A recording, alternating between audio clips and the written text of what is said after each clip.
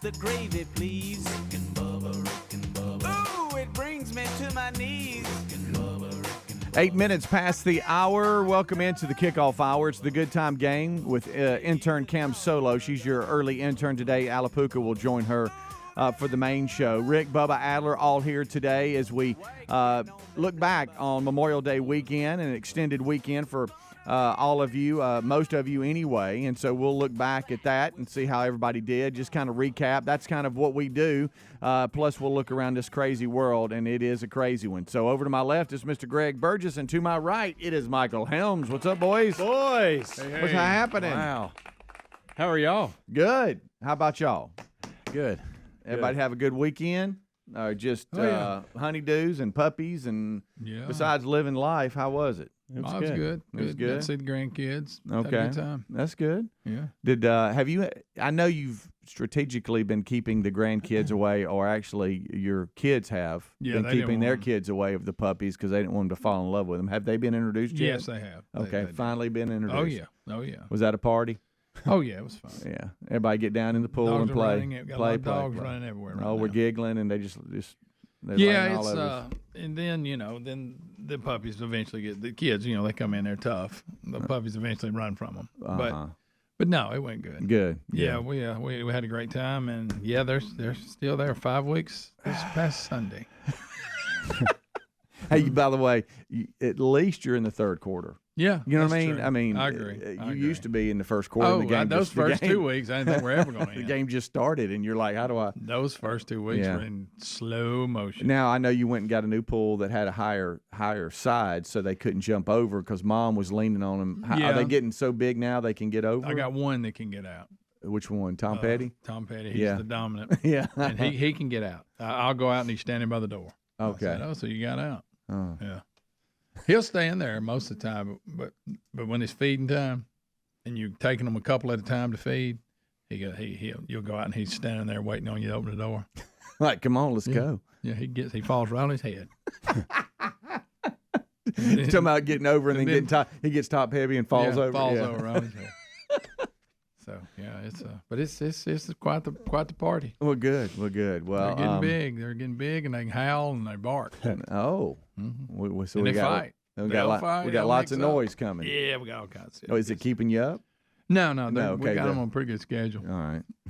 So, but they know when it's feeding time, right? Oh yeah. Now talk about Mama Millie. What are we doing with her? She's out of the picture. I mean, is she completely out? Yeah, she wants to come in there and be around them, but she can't. They're not nursing anymore, so they get on her nerves. Okay. She'll go smell them and all that, and then she'll just, I'm out. Some of them still trying to latch on. Oh yeah, yeah. She ain't into that. Of course, she should be now. We got him off that. And I guess Mr. Buddy's just standing back watching it all. He stays out of the way. Yeah, he didn't want none of that. Still not around, not letting him around. Well, he'll walk in and look at him, but he don't do anything. He don't pay him no attention. That neck's leaning forward, sniffing a little bit. Yeah. How about Millie and him? Are they around each other now? Yeah, they are, and they're love and hate. It depends on what moment it is. Oh, Deadbeat Dad come around much? No, we ain't seen him. I don't know who he is. Good night. But got that question a lot over the last few days from different people. Yeah. Do you know who the dad is yet? I'm like, no, we ain't got a clue. Greg doesn't have a clue. He spotted a stray on a camera, and he thinks that might have been You look it. at the puppies. You got a white version with spots, and then you got a solid gray versions, and then you got one solid black who don't look like anybody. Right. And, Good night. You got any dog in within 2 miles, and it can't be Mr. Buddy. No, he's out of the game. Yeah. He's not capable. Right. That's why he's just holding his paws up. Yeah, going, he's waiting for us to get me. rid of all these kids. It's not. Come on now. Quit Let's looking at me. We're ready to move them out and get my life back. Well, you're getting closer. I know that the audience is reaching out. Yeah. We got emails. We're working through. I got to tell you, it was pretty funny. I guess what was it, Thursday, Little Friday, last week. We played the Wheel of Meat, and it landed on one of your puppies. Do you remember that? Yeah, everybody was laughing. And so the lady that won, I could see. I heard Super P trying to talk to her in there, and I said, "Hey, hand me the phone real quick." And I leaned in and I was like, "Hey, ma'am," I said, I said, you don't have to. We're just having fun. And we put a puppy on the wheel. She went, oh, okay. She was like, she's like, well, I didn't think I had to take the puppy. She started laughing and whatever. And I was like, now, Dr. Petro has a really nice gift bag or whatever they're going to send you. She's like, oh, okay. No, she was all shove about a puppy that. in that bag. Right. Picture that. But she was somewhat relieved, but also kind of knew we were joking around anyway. But just the fact that there's a puppy up on the wheel. Lisa screamed. She goes, I look, and Georgie's on the wheel. Yeah, you're right. Said, well, we're trying to no, you're not. I said, well, I mean, you never know. Georgie is George Jones, just for those of you that don't know. He's a little character. Hey, and did you see Pops in here on the drums? He was shaking his head. Y'all ain't giving that away. I didn't care, but I knew who did. Yeah. He's very protective of his puppies. Or as Lisa says, my baby. Oh yeah, she's. They're all my baby. If it was if it was possible, she would keep all of them. But we both know that's not possible. Yeah, a lot of questions about the puppies. That's impossible. Around that means town. I would have 10 dogs. A lot of questions and a lot of jokes about puppies around town. Everybody I see. Hey, where's Greg? His puppies. It's funny now because they, they're in like a herd, and when we let them out, they'll just run towards you, and it's huge. It's intimidating. Yeah, I mean they're just. It is a herd. It is a herd. That many. And they're all. It's not a litter. It's a herd. It is. Yeah. And the thundering herd. Oh yeah. Helmsley, you missed it. I was wrapping up the Cook's Pest Control Best of on Friday about 9:45, and then pops this one. He had a remote at Hendrick Hoover Auto Mall and on Highway 31, Papa Murphy's Pizza. We make deals all other dealers cannot make. Right. How many people came to the tent and wanted to know if you had puppies with you? Oh, a lot of people. Yeah, that's what I thought. Matter of fact, I got an email from somebody who says, hey, I'm going to go by and see if he's got some puppies. That'd be a good way to. Hey, look, that's what you ought to do. Look, under the tent, here's a box of puppies. Come on by and grab Come on by. It's really, you've got enough people that want a dog at this point. You just need to decide which two you're going to keep. And here he goes. That's because that's going to happen. Yeah. You need to make that decision so everybody else that's getting them in a couple of weeks can make their decision. That's right. Listen, I believe me, because I've spent enough time with them. I know them all, and I'm attached, but I can't. Right. Do. But again, it's not you. Yeah, it's not right. you. Lisa's going to have to approve for those of you that want to adopt these puppies, so be ready for that. She's a little picky. Y'all going to run about background check and everything? Yeah, sure. Make sure we have no criminals. Rick and Bubba. Whether you're hosting the crew or just looking to bring a little summer to your table, HelloFresh has just what you need. From seasonal recipes to crowd-pleasing eats like a bratwurst bar or a s'mores bundle for the kids, HelloFresh makes summer entertaining a cinch. So relax and enjoy summer with America's #1 meal kit. Join today and get 16 free meals plus free shipping with the code BUBBA at HelloFresh.com/Bubba. That's the code BUBBA at HelloFresh.com/Bubba, or find a link at rickandbubba.com under the sponsors. In this economy, we're officially entering a dupe session where we're looking for products that do the same thing at a better price. Our favorite dupe? Raycon wireless earbuds. With Raycon, you don't have to pay an arm and a leg for quality sound and essential smart tech listening features. Raycon also offers buy now, pay later options and an easy and free return guarantee. Right now, get 15% off your order at buyraycon.com/Bubba. That's 15% off at buyraycon.com/Bubba. Once again, buyraycon.com/Bubba. Helix Sleep does it again with an innovative kids mattress made to flip. Why? Well, the firmer side is great for younger kids when they need more spinal support to aid proper development of their growing bodies. You simply flip it over when they're a little older, around 8 to 12 years old, when they want the softer side for sleep. Handcrafted and assembled right here in the USA, Helix is offering 20% off all mattress orders, including the kids mattress. Go to helixsleep.com/Bubba. helixsleep.com/Bubba. Junk science, that's what the doctors call many of those fruit and vegetable supplements. Junk science because they use extracts of common produce department fruits and vegetables with very few health benefits. I take Field of Greens because it's the whole organic fruit and vegetable, not a watered-down supplement, and it's backed by a better health promise. Feel better with more energy by taking Field of Greens. And folks, we got you a 15% discount off your purchase at fieldofgreens.com with the promo code BUBBA. That's fieldofgreens.com for 15% off, or go to rickandbubba.com. All right, folks, you've heard us talking about what Relief Factor can do for your pain for several years now. If you struggle with occasional aches and pains due to aging, exercise, everyday living, consider this. Relief Factor is 100% drug-free. It's made up of ingredients that simply help your own body deal with its natural inflammatory response. And we kid you not, Relief Factor is for real. And the majority of people who order the 3-week quick start for just $19.95 go on to order more. Try it at relieffactor.com or rickandbubba.com under the sponsors. Our friends at TheraBreath have some good news if you have bad breath. Try TheraBreath Fresh Breath Oral Rinse. TheraBreath is dentist formulated by Dr. Katz himself. TheraBreath doesn't mask bad breath like those burning alcohol mouthwashes that can actually irritate sensitive mouths. It's alcohol-free and free of gluten with no added dyes or colors. Find TheraBreath in all your favorite retail and drug stores. Look for the bright orange cap or online at TheraBreath.com. You can find a direct link at rickandbubba.com under the sponsors. TheraBreath, confidence in every capful. Oh, look, honey, the ants are back. Wow. We leave one itsy-bitsy speck of food out, and they appear out of nowhere. Yeah, it's pretty hard to believe we used to try to get rid of these guys. Now they're just part of the family. To be honest, I liked our family the way it was before they came. I guess it's time to call Cooks. You don't have to live with pests. Get proven protection from Cook's Pest Control. Call or go online for a free quote. Cook's Pest Control. Looking for peace of mind when it comes to your car's performance? Look no further than our friends at CarShield. With plans for every budget, CarShield offers protection plans that cover more parts than ever before. Whether your car has 5,000 miles or 150,000 miles, plus they offer plans that come with roadside assistance 24/7, courtesy towing, and rental car options. Call CarShield today at 800-465-6550 to save 20% on your plan. 800-465-6550 or go to carshield.com/Bubba.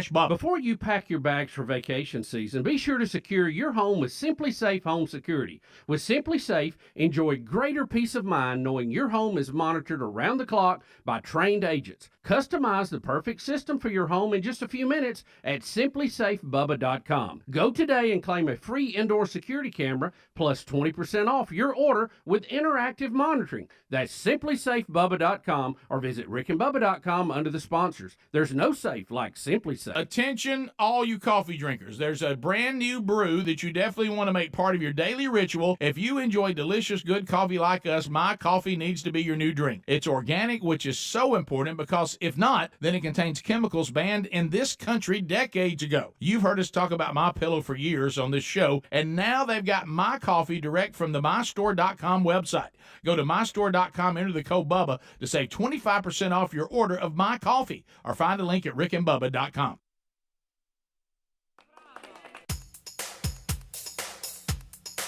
Rick and Bubba's in Ohio. Rick and Bubba. Pass the gravy, please. Rick and Bubba. Ooh, it brings me to my knees. Rick and Bubba.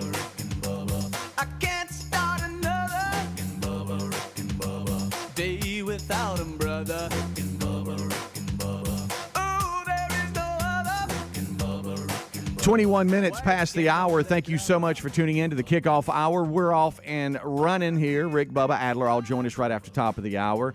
I know we all had some pretty busy weekends. We'll look back at that as we have been. Got a puppy update from Greg. They're, 5 weeks in now to their little puppy love, and we'll see how that goes. 8 puppies. All will have to be adopted and the new owners screened. And I know some of you are already anticipating getting a puppy because you've reached out to the Burgesses, and Greg has created a file, and Lisa is going through them. And watch out, because Lisa, she's very detailed, and she needs to be. She loves her little babies, and so that's there for you. I know, Helmsley, you had a busy weekend as well. Everything go good? You know, I have been alone all weekend. My family left on, when did they leave? Thursday? Yeah. Wednesday? Whenever the last day of school was. They went to the beach. Amanda and one of her friends and 8 teenagers. Oh. I said that right. 8 teenagers. And then Maddie and one of her friends. Okay. And they're still not back. I think they get back later today. And I have deep cleaned our house. Yeah. I have organized. I've decluttered. I have neglected so much in the yard. I got out in it. It has. I've actually been excited about getting back here this morning because it has been nonstop at the I mean, organizing closets and throw it. Y'all wouldn't believe the stuff I've thrown away.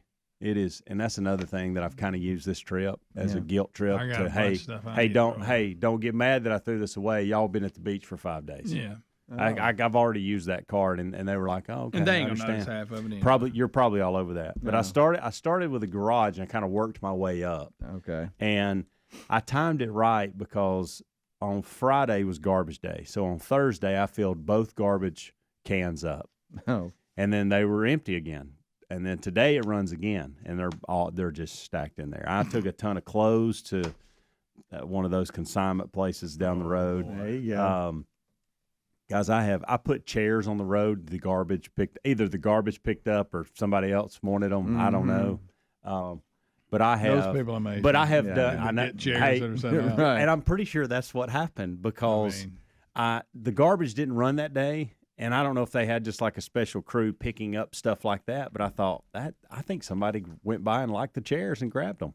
But guys, y'all would not. I mean, seriously, I'm done like organizing, and like I have been in closets, I've been under beds, I have mopped, I have vacuumed, I have dusted. Did you find anything you've been looking for? I have for? moved stuff. I've I've several. been looking for well, that. and I love. You know what I do love? I love his shirt. When I'm cleaning out closets, I love this. Yeah. I love finding things that we just had to have, and it's still got tags on it. And I'm like, really? Like, what in the world? Right. We spent $35 on this top and $40 on these pants and this, and the tag's still on it. The tags, and we had to have it. Frustrating. Oh yeah. Cleaned out refrigerator was nasty. Cleaned it out. It's just been I have realized this weekend what it's like to live alone, and what it's like to live alone. What it's like because I've been there with 2 dogs by myself. I've done a couple tennis lessons here or there, but it's been me at the house just grinding it out, doing all kinds of stuff. This is well played. You're gonna tell Amanda, man, I've been working. Well, I'll tell you this. I'll tell you, I'm not gonna have to say anything because they're gonna walk in that house and be like, gosh, what happened? Where's my blouse? Did you have a bunch of maids come in here and do that? I mean, it's been, guys, it smells super clean in I'll here. say this. It looks fantastic. Smells like pine salt. And it does smell good. No dust. But I first of all, I'd seen I went to Publix on, I realized, I got to have some stuff to eat. Nobody's here. So I went and I spent like $60, $70, and I got enough stuff to last me the entire weekend. And so I did order a pizza Friday night. I felt like I needed to just venture out a little bit. Yeah. And so did that, and even bought some Diet Dr. Peppers. That's pretty exciting. Oh, wow. But it's been a good productive weekend, but I am ready for them to get back. I have realized I don't like to live alone as much as they get on my nerves a lot. Yeah. The kids, especially. I miss them, so I'm ready for them to get back. Well, that's a good thing. Yeah. And you need those times because sometimes if you were still happy they were gone. Hey, Greg, some counseling. and I got to tell you, there was a chance of that. I mean, when you got 2 teenagers in the house and one that's nearly 11, and goodness thinks she's 33. I needed a break, but I'm glad that and I think it hit me around, like yesterday I missed them all day. And Sunday night I was kind of missing them. But prior to that, there was like, gosh, y'all stay another 2 weeks if you want to. But I do miss them. I'm ready for them to get back. That's good to hear. Yeah. That's glad you and did. I'm telling you, that was change the locks. That was closer than I thought. I thought, so Sunday afternoon, I was like, you don't miss them. Like, I'm having, this is not normal. Like, what's going on? Did you ever think about driving down and seeing them? I was even hanging out with them for a couple of days? No, I couldn't because I did. It did cross my mind. And then I was not allowed to board the dogs because for some reason we think that's like putting them in prison. Like, got the third degree about that. Yeah. Even tried it because Friday my day was changed a little bit. I went to see my parents in Gadsden, hung out with them, and the plan I had actually thought. I even called Amanda. I was like, hey, I said, why don't I said, Speedy's hosting the best of. Why don't I just get in the car and come down there for a couple of days? I'll board the dogs up. I even looked up a couple boarding places just to get the price. And they like that, by the way, especially when you call last minute. And And she was like, "You're not doing that."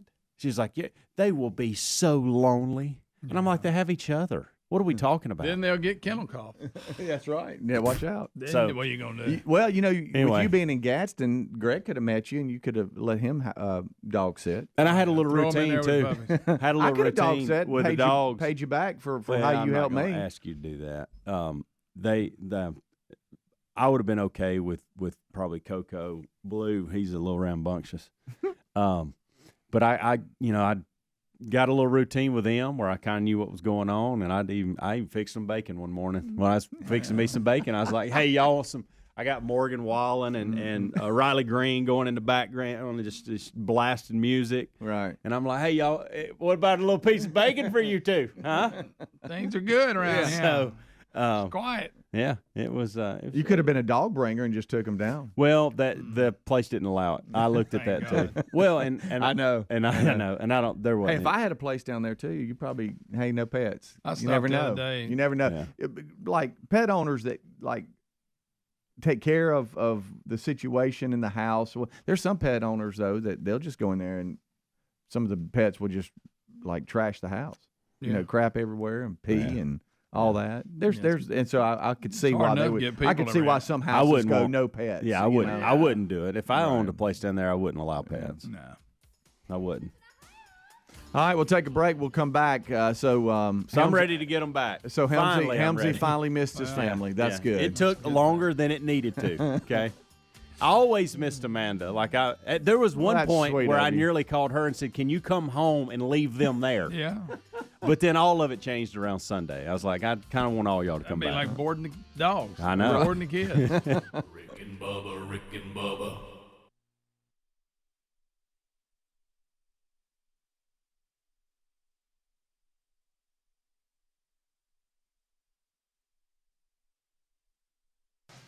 Imagine getting ahead of your irritable bowel syndrome with constipation or IBS-C by treating it with Linzess. Then you could start proactively managing your constipation with belly pain and get ahead of your symptoms. Talk to your doctor about Linzess, linaclotide.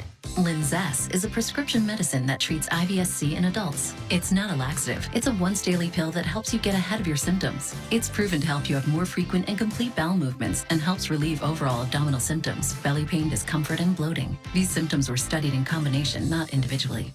Do not give Linzess to children less than 2. It may harm them. Do not take Linzess if you have a bowel blockage. Get immediate help if you develop unusual or severe stomach pain, especially with bloody or black stools. The most common side effect is diarrhea, sometimes severe. If it's severe, stop taking Linzess and call your doctor right away. Other side effects include gas, stomach area pain, and swelling.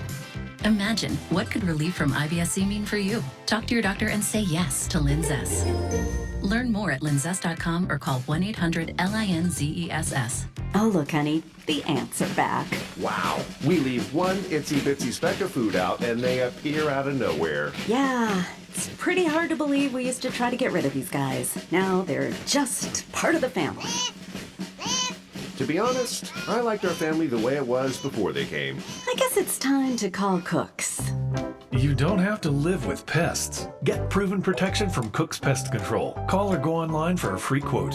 Cook's Pest Control. Our friends at TheraBreath have some good news if you have bad breath. Try TheraBreath Fresh Breath Oral Rinse. TheraBreath is dentist formulated by Dr. Katz himself. TheraBreath doesn't mask bad breath like those burning alcohol mouthwashes that can actually irritate sensitive mouths. It's alcohol-free and free of gluten with no added dyes or colors. Find TheraBreath in all your favorite retail and drug stores. Look for the bright orange cap or online at TheraBreath.com. You can find a direct link at rickandbubba.com under the sponsors. TheraBreath, confidence in every capful. Summer's calling your name, and this year you can actually have the time to enjoy it with HelloFresh. Figuring out what's for dinner? Not at the top of anyone's summer activity wish list, but with delicious HelloFresh recipes delivered right to the door, pre-portioned and ready to cook, you can skip the planning and shopping and get back to doing, well, whatever you want. And it tastes so fresh. In fact, HelloFresh ingredients are picked at peak ripeness, and they travel from the farm to your doorstep in just 7 days. Plus, it's 25% less expensive than takeout. And HelloFresh isn't just for dinner. From a finger food snack board to a kid-friendly s'mores bundle, new summer selections available from HelloFresh Market are a hit at parties and a cinch to serve.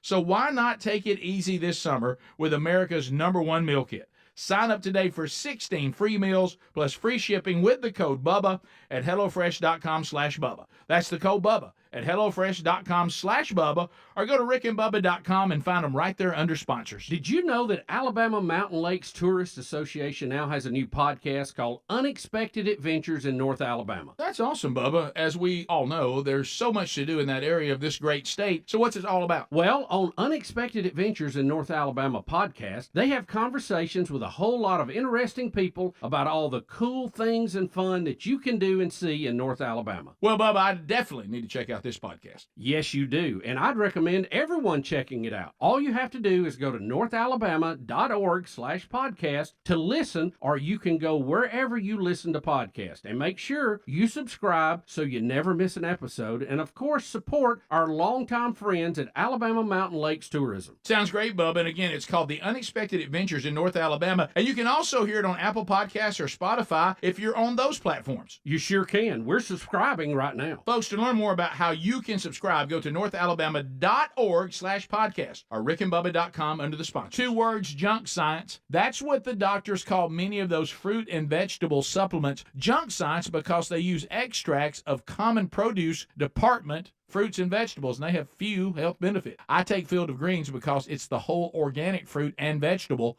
not a watered-down supplement, and it's backed by a better health promise. Each ingredient in Field of Greens was scientifically chosen to support vital organs like heart, lungs, and kidney health. Others support the immune system, blood pressure, metabolism, and a healthy weight loss. We all want a simple nutrition plan with results so powerful that the next time we get a physical, the doctor says, whatever you're doing, just keep on doing it. Now, this wonderful product is powered by a full spectrum of essential vegetables and fruits, plus science-backed herbs and prebiotics. It can help you stay healthy, plus it's organic. Join us and take Field of Greens too. Now, if you want to get started, we've got you a 15% discount off your purchase at fieldofgreens.com with the promo code BUBBA.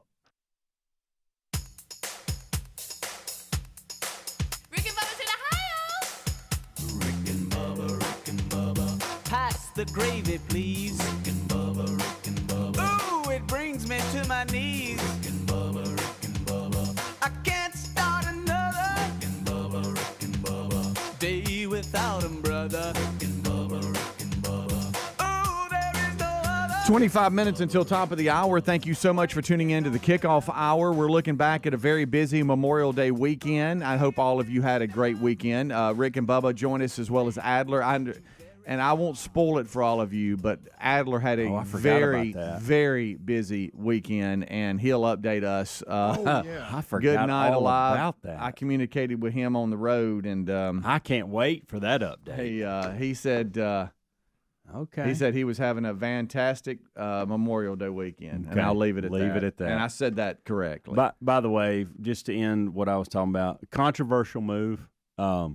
I reorganized everything in our kitchen, and that's the one thing that I may get pushback on, because everybody uses it, and Mama likes her kitchen. But I got to tell you, there was no rhyme or reason why we were doing certain things, and I just made it more efficient and productive, utilizing things in cabinets and drawers for the kitchen. Right. So that I may have a backlash. I may get backlash on that one. Yeah.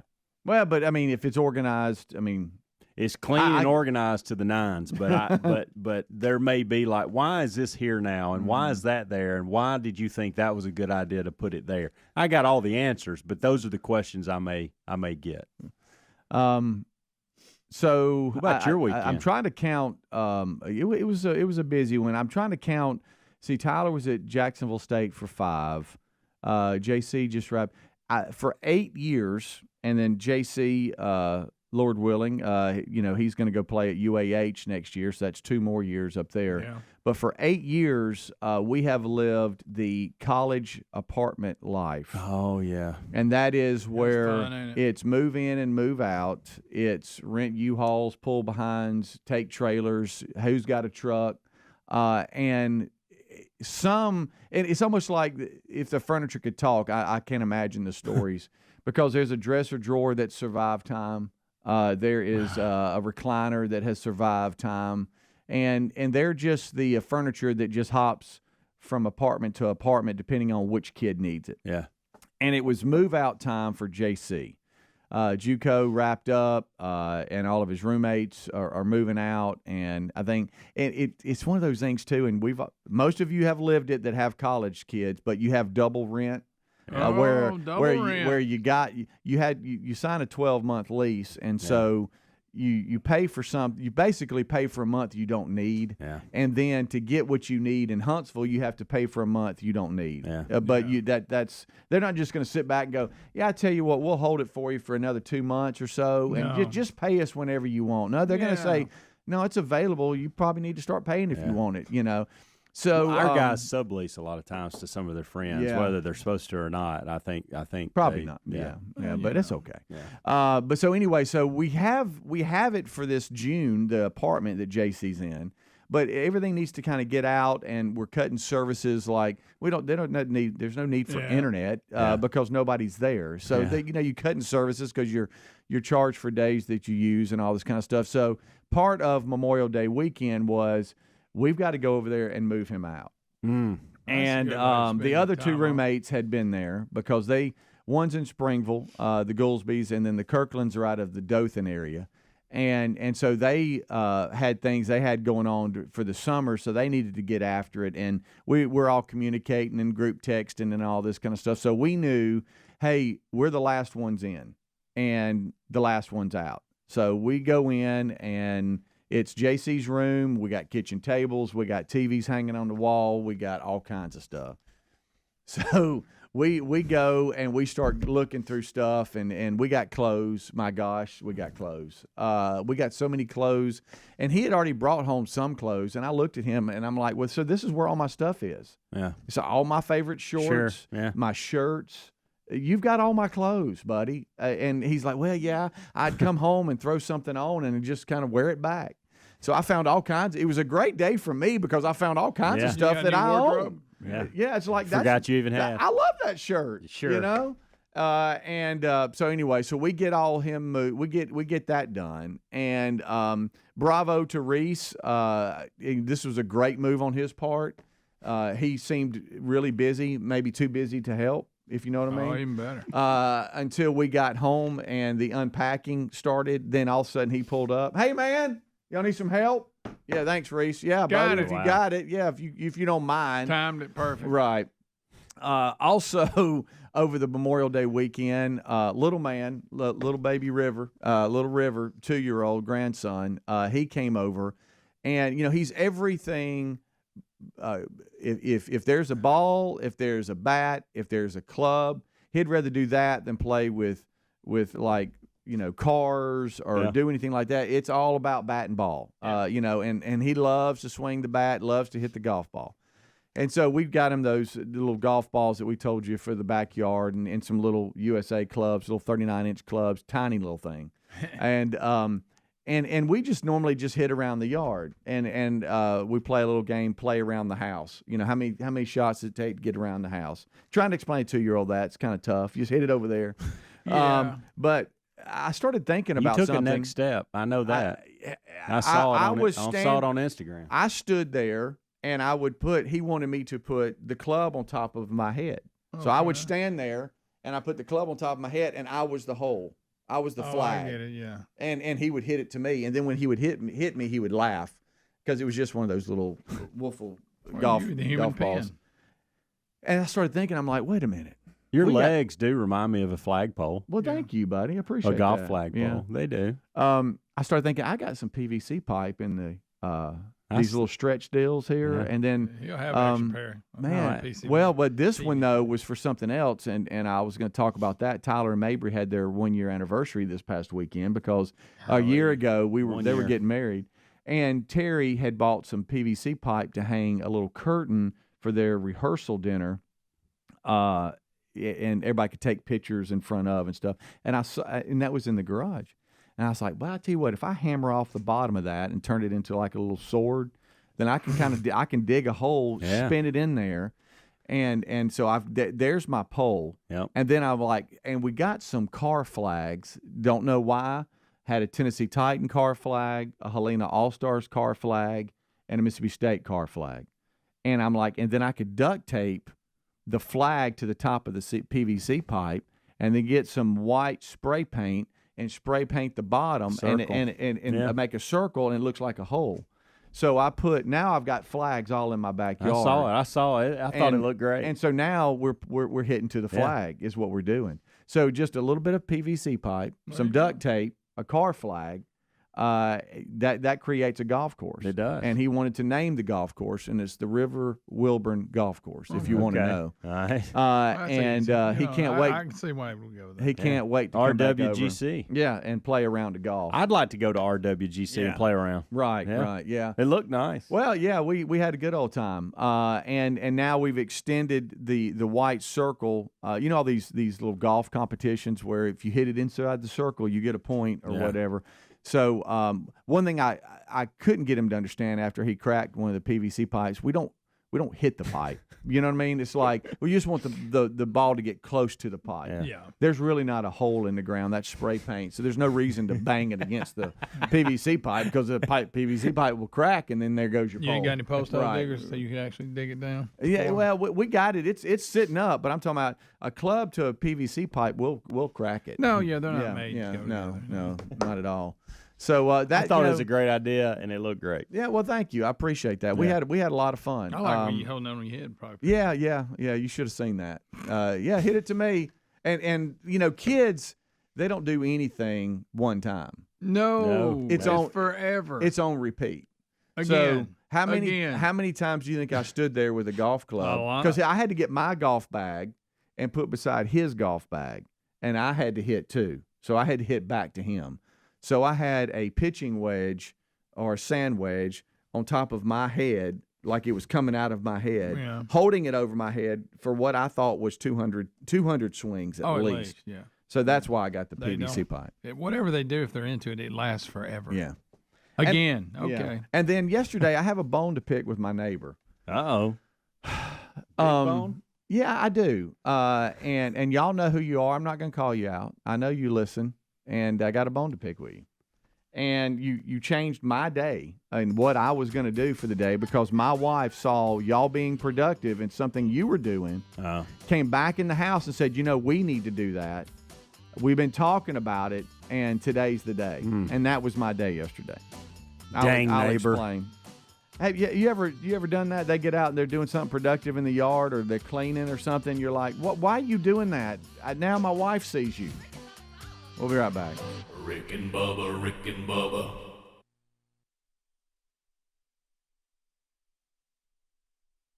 I always wanted to learn Spanish, but I never thought I'd have the time. Then I discovered Babbel. Babbel's lessons are fun. They only take like 10 or 15 minutes, and in 3 weeks, presto, you're starting to speak another language. Like magic. I love that Babbel's lessons aren't just robots talking. They're voiced by native speakers, so you get the pronunciation just right. And they're designed by real language teachers, so you learn how to have real-world conversations, things you'll actually use. It's incredible. After using Babbel, I'm ready to start having real conversations in French. There's all kinds of ways to learn. Use Babbel's podcasts or games or videos. You can even join live classes with a language teacher. If you want to learn a language, there's no faster, easier, better way than Babbel. Babbel. Babbel. Babbel, évidemment. Go to Babbel.com to try for free. That's BABBEL.com. Babbel.com. The Dell Technologies Summer Sale event is on with limited quantity deals on top tech. Save on select PCs powered by the latest Intel Core processors like Thin and Light XPS 13 laptops, Inspiron laptops, and 2-in-1s. Plus, get savings on select accessories, free shipping, and monthly payment options with Dell Preferred Account. It's the perfect season to power your passions during Dell's Summer Sale event. Save today by calling 877-ASK-DELL. That's 877-ASK-DELL. Offered to U.S. residents by WebBank, who determines qualifications for and terms of credit. Today on Hey Culligan, how smart is your water? Here's Tracy. Hey, Culligan. I think my water might be dumb. Good news, Tracy. Your water's not dumb. It's just not talking to you. You can make my water talk. No, but the new Culligan Smart Drinking Water System can talk to your phone to tell you when your water filters need changing and help you meet drinking water goals. Now that's some brilliant H2O. You said it, Tracy, and we're already on the way. Let us help you out with a free in-home water test with the local Culligan water expert at Culligan.com. At Simply Safe, we design award-winning security to protect every inch of your home. It's easy to set up yourself, and now there's an even easier option. Have an expert do it for you with Simply Safe Pro Install. Always protecting, never a contract. 2 easy installation options. Backed by 24/7 professional monitoring for less than $1 a day. Get 20% off any new system with interactive monitoring at simplysafe.com/radio. There's no safe like Simply Safe. When I can't sleep, my mind just races. I think about work, the kids, but I don't think about taking melatonin because I'm afraid I'll feel groggy in the morning. ZzzQuil Pure Z's Gummies has an optimal dose of melatonin for no next-day grogginess, so you can fall asleep naturally and wake up feeling refreshed. ZzzQuil Pure Z's Gummies for better sleep like never before. And try Pure Z Sleep plus Next Day Energy with melatonin plus extended release B vitamins. Are you looking for peace of mind when it comes to your car's performance? Well, then look no further than our friends at CarShield. We know that auto repairs can be a headache, especially when they come out of nowhere. That's why we have CarShield. You don't have to worry about the rising cost of car repairs. Plus, you can lock in your price and it will never go up. Even if your car is over 3 years old, it's still prone to expensive costs. With plans for every budget, CarShield offers protection plans that cover more parts than ever before. Whether your car has 5,000 miles or 150,000 miles, plus they offer plans that come with roadside assistance 24/7, courtesy towing, and rental car options to get you back on the road quickly. CarShield is dedicated to protecting what you drive because it's just a matter of time before you're going to need repairs, so don't wait till it's too late. Call CarShield today at 1-800-465-6550 to save 20% on your plan. Lock in your price and it will never go up. Call 800-465-6550 or carshield.com/Bubba to save 20%. Have you tried the innovative Helix sleep mattress yet? Well, nothing beats a great night's sleep, the kind you get with Helix. So we love them, and Helix has over 12,000 five-star reviews with customized mattresses that fit your sleep needs because they know everyone is unique. They even have big and tall mattresses and mattresses for the kids. But how do you know which mattress is right for you? Well, Helix has you covered. Just take the Helix sleep quiz and find the perfect mattress in under 2 minutes. Place your order and your mattress will be delivered right to the door free of charge. And the best part, Helix knows there's no better way to try a mattress than by sleeping on it in your own home. That's why they offer a 100-night trial for you and a 10 to 15-year warranty. Right now, Helix is offering 20% off all mattress orders at helixsleep.com/Bubba. Best offer yet, by the way, and it won't last long. So if you've been waiting to try a Helix mattress, here it is. Now's the time. Head to helixsleep.com/Bubba for 20% off your mattress order.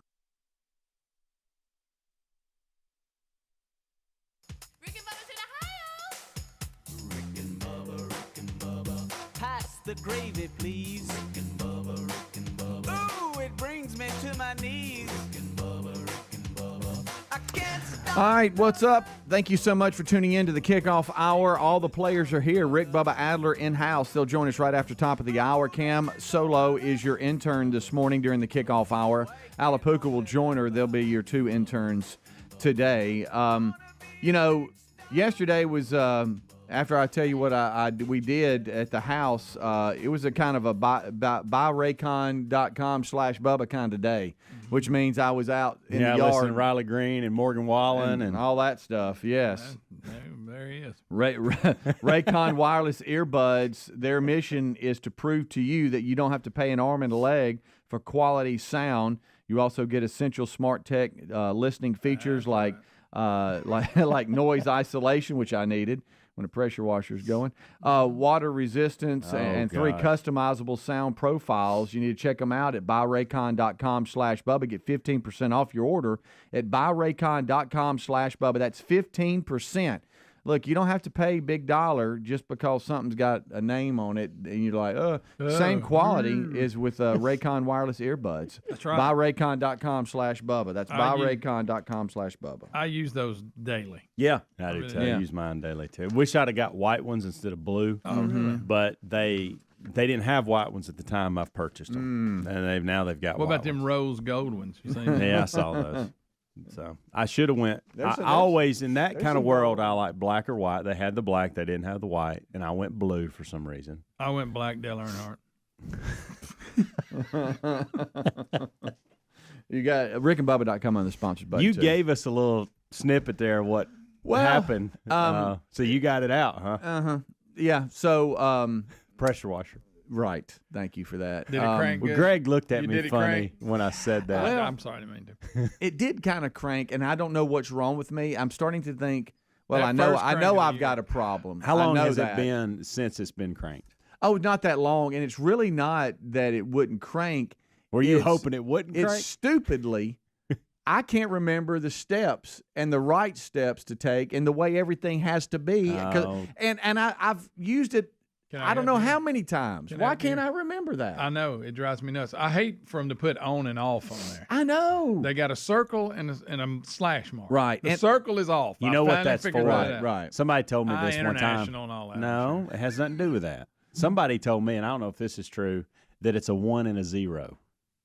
Like, you know how the computers yeah. 1 and 0? Well, that's stupid. I think so too, but Right. somebody told me that. I don't think that's it. Well, that's what they said, Greg. You Well, can take it up with them. Well, I think and, that's I all kind of knew that part, but there's 3 steps. You got, looks of like course, a you got your circle and a you line. got your turtle and your rabbit. I know about that. All right. You got to pull the trigger, let the pressure off. Yeah, you got all that, and then you a lot got, of people don't know that, Greg. And every time you pull it, don't crank, you got to do that again. Then you got I know. the 0 with the slash through it or something. I don't know. So then that's you got got me. I've something been that- yanking on it and thought I had it on. And Yeah. then flip it and You've crank been right yanking up. on it? Right. Yeah. And then you got a gas with an arrow, Thought I had it like, on. you know, hey, stupid, what I mean? you know, slide it that way.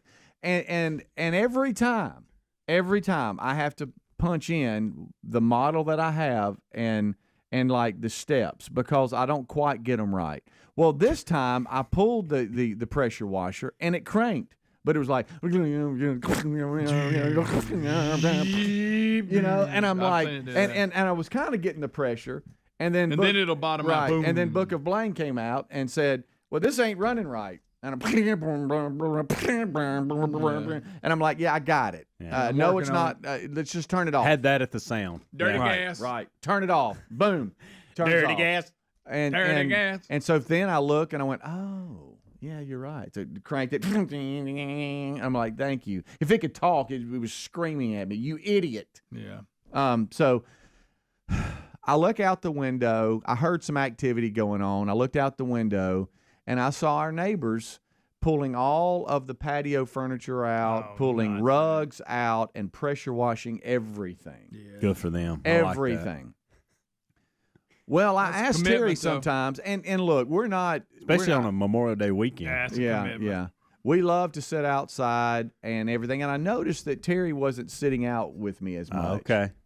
And she made the statement, well, until we clean all this, I'm get not that going to sit completely. out here. Get that completely. And so I'm like, That okay. mildew gets on there. It Yeah. does. Good Birds that night. come in every once in a while and lay Yeah, a little, yeah. you know, crap So to do. we have the furniture. We got like a little sectional that you can kind of clip and attach and stuff, and then the covers you can unzip them, take them off, wash them, and all that. So I was like, honey, if we get off into this, we're going to get so far. It's ours. There's no turning back. Yeah, you're right. So It's have a to commitment. We have to make a decision. Are we getting off in this today? Because if we do, Yeah. it's a 4 p.m. finish. Yes, it is. Okay, if we're starting in the morning. Yes. Because everything's got to sit out and dry, right? So we got this little outdoor rug, and Greg's choked up about we it. got the furniture. We got like a little stand that the TV goes on. We got some little rocking chairs. We got this, that, and the other. So here we go. So we're off in it. And I want to thank my neighbor for that because I don't think my Memorial Day would have been that way if they hadn't have been doing it. Matter of fact, the husband even stopped and rolled down the window and said, throwing my wife under the bus, this wasn't me. This is what she wanted to do. Because I looked at him like, thanks, man. I got to know Appreciate it. something. Let's pause. I got to know something. Are y'all's wives like mine? Okay. And she'll admit to it, so I can say this. That you'll start something like this and you'll look up and she'll be gone for like hours. Mm-hmm. And then she comes back out and I'm like, hey, Where have you been? where you been? Right. What are you doing? Yeah. I There's thought a this was little bit supposed of to be a team effort. I'm sorry. I got preoccupied. So y'all, Something's so I'm going not on the outside. only one. Yeah, Okay. got doing that. All right. So yesterday we pulled all of our furniture out. We had this little hanging thing on the little walls out there, and all that. All that's gone. We cleaning. And I guess maybe about 3. It was all dry enough to put back in. then you got to put it back exactly right, and where did it go? And no, that goes that way. No, scoot it to the left a little bit. That's good. But I will say, right at dark, right before dark, it was all out there, and it was all clean. There it is. And so now tonight, y'all can sit out there, watch a ball game, and hang out. I'd kind of like to snuggle a little bit. Yeah, oh yeah, I love snuggling. And I've got my little pull down shade thing. Yeah, and it'll go all the way to the ground. Okay. Oh, look out. Well, I pulled it down and kind of hit it a little bit, and it dusted all the stuff off of it, because I don't know, these little dirt daubers, they'll make some little spots. I don't see too many dirt daubers anymore where I'm at. Get a dirt dauber. But now everything's clean now. You ever? It was real wet for a while. I was so pressure wet. Washer on the cushion part. Yep. If you have the wrong tip in it, it'll rip a hole. It sure will. I've learned that. I've learned that. Hey, honey. Hope you don't clean it. It'll also take the paint off a car. Yeah. Watch out. Check the nozzle. Watch out. Sure. Hey, I got crazy. I started hitting the garage door. I was hitting all doors. Might as well got it out. If one of my sons would have walked by, I probably would have hit him. Sure. But so it was a very productive, weekend. Like it a lot. And it got around to golfing too with the boys. So it was a lot of fun. It was a lot of fun. But I didn't know when I woke up Memorial Day. Some of you are good planners, and you know on Friday what you're going to do Memorial Day. We got so much going on. We just kind of, we're just making it up as we go along. Yeah. I didn't know Memorial Day that when I woke up, I was going to be pressure washing and pulling everything out. But I'm glad we did, because we'd been talking about it and we finally got it done. So there you go. Awesome. There you go. I would like to sit out. Oh, and by the way, I hooked up some little light, some soft white lights. Oh yeah, around we got the some side, of those. Yeah, with a convenient switch, a little toggle that you can hit on and off. Yes. Yeah. I like putting lights. Yeah. On out. Set the mood. Yeah. You can set the mood tonight. Yeah, I'm gonna pull that thing down. Rick and Bubba.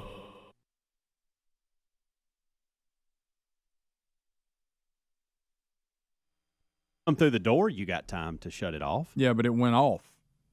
We set it off. You're talking about it'd be a delay from the motion That's what detector. I'm saying. You think it'd be a little delay. That's not involved. Because you're right. Every time you come back to the office, it gives you time to say, are you coming to work? Are you back? Or is this a problem? Mm-hmm. Yeah. Not so much with the motion detector. The motion detectors don't do that.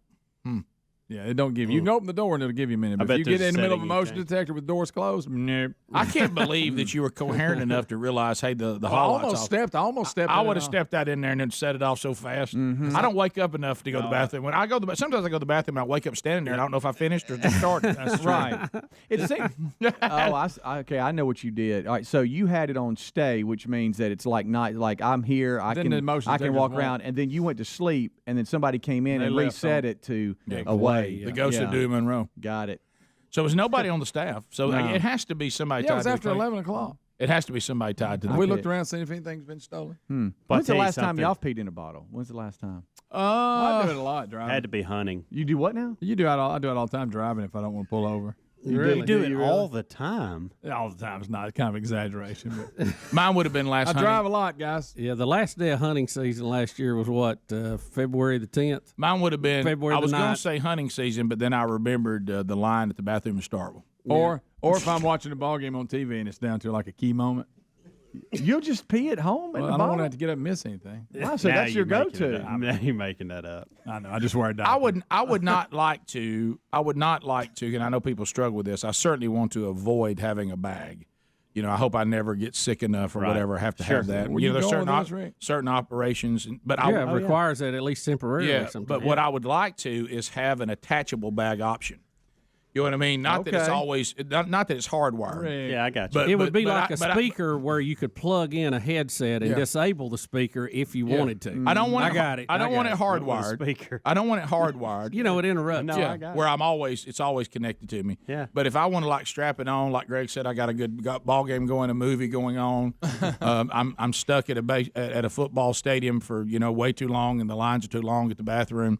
Just to be able to just keep doing what you're doing, and then just take that bag, toss it in the garbage, and roll on. I actually think they probably make those. And then for hunting, it'd be fantastic. I think they actually make a product. Yeah. For hunting. Yeah. Specifically. Yeah, I think you're right. Yeah. But I just like to wear it around sometimes just for convenience. Do what, Greg? Get some of them diapers Greenwood sells. No. Yeah, I don't want to that. walk around with it. I don't care how much two-ply's in there or whatever.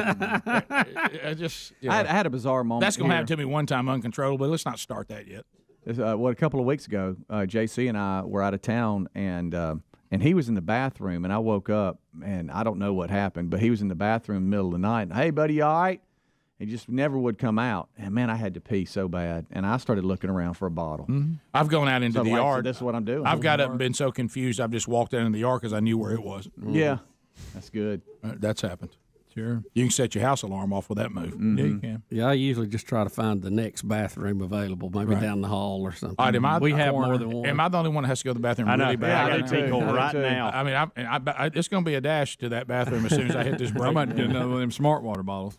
We'll Make be it back. to a segment. All right, we'll be back. 866 We Be Big is our number. 15 minutes to the top of the hour. All right, well, was it the ghost of Dewey Monroe? Could have been, Rick. He don't like to haul out on, I'll tell you that. Broadcast legend. More of the Rick and Bubba Show coming up. All right, so you want to jump in? We do have an update about the pastor, the American pastor that has been detained in Turkey. Andrew Brunson? Yep, they say he is freed.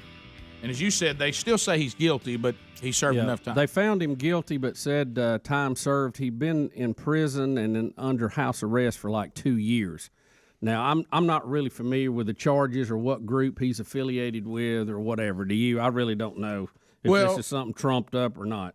Did you just say trumped up? They say that he was in prison, you said, and was on the house arrest, and he had alleged ties to an outlawed group, and that's really all they're saying. Who had tried a coup in Turkey, right? And the coup was beat down, and he was tied to them somehow. That's what the government said. Now, I don't know if it's true or not. The government of Turkey, yes, Bubba, said he's 50 years, that he faced terror and espionage-related charges. The government was cracking down, as you said, on a failed coup attempt, and they had him tied to it somehow. He appeared Friday at a prison complex for his fourth hearing, telling the courtroom that he is an innocent man. He said, I love Jesus and I love Turkey. And they basically let him go, saying that they feel like 2 years. They're not admitting that it's he wasn't funny. guilty. I made that same statement last Thanksgiving.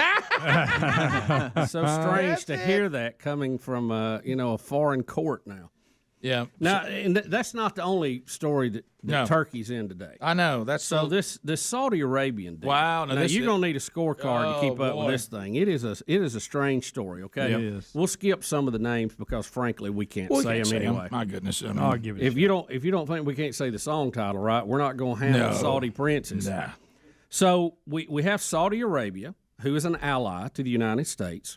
They are a block against Iran in the Middle East because they're on opposite sides of a lot of stuff.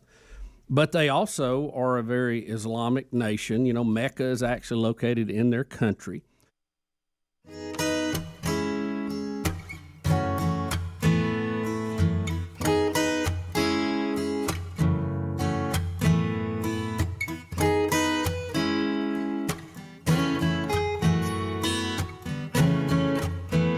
It is 6 minutes past the hour. The Rick and Bubba Show, 866 We Be Big is our number.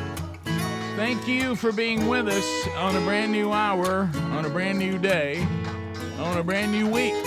Let's start with the national anthem.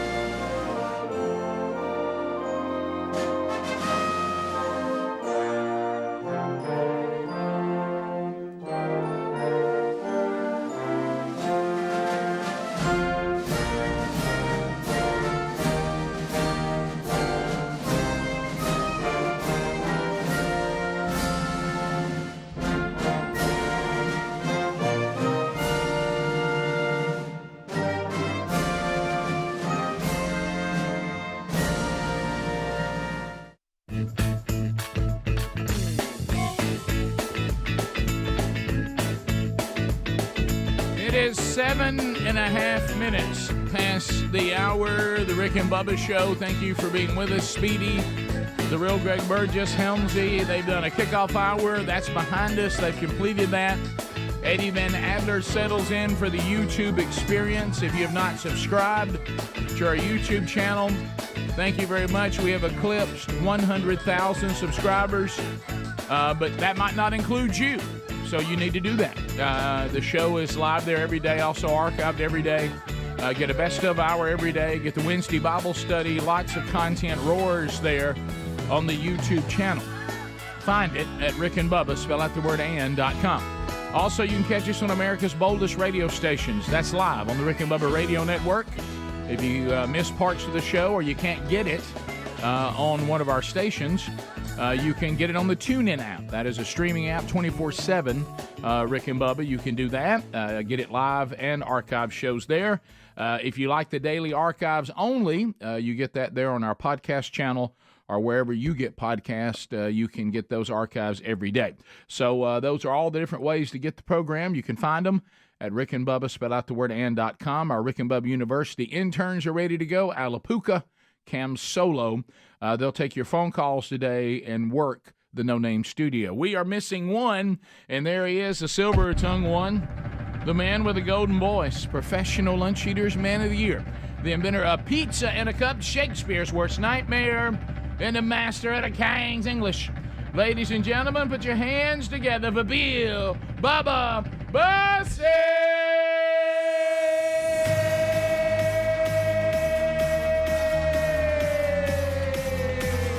Howdy, Bubba. How about it, Rick Burgess? Friends, neighbors, associates everywhere, welcome back.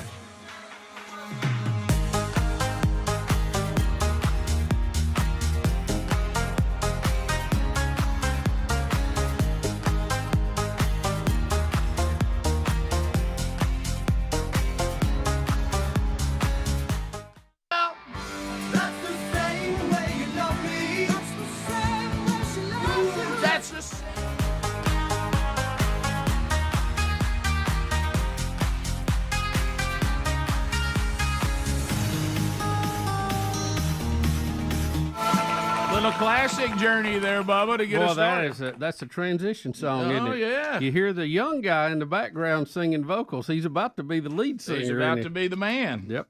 Let's give you a shot at it. Sing a few things for us, son. Wow, you're better than the guy we got. Right. Since I started the band, I'll take my checks and go to the house. Anyway, that was kind of the as how Steve Perry was emerging there to the front man of Journey. And how about when you're the back guy? Yeah, that's good. Well, smart on Greg's part, I can't say his last name, the keyboard player, for going and saying, you know what? That's a good time to swallow your pride and go into the house, take a check. Yeah, still taking one.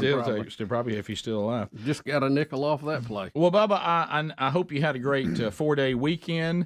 I hope all of you enjoyed the Best of Rick and Bubba on Friday.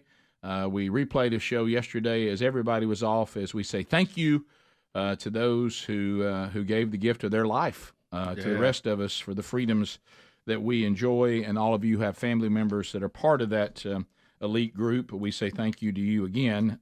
If you didn't see us thanking you yesterday, so there you go. Yeah, it's a special holiday, and you get to see a lot of the stories and documentaries on people and battles, and you realize that freedom is a wonderful thing, but it comes with a high price, and as we've said many times, that you never purchase it. It's a lease. It has to be repaid and repaid and repaid again. It is, and sadly, so that was.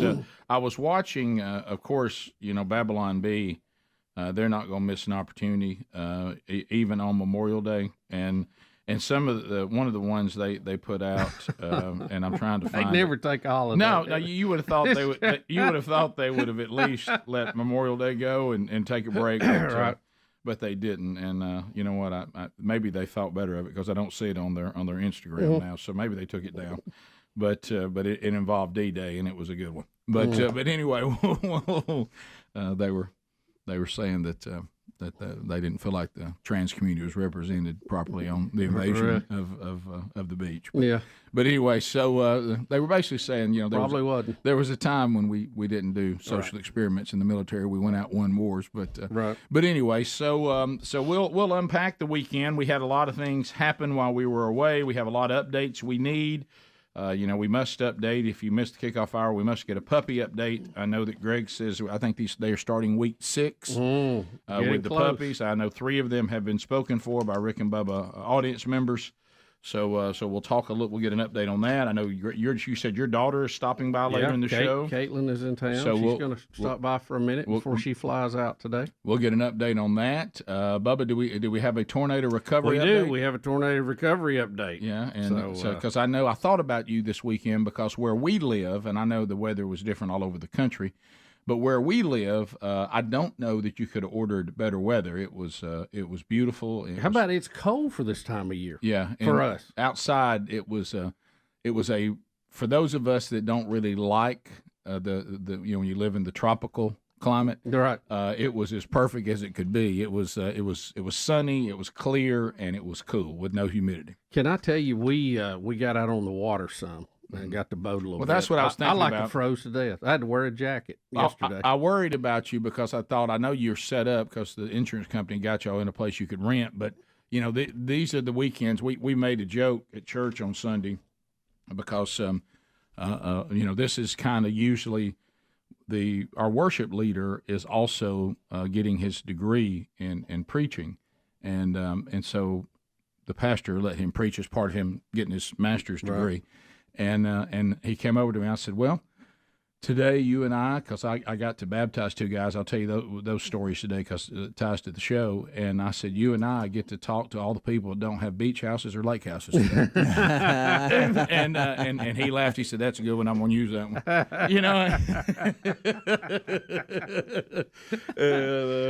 So it was a little sparse there at the old church Sunday. But anyway, I thought about you having, because that's a lake weekend. And I thought, your world being kind of upside down, I was worried about that a little bit. Well, the continuity is not there. Right, that's what I was worried about. Because we like to have it like we like it. Yeah, and my stuff is everywhere. Oh, yeah, strode. And, I got stuff here, stuff there, stuff I don't know where it is. Yeah.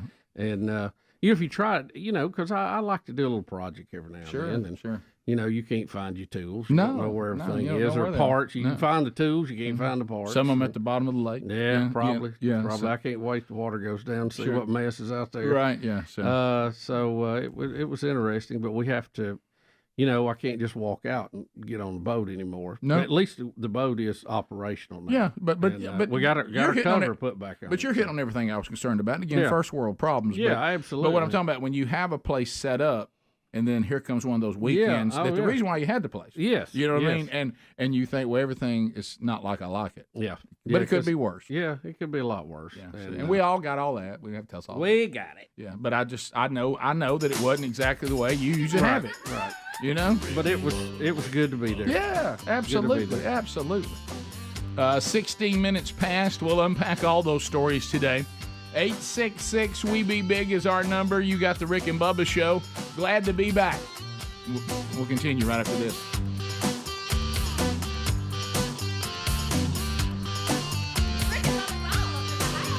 Rick and Bubba, Rick and Bubba.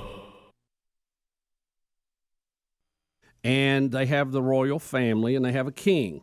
Well, the king has a son. He is declared the prince, which means he will be the next king. He's not the oldest son, but he's the one he picked. Yeah, he has multiple children. He picked this son, saying once he picks you, you're the crown prince. Means you're the king in waiting. Right. So, but now this son is controversial in some ways in that he has started a lot of reforms to the Saudi way of life. One, he is trying to diversify their economy off oil only because there is a lot more people producing oil now, like the United States and Russia, and he's trying to diversify their economy. Most people think that's good.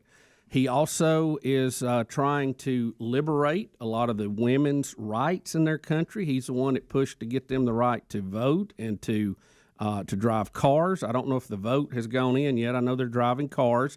If you've seen some of the videos online, you can enjoy those. Mm-hmm.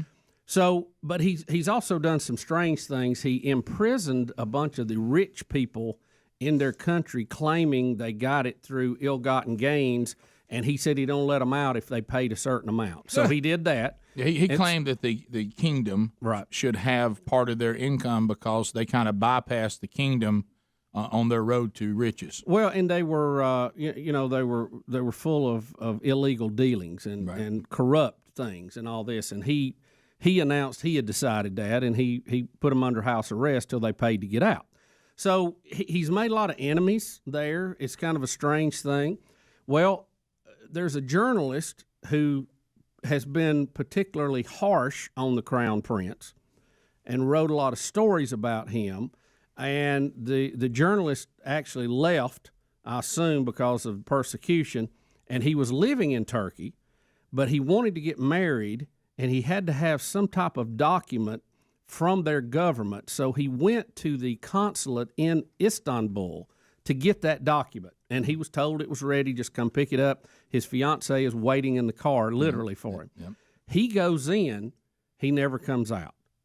A little while after he went in, 15 other men who they identified as coming from Saudi Arabia, they left on a private jet, landed in Turkey on a private jet, went into the consulate after him.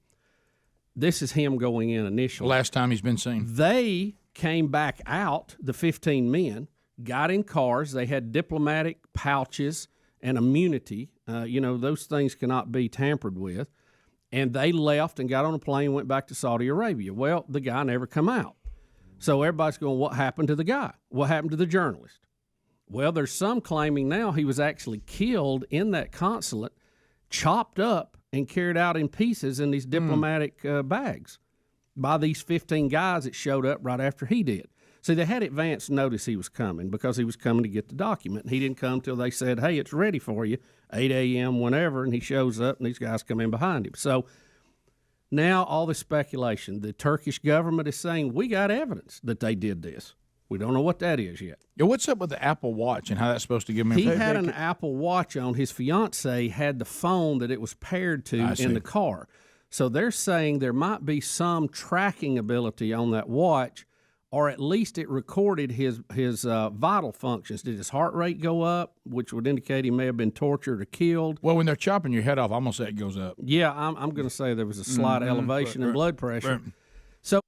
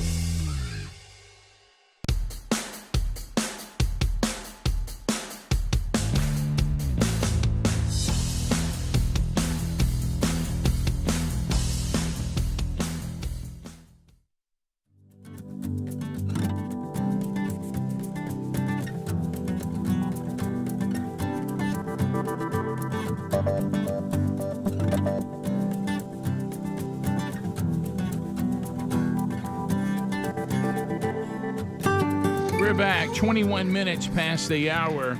Rick and Bubba Show. Thank you for being with us today. Back from the 4-day weekend. Everybody say. And we hope all of you had a great weekend. I did get a text from my son saying he heard the Best Of show on Friday, thought we were live, and was trying to want me to comment on the story we were talking about. I said, buddy, I'm not at work. That's a Best Of show. I get a lot of that. Greg, here we go.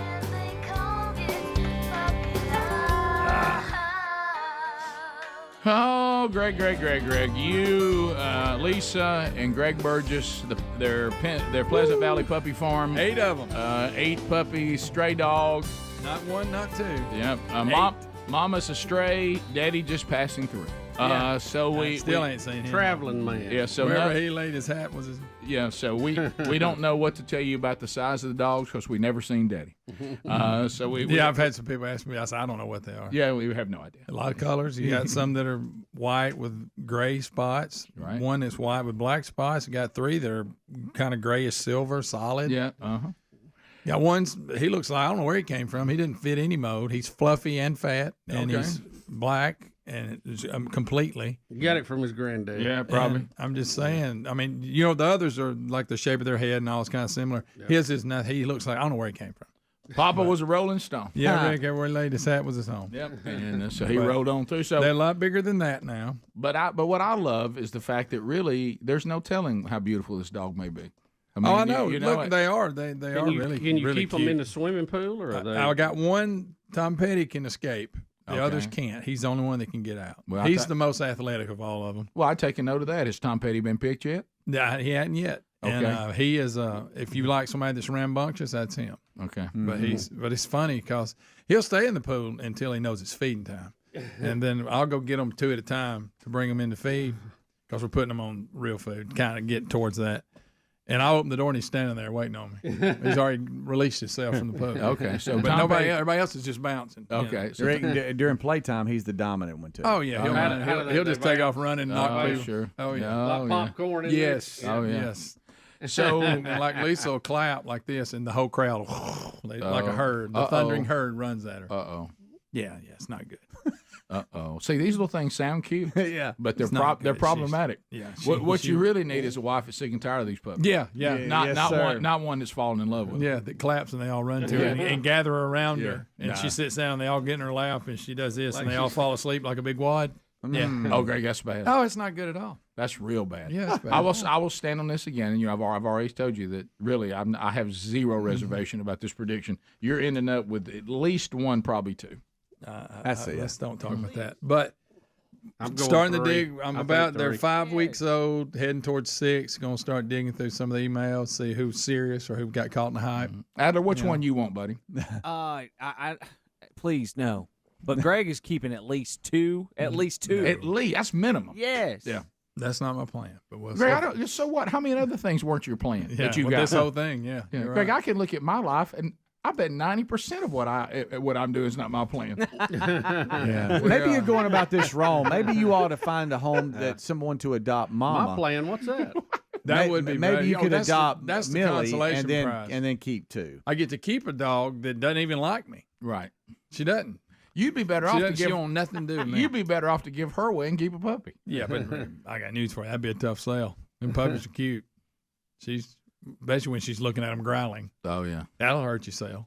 Yeah, but we get so that's the great thing is I get to keep her, but she's low maintenance. She just does her thing. That's the only she's like Buddy that she's just a yard dog. No, wait just a minute. Let me give you a timeout. I wouldn't call a mama dog now because okay. I've got her. I was about to say we don't have to worry about that anymore. Yeah, but what I'm talking about is the way she was as a mom. I would call high maintenance. Yeah. But once all that, when things go back to normal, and she's just a dog around the I house. You just throw her some food, and she'll be fine. Plus, the puppies are kind of her fault, so she's pretty high maintenance. Great. Yeah. True. Right. Yeah. And isn't this the one that chewed everything up and pulled it out into the front of the house? Millie, didn't she kind of destroy a bunch of stuff? You were telling me one time? She just drags all like blankets, and if you put stuff out there for her, you'll find it all through the yard. Okay. It's about low maintenance. That always looks good. He'll blanket on the grass. Not good after about a day. Greg, my definition of low maintenance is when you leave and go somewhere, you ain't got to worry about it. Yeah. No boarding of a dog or anything like that. Yeah, I got it. And look, you just keep the bowl of food, just keep it out there. They'll get it when they want it. So if you were leaving, say, for a 3-day trip, you and Lisa, what would you do for the dog? The ones? No, after the puppies are gone. I'd get Lisa's sister to drop by about every other day, make sure they got food. Yeah. Now, that's all you got to do with yard dogs. Yard dogs are the best. They're the absolute best. They really are. Yeah. And if you're real fortunate, they won't come back one day. Sure. And we've had that happen. Yeah, they'll be gone. He's tried to keep the grandkids away from the puppies. Because I think it wasn't me. I know My kids were because they didn't want them to want one. but they got off in it today. Or this past weekend they did get off in it. Oh, no. Yeah, They got to see them Sunday. Because what's going to happen there, let me tell you how that goes. Oh, yeah. Is your kids are not going to want to take on dogs. Okay. They'll want a puppy to leave at your house. Your wife will take on the puppy on their behalf. No, we're not. We've all seen Greg, that. I'm just telling you. All my kids have made it perfectly clear when they ain't taking one. Oh, I know. Yeah, but they're going to leave it at your house. That's not you taking one. Right, Greg. but just it's making Lisa more apt to keep one. Yeah, well. Greg, I'm just telling you. Two minimum. Two minimum. Get used to Tom Petty. He's yours. 3. Hey, let me ask you a question. Would Mama Millie be a good inside dog for somebody No. that you just... I'm trying to get it adopted. I'm being honest. Buddy. No. I'm trying to just maybe find an older couple that she's just like wants... 100. Oh, yeah, she'd be wonderful for an older couple. Okay, I'm trying. I'm trying anything to but get you don't want Millie adopted. But what you don't want to do up is on that. you don't want to have people hate you, though. Right? No. That's why I'm asking. I thought you might say, yeah, I could see that. No, She doesn't bring a lot to the table. Which two do you like, Greg, or do you want Lisa pick them? Greg, I'm Rick, telling you. he likes Georgie. 3. George Jones. Georgie's pretty funny. And he likes Elvis. There was the first phrase I think he ever likes said. Georgie and Elvis. Mm-hmm. Yeah, Greg. Look, Greg's got a little soft underbelly. No, Tom Petty's pretty fun to watch. Can you keep a puppy over here for me, Papa? Please. That's not even. Please, Papa. No, I can play with you, Papa. Papa, we want to come over and see Tom Petty, Papa. Oh boy, ain't this something? Ain't this just something, Greg? Isn't it just great? So they are cute though. If anybody's interested. All right. So keep these mails coming. When are they available? I 2 think they weeks. get a couple weeks probably. They get their shots at 6 weeks. I'll do this first. This is round week of 6 right now, right? Sunday will be 6. All right. So if you want one of Greg's puppies and they're beautiful, Greg at rickandbubba.com. All right. We'll be back. More Rick and Bubba coming up right after this. Rick and Bubba, Rick and Bubba. It's all very strange, and to complicate this, the United States has a big weapons deal for airplanes about to go through to the Saudi government, who we supply them their weapons. Okay, they supply us a military base and sell oil to us. So it's kind of everybody's doing business here. Well, there's a lot of pressure right now on President Trump to hold that deal. Well, Trump has said, well, we'll find out what happened to the journalist and we'll hold whoever did it responsible. But this deal is going to cost Americans jobs if we cancel the deal right now. This is a deal we've already made with the Saudi government. This investigation shouldn't hold that deal up. But you got a lot of strange connections going on here in a big loop, complicated. You have Democrats and Republicans who are saying President Trump stop this deal until we find out what happened to the journalist. You also have a group of Republicans and Democrats going, we made the deal, signed the deal, we got workers need to be paid in American factories who built these planes.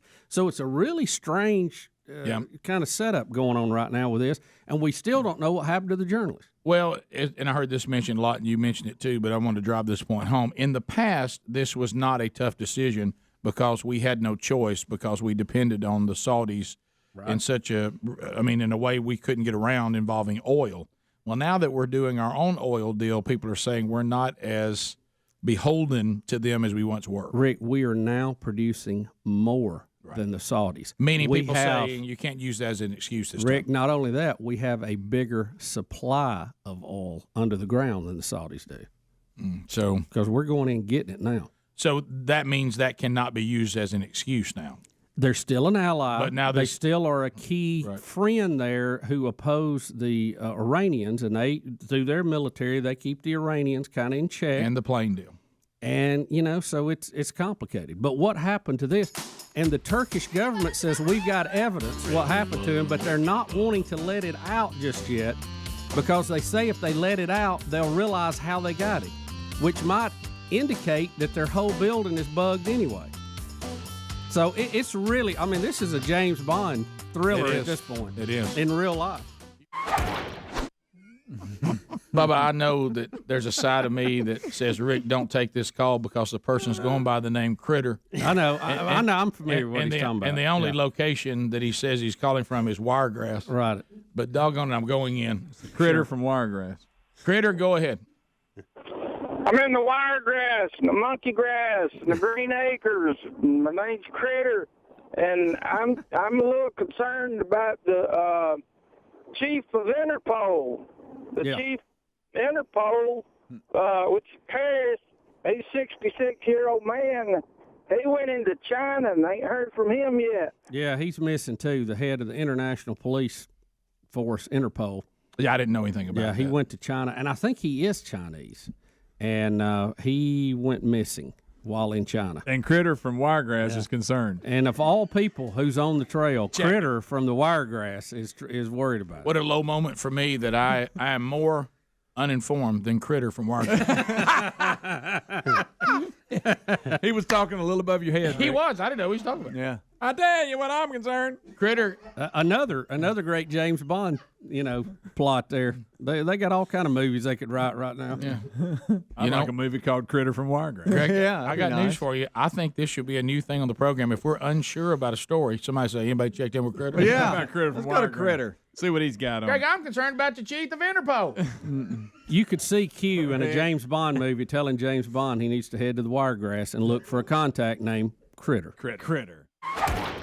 Bubba, we have an update. We talked about the Russians. We had an American astronaut. We were trying to get to the space station, and we had an issue and actually sent these astronauts pummeling back to Earth. Watch it. Thank the Lord they got back safely, but it was a very hairy situation.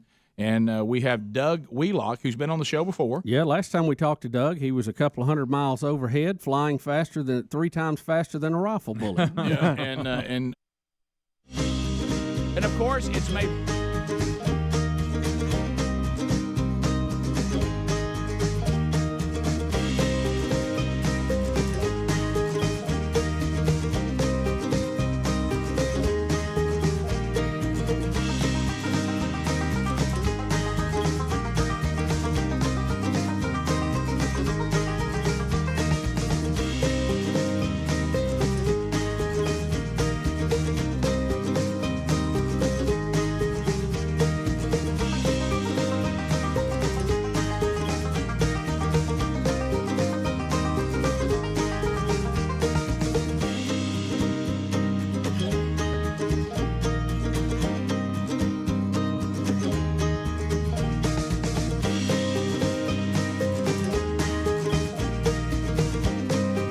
"35 minutes past the hour. Rick and Bubba's show. Thank you for being with us. Have you ever thought about coming to beautiful North Alabama? Oh, let me tell you. There's a reason that it is called Alabama the Beautiful. Come to Sweet Home, Alabama by going to the brand new podcast that is being hosted by Alabama Mountain Lakes Tourist Association. If you're thinking about summer travels, go to wherever you get podcasts and look for the Unexpected Adventures in North Alabama podcast. You can find it wherever you get podcasts. Never miss an episode. And if you're planning on coming to our state or thinking about including us in your travels this summer, get all the information you need by going to either rickandbubba.com under the sponsors button. You can find their website there, or you can go there directly at northalabama.org/podcast and listen and make your plan accordingly. All right, so we have a number of updates today, one of them including Adler. We've got Greg's puppy updates in, and so they'll get their shots after this week, and then they'll be ready for adoption. And Adler has been telling us, as his family is ever growing, that he was going to get a show enough good van. And I didn't know that it was happening this weekend since we had a 4-day weekend. That he made the journey and the van is in the parking lot. So Adler, what exactly has taken place? what type of van? You're not a creeper now, are you? What's happening? So I had a big weekend, guys. Yeah, you did. Man, I had a big weekend. Yes, you did. Helms just looked through the curtain outside. Yeah. So I just a little bit of backstory. During the commercial breaks on YouTube, on our YouTube Live, when the guys go to a commercial break on the radio show, I need some content to fill the commercial breaks on YouTube. So I'm playing replays, and that's been flashing back 2017. Now we're working our way through 2018. And if you've been watching or listening to the show for the last decade, you know that I talk a lot about vans. A lot of van talk. Camper vans, Yep. conversion vans, Right. RVs, that whole Yeah. world, going to national parks and going for a hike, that kind of stuff. So I've been researching this. I've been looking at this stuff for a long time, and it was getting to a point, honestly, guys, where if it was a segment where van talk came up on the replay, I'm like, this is getting depressing. I've been talking about this for so long, and I don't even have a van. Why do I even care about this anymore? Right. Let the dream die, Chris. Let it go. Let it go. Either do something or drop it. You're man. never, just drop Drop it. Stop it, man. talking to people. Sure. Nobody wants to hear about it. No. You don't even have it. Why are you even talking about it? Right. So, I forget, like maybe 10 days ago, I see a listing for a van pop up. And I know that, people are like, oh, you should have gotten one already all built out and everything. I decided a long, long time ago that I can't afford to do that. I'm going to buy just a regular van, and then over time, as my needs see fit, I'll build it out. It's a fun hobby. Build it out. I've been actually researching this so much that I've learned about electrical, DC wiring, plumbing, cabinetry, woodwork, interior, build outs. Wow. It's like all the hobbies are in one. Wow. Camping, Wow. camping, like outdoorsy stuff, Wow. off-road stuff. Wow. And so it's like all hobbies wrapped into one. It is my hobby. It is what I do in my free time, straight up. You're very interested in it. Because didn't you try to buy one that was fully ready to go and Dave Ramsey open hand slapped you? Yes. I went on some test drives. I've done a couple rentals to make sure I actually do like this, and just it's the greatest ever. And so I did a test drive at a dealership one time, my wife and I, and we were looking at each other. We're looking at each other like, are we going to do this? And luckily we didn't do that. It would have been a terrible financial decision. But, Right. And you rented the one you went to Yellowstone. Yes, at Yellowstone, and That was cool. and that was Yellowstone. it was crazy, awesome. And so, like 10 days ago, I see this listing for this van pop up, and I say to Aaron, I go, okay, this is a scam. Like the price was so good, I said, scam. Well, you could hear every You scream scam? you could hear every older man who's ever been in your life going, if it sounds too good to be true, Yes, son. yes. Likely is. So I'm like, that's a scam. A couple days go by, and the price goes down. Bigger scam. I'm like, oh, that's either a scam or that's gonna go. I said that to. Oh, that'll go. I said that to Go Aaron. quick. Yeah, that's gonna go quick. Get it. And there's that weird side of you that hopes somebody will buy it so you can quit worrying about it. Yes. Yeah, right. Get it off the radar. Keep looking. Yep. 2 days later, the price goes down again. Not I'm like, I true. gotta find out if this is even real. This is a scammy scam. And Which is the highest level of scam. Yes. It is. Scamming makes mixed scam. So Yeah. I email the listing, and this is a private seller. That's where I'm like, all right, this isn't a dealership. This is a private seller. A seller for money. But go ahead. I'm not right.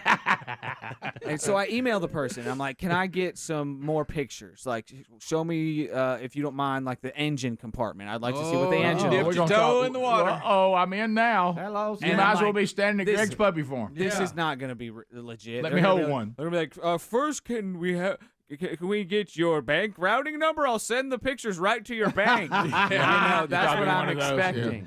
Yeah. And the pictures come back. They're like, here you go. Let me know what you think. And I look at the metadata on the pictures. Not the metadata. And they were, What does and the that mean? pictures were taken that day. Same with the date. Yeah. And they were taken that day. I'm like, okay. And the pictures aren't that good. No offense to they're a little if bit you're out trying of to hide focus. something, you do that. Right. You don't want clear pictures. Yeah, Clearly. yes. Pawpaw took his flip phone out, You're took some right. pictures. And so You're right, I'm, by the way. I'm Yeah. either dealing with a person that is trying to hide something, or they're just a nicer, maybe an older person that's not as into technology and things like that. You bought a van from Mac. Yeah, there you go. So guys, it's looking legit. I send the pictures to my mechanic buddies, and they're like, I don't see any fluid. I don't see any rust. I'm like, I don't see any fluid or rust either, guys. Looking for confirmation. We want to make sure y'all seeing what I see. Help me. I'm about to pull the trigger. I've so been I studying called the these guy. things for 10 years. Long time. And so I call the guy, and now I'm talking to him. I'm So, like, hey, do you have this excited guy- voice on? You didn't have excited I voice, was like, did you? I'm calling about the van, please. You heard. How'd he sound when he said hello? You see that mountain over there? You know when you can really tell when you get a good feeling from a person, like that. Yeah. If it came like that, In a like snap. in a set, I was like, Did "All right, he this say I person-" got somebody else on the other line wanting to buy it? Yeah, he's Like it's at? Yes, it was like an auction going. Tell you on one in the thing, give me a background. checking account routing number. We'll be ready to go. Yes. Or my favorite one, that price is only good today. Right. Well, if it's good today, it should be good tomorrow. Greg, you're having a fake conversation with somebody, but I'm loving You it. know? I hate that. By the way, at the dealership that I was at, flashing back to that dealership, the guy like wrote this crazy huge price on it, and he goes, "I'm not even going to insult you by showing you that price." And I'm like, "Sir, that's what you just did. That's what you're doing. That's What do you hilarious. mean? I saw it. What do you mean? We can all see it." Oh, and did I mention that this van is in Texas? Oh, no, you did not. Yeah. Don't mess Keep with it in the Texas. What part? Hard Texas is a big place. Dallas. Oh, goodness. Fort Ah, Worth. Fort Worth, I man. thought So- Tennessee, Georgia, maybe. I call the guy and I get some info, and I have all my questions. I have all my questions. I'm so excited. Because I've I said, like, clean title, anything wrong, any lien, there's no liens on the vehicle, what's going on with it? professional. Why are you selling it? Yeah, That's what's a good up? one. That's a good one. And here's the thing: he's an adoptive family. He's had over 8 kids go through his house. He's adopted 4 and had 2 foster kids, and then 2 of his own, and they're all growing up. So you don't need it. So they don't need this van anymore. Or he made that up to make you But drop why your is- guard. why is in the other people divorce, not and that trying to sounded buy it? better. Yeah, exactly. And so Actually, we had someone pass away in it. The kids have ratted it out, so I want to get rid of it. Or he kidnapped kids. So, y'all, See, and it's, you just never know. it's the perfect van. Right. I'm like, oh my goodness, it's the perfect van. This is the. We got to go see it in the break. I am the. Doesn't feel too good to be true. It's in the parking lot. I know. Does it have a funny smell? It was So such many a questions. good deal. Were there other people trying to buy it, or why were you the only one 4 states away Because interested? everybody else thought it was a scam. I think everybody thought it was a scam. All right, so Did you find a note? All right, Thanks for the use of the I gotta van. know how Signed to Dirty do Mike and back in Boy. the All right, we come back. That's so good. That's so good. They sold somebody else's Yeah. Who's Dirty Mike in the Guys, so No, we're gonna come back. We got to know how you got it back. So I made the mistake. Okay, so now I need babysitters. all right, stop. And I made the mistake of telling my parents what I was up Oh to. no. I Stop made right the there. mistake. Now let's go Michael see it. Adler knows what I'm up to. Oh no. Oh, goodness. Let's go see it in the break. I'm Get going the to keys smell out. it.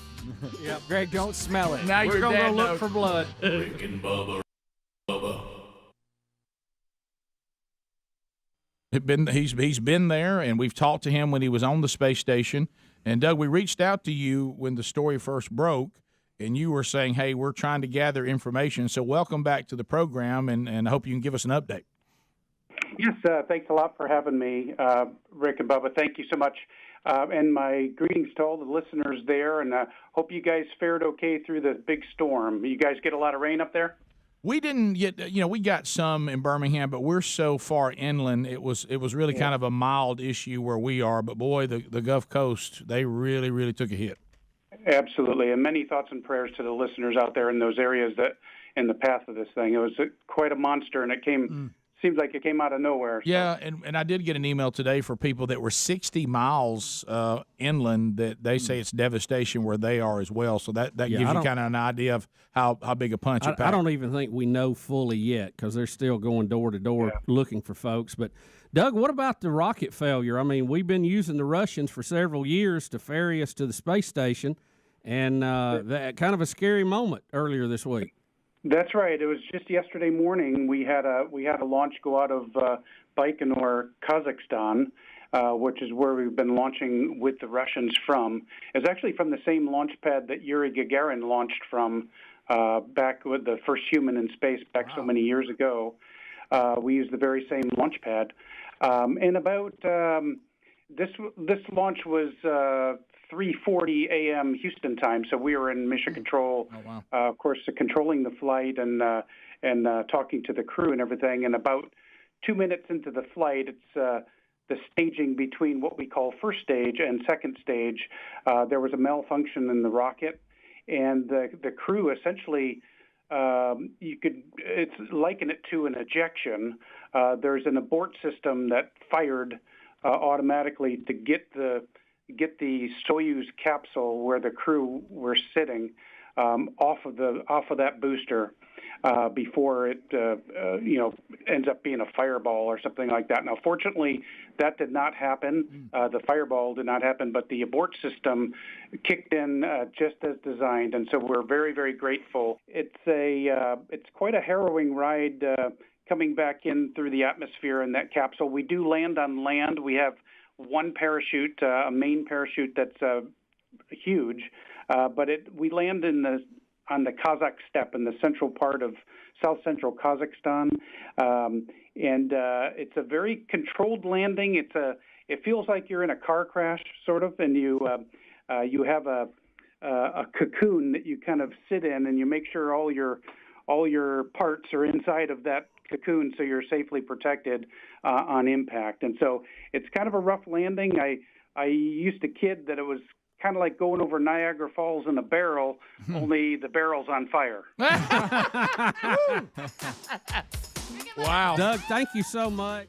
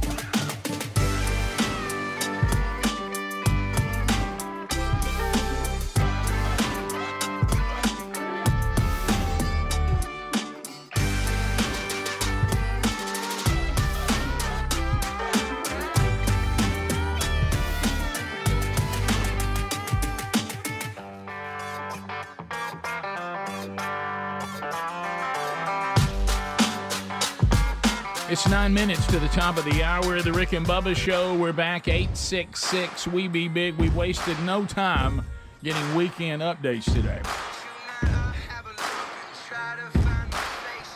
Greg's giving us a puppy update. We got other updates from the weekend coming up. Your phone calls at 866 We Be Big.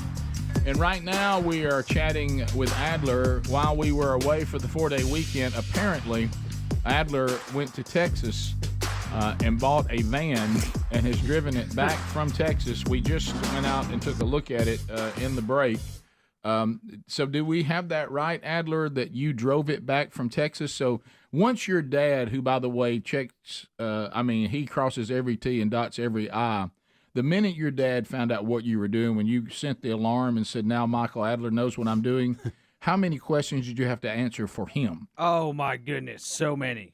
And now he wants to go. Oh, so he's on the trip now. And so now he wants to go look it over. Companion. He wants to go. You need somebody to go with you on a trip like that. Greg, I don't need anybody in my life at all. Sole survivor. Yeah, I'm a lone wolf. I got a van and I got long hair. I'm ready. I'm ready. By the way, Bubba, your line out there was very, very good. When we went to look at it, I don't know what I said. You go, well, somebody with a blacked out van and hair like you, it's not a good combination. And I agree. Don't you know ready to be profiled? If you didn't know Adler and know what a good guy he is, and you see that guy with that hair in a blacked out van, you think, well, something shady. Traveling meth lab. Sure. Whatever. Well, if I saw him before the van, I probably would say, here's $2, man. There you go, buddy. There you go, buddy. Get something to eat. So now I need a babysitter. It was supposed to be like I was actually supposed to watch. So is watch Dad kids all in? day. Is Adler going? Is he going? And I let him sit for a full day. I'm like, I was gonna have so much solitude time on the road. It was Right. gonna On deep thoughts. Oh, Frankly, it did was gonna you be kinda tell him good. you wanted to hold it? You're coming to get it, or how did this move forward? And so I had to convince some people. I had to convince my wife she was nervous, and I lost sleep over this for sure. Really? I really did. I'm That's like, hilarious. Am I gonna do this? Am I crazy? Have I lost my mind? How did you get did you have to put something down? How did you get him to hold the van for you to come get it? He was a great good guy. man. He's a good man. So when you got on the plane to fly out, had you purchased it already, or No. I was prepared to fly there. Are you see toting a straight cash? Well, No checks home? I did a cashier's check. Okay. And I actually didn't travel with that cashier's check. I went to the bank after the test drive. But y'all are getting ahead of the story. Oh, okay, I'm sorry. All right, go ahead. All right, Go ahead. Yeah. We're So- excited for you, man. Yeah. All right, so 10 years ago, I'm just kidding. All right, sorry, I won't do that to y'all again. I'm so sorry. Many moons ago. And so my dad's trying to weasel his way into the trip, and I'm like, you know what? I let him sit for a day. I'm like, let's do it. Look, he's retired now. He'll go anywhere. But we need to get our plane tickets now. Then, if that's going to happen. Yep. And he was so excited. This is kind of a busy weekend to fly. I don't know if you knew that or not. It's Memorial Weekend. A little traveling going on. And so he was so excited that I was like, all right, let's do this. Let's go. He was like, well, we need to get our tickets. I'm like, well, we need to buy them together. And he like panicked and pulled out his Southwest app. And so he bought the plane tickets. Oh, my So God. Adler, brilliant. That was a bonus. Well, thank you, Daddy. Yeah, it You was just brilliant on my part. Taking care of son. Yes. And No so, longer a bip. Suddenly it's a good idea. So, hey, come on. Father-son time. Yes. And so proud of you. we booked a 5 a.m. flight Hello. Friday morning. My dad picked me up. We're so tired. He's jacked, though. I He's had so to- happy. You're used to getting up that time. though. Well, when there's a 3 on your alarm, it's like I was all swimmy headed. I was moving all slow. I'm like, it's 3:04. My dad's coming soon. And you How also- do I brush my teeth? And you also don't sleep well because you think you're going to oversleep, so you Yes. can't sleep deep. Oh my goodness, no! I totally didn't sleep at all in the couple nights before that as well because I was nervous about the whole thing. Because I'm getting a van. And so the plan is the guy's Man, gonna man. pick me up from the airport in the van, and a he nice offered. dude. He offered, yes. And so, because I was planning on having to Uber or something Yeah. to him when I was going. So, anyways, so my dad picks me up. We get there. By the way, and the airlines are packed out. Yeah, Memorial Day weekend. And I got pulled over to the side in the security at TSA. no. Yeah. Why? What gives y'all the Profiling. idea? Yeah. I don't know what that was. Sir, you've been randomly selected. Yeah, okay, pal. I know how it works. You know what they thought, Rick? They said, this guy's probably got a blacked out van somewhere. You know what somebody said? That guy said the van's been stolen. Maybe this guy. Yeah, right. What I Did the think guy know your dad was with you? what I think got me he was ahead of me and he's all clean cut with No, his I'm talking about the van briefcase. owner. Did he know that Oh, your dad? I did. Oh, Yeah, I was about to say he probably thought I'll pick you up. yeah. So he did know. Okay. And I was like, just, for the drive back is what I said. Not for like mugging, Right. stopping. Right. that kind of It's You good to got have a that. wingman on a trip. It And is. so we go there, we fly, we land at 7:30.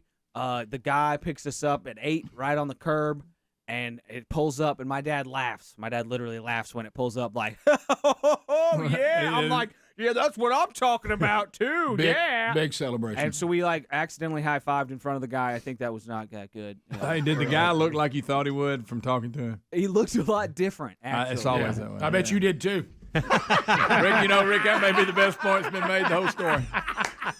Did he have a look on his face like, oh, you know what he thought? Check's no good. Dang it. Yeah, I'm gonna have to repossess. He'll have his van smelling like pot before he gets home.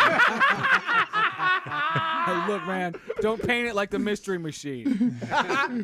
Scooby-Doo. So we jump in, and we're riding around. And it's smooth, boys. Right. It is as smooth as glass. He's afraid you and your dad are going to roll him. Right. And the finish, he's checking us out, too. How's small talk going? Because I'm uncomfortable with that. Oh, yeah. Who starts it? You or your dad? I bet your dad. Clearly, Michael Adler starts the conversation. We're all chatting it up. I mean, it's a round robin of everybody's talking excited. About life. We're talking about vans. Did y'all we're talking sing about for him? life again. Are you sweating? Life, vans, and life. And so who rode shotgun? I did. Okay. And then my dad's in the back. Put your dad in the back. Yeah, I did. Oh, wow. Well, it's my deal. He's just tagging along. Right.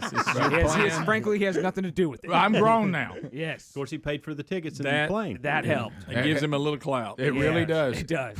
It helped. If only he'd help with the van. Yes. So, I think the tickets I could handle. We're driving around, and the guy, we start talking about just even life and family and vans, and then church. Start talking about that.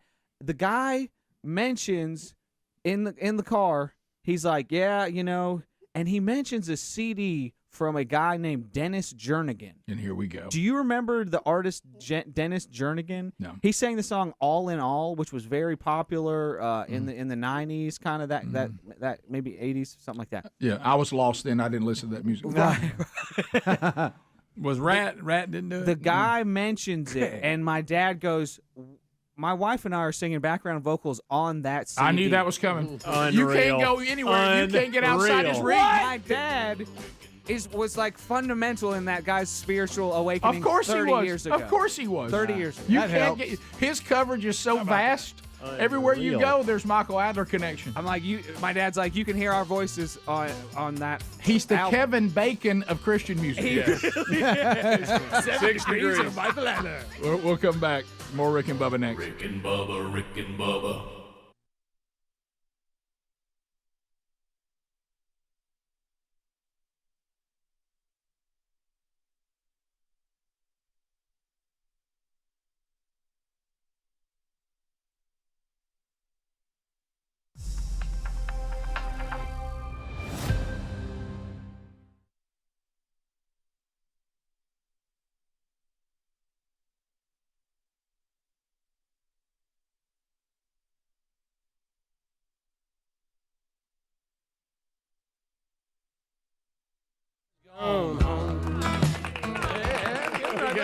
Pulled that one out of nowhere. Who you got? I'll tell you the story on that song in a minute. But anyway, yeah,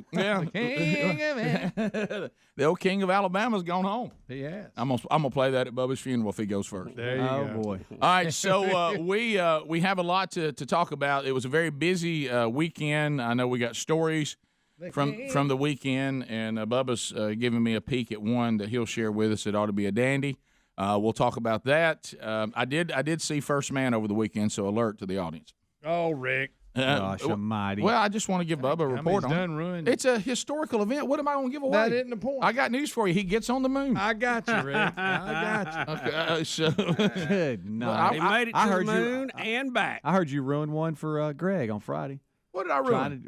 Trying to talk to him Which one about was the Amazon Prime show that you saw on Ryan. What's it? I saw it. Good night, Jack Ryan. Jack Ryan. Thank yeah, you. Good yeah, night. Yeah. Oh, he's and, already and, read and that. he was. I'm not You were watching telling it. him everything, I'm and, not and watching Greg it. was like, "Well, why should I watch it now?" Well, I was just I'm trying not to gonna help. watch I think Bill Bubba Bussey. I thought about him. I paid attention on behalf of Bill Bubba Bussey, and I want to give him a report on a movie that I think he will be interested in. I'm gonna try to see it this week. Yeah, and I'll better hurry. I'll tell you about it. He knows about it. What does he not know? I Now- saw a behind the scenes thing on it. It I looks saw really it good. when it happened live. Yeah, right, but there's some things about Neil Armstrong I didn't know. But, I was a little but young, the- but yeah, I remember it. But it's It is. I'll just tell you about it later. I'm just going to give you a report on the movie. I won't tell you all the details.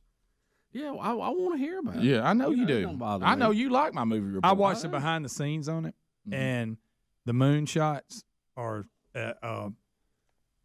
quarry. That's where they shot it at. Really? Yeah, Well, it was and amazing. They took the gravel quarry and they shot it at night, Yeah. which it looked just like the real thing, which is probably what they did on the original moon thing. I knew that I mean, was coming. it looks exactly. I said the king of I knew. Alabama. I knew that was coming. It I was looks. just waiting. I'm talking about exactly like. And not even. Well, Hollywood does a good job of that. It's magical. But you know what I'm saying? It was to me because nowadays I hate that we do all this green screen crap. Yeah. This was actually legit shot in a quarry. It looks really good. And it looks fantastic. A lot of it. Where'd they shoot it at? Visually. I don't know. I'm sure they said it, but I don't remember. But I'm going to say this because I have my youngest son, Taz. This is the field. He wants to get into this field, so he knows all about the style of directors and the style of cinematography of certain people. He knows all about the guy who put this together and the movies he did before. And he even told me, now look, this is kind of the way he goes on things and all that. And it was interesting to have that information and go, oh, okay, well, that explains that. And so, but Guy's younger than I thought he'd be.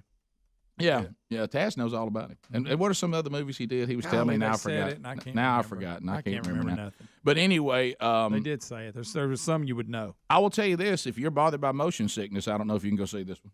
Ooh. And that's kind of his style. He wants you to try to experience what's going on. They showed how they did that too. Wow, man! Did they cover? Did they cover back when he was? I don't think you can see it. Really? Did they cover? And it looked like it in the previews they did when he was a Gemini astronaut. Okay, wait a minute. And they docked, and it got out of control. If he hadn't have disconnected, they would have lost the whole thing. One thing that will drive you up the wall, and I kept demanding, Bubba, I don't know why they do this. And I'm sorry for what I'm about to say. Do you want to know it? Because it'll drive you crazy in the movie. What? They call it Gemini the whole time. They do. I know. They don't call it Gemini. What? And my whole life it's been called Gemini. Yeah, but every time you've referenced it, you call it Gemini. It seems like in the right stuff, every now and then they refer to it as Gemini. They call it Gemini. Well, the entire movie they call it Gemini, and that ain't as cool as Gemini. I'm sorry, it's not. It's not. Well, Jiminy sounds like your buddy Jiminy. Yeah, Jiminy Cricket. Do you think they were doing that just as a raise to call it that, or no? Everybody was calling it Jiminy as if that was their. Well, maybe that's the way you pronounce it. Is there a chance that Bubba's had it wrong this whole time? But that word is Gemini. I think it's one of those things that's pronounced both either ways. way. Well, they did a historic movie about this historic event, and every scientist, every person called it Gemini, and it drove me crazy. Well, I was going to say Gemini does sound much. Well, see, better. I don't remember the Gemini project. I remember Apollo. I mean, that's where I came in. So, I don't know. They could have said But that way. word, I thought that word is Gemini, the way it's spelled. Wasn't it based on the astrological sign? Right. Bubba, Rick and Bubba.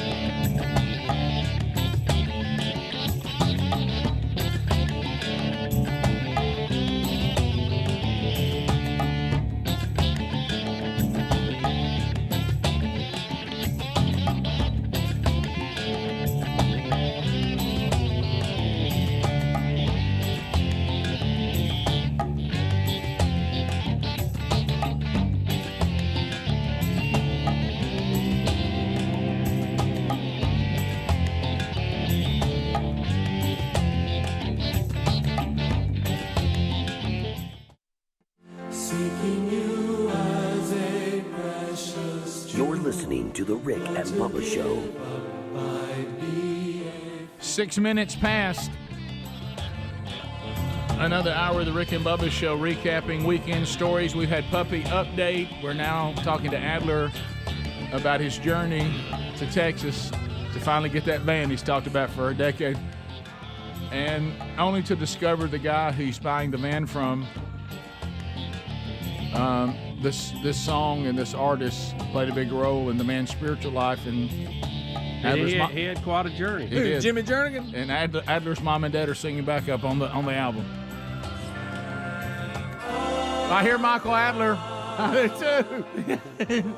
So now you are in the van with the owner. Your dad has made the road trip with you. You're test driving the van, and then tell us the end of the story. Then you can show them the footage of us checking it out in the parking lot. So what happened next? Yeah, so it was just nuts, guys. My the guy was telling us how he basically got into the whole adoptive family thing, and how God turned his life around 30 years ago, and he was like, and he mentioned a specific CD recording that meant like the most to him. And my dad is like, I'm on that CD. And of course he is. Small world. The Kevin Bacon of Christian music. You think that guy bought it, though? Yeah. Probably. Well, I'm not saying he's not, but what if he made that up? Yeah, Greg, why do you have to? Greg, not everybody's this was like precious. that. Some people. It's a precious. Do you wish you would have talked more about the van? Well, no.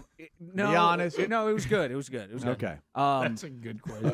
It's a hard question. But It is. One thing I almost didn't. Ask a few things about the van. Good, nice small talk. What about the van? Yeah, how about the mileage on this?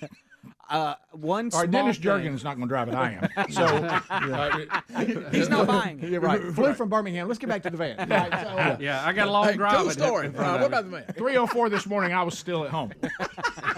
I got to hit the road. It's a 12-hour ride. Right. Yes. glad you came, Dad. But let's go back to the van. Okay. But one thing, I almost didn't even pursue this when I initially reached out to the guy, because the guy's name is Greg. Oh yeah. And I was like, he's probably a jerk. Probably doesn't care about anybody. Right. Probably not very pleasant to be around, because his name's Greg. Right. And he kept talking about how much room there was in the van for puppies. Yes. But anyway, Yes. Boy, you can put them all in that one. So we pull over, and I jump in the driver's seat, and it feels great. It feels, the build quality feels good. The Could you drive touch Too much vehicle? Could you touch the pedals? I could reach the pedals very easily. Good. With a phone book.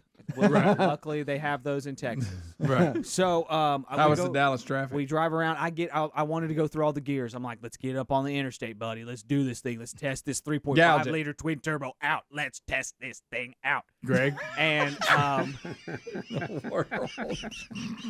and y'all, it's zippy. It is zippy. It's got the get up and go, because it's a passenger van. It's I'm supposed afraid to you hold got too like, much vehicle. it's supposed to hold a ton of people in it, and so it's awesome. It drives like a big SUV, which is good because I'm going to be driving it every day because it's my new car. So this is your new car. Time out. I love this. So you I don't love it. Wait a minute. This is your Wait, daily you're gonna go ride? up down 280 in that. What's wrong with that, Greg? That's where it's at home, buddy. On 280, it's like Good night. This is where it's home. you can hear the twin You turbos really- whirring. It's amazing. I mean, you could take the youth group to Six Flags in that. I know. This is your everyday car. I mean, it'll ride 8 adults right now, right? Yes, I mean, it'll What carry. about when you start working 8 on it and adults there's right stuff now. like tore up in it? You still going to drive it? No, I'm not going to tear up anything. if we It's have an gonna be event to all go to, bolt we're in. riding in it. when you start by what, taking the seats out? It's going to be all bolt in, and I'm actually going to leave it and go slow. This is not and your car. and if I do decide to build something in it, it will be. I'm going to do like a mock-up with cardboard first to make sure even the dimensions are good. So I'm not even going to buy the cardboard anything. mock-up. I'm doing cardboard mock-ups for probably 2 to 3 years of cardboard mock-ups. This is never ending. It's never going to end. How many miles are on it? Let's not talk about that. That's where it gets you. Never mind. And here we That's go. where the price was Big at. number. It is. It's more than I want. How old's the engine? It's more than I want. Yeah, what year model This is is a 2016. Okay. Yeah. So it is 12 years newer than my old car. Okay. There you go. So it's got 110. Well, that's not a good Around comparison. that. Yeah. That's really not a good 130. That's exactly what it is. That's exactly. Oh, What it ain't is. bad. It's not terrible. And these V6 twin turbos. Fords, they run forever. Ford, Yeah, they do. This is actually it's on the F-150 chassis. So Okay. it's only as big as an F-150. But it looks because it's so tall. It is. It is 100 inches tall. Hey, watch out for high winds. You gotta. It's actually. I got the medium roof because I'm a short person. I can stand up in the medium roof. We showed that in the video. Yes. Here's you guys checking it out. Okay. And y'all are on tape saying that this is nicer than you thought it was going to be. It was. Y'all are on He's got his tape own tape. saying nice things about it. So Yeah, everybody Look at us. I mean, I didn't know it was your everyday vehicle. Stand but up, it's Bubba. nice. It's got audio. Somebody get the black light out. It smells like old people. Greg. All right, Greg. Who said that? Greg. Okay, this is nicer. This is nicer than I thought. Oh, yeah, put that in print. That's right. And I'm jazzed. Anybody smell anything weird? Greg, what is it about you and the smell? That's always a telltale. And then I get in the back because I'm such a goober. I'm so excited about it. Got a lot of room back there. What'd you just say? I'm a goofy person. That's Only what that- I can stand up in this thing. Yeah. Check it out. I can stand up, boys. All right. You and the I'm kid. so jazzed.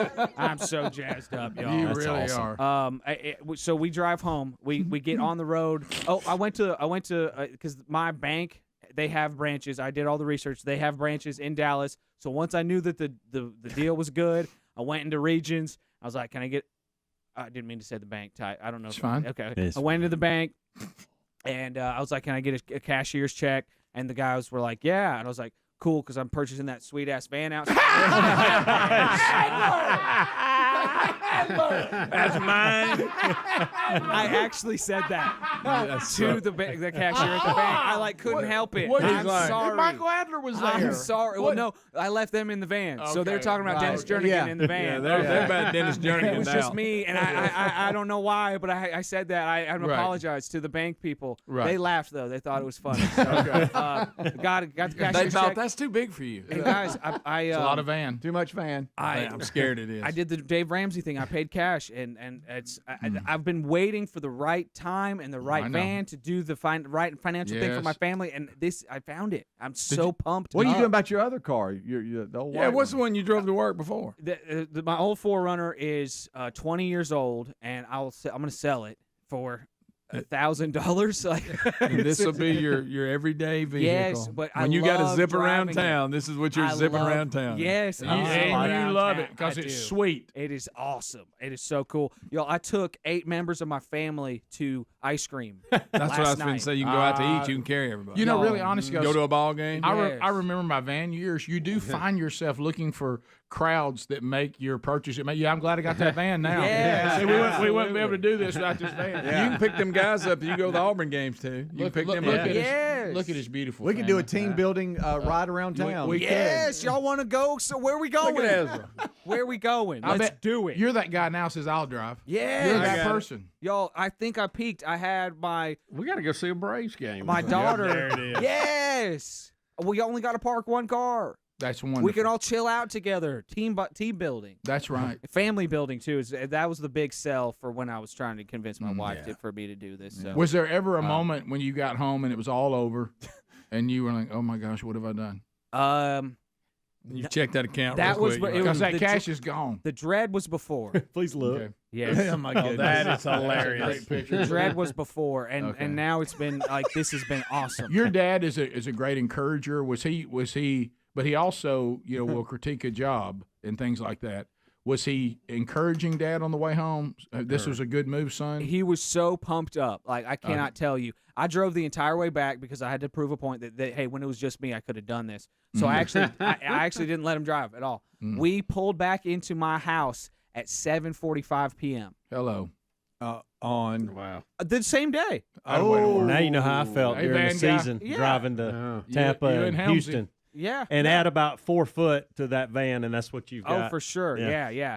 They're fun to drive, though. I've got a contact for you. The guy says since Adler's going to be building it out and customizing it, over the next Cardboard first. several years, he said, I'm an expert on the DC electrical issues. So give him my contact. Okay, good. Okay. Is it Bones? No. Okay, good. Yeah.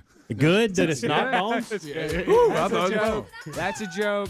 But guys, I'm so jazzed up about it. great. I think He's a van man. my life peaked last night. My grandma is sitting next to my daughter, and I've got a van full of Adlers, and we're headed to go get ice cream. And we're getting ice and we're in cream. this sweet van. And we're getting ice cream. and I'm just so jazzed, guys. Did I'm y'all a all van guy sing? now. Did y'all sing together? You in it? bet your booty we sang, and then we ate ice cream together as a family. Bubba, Rick and Bubba.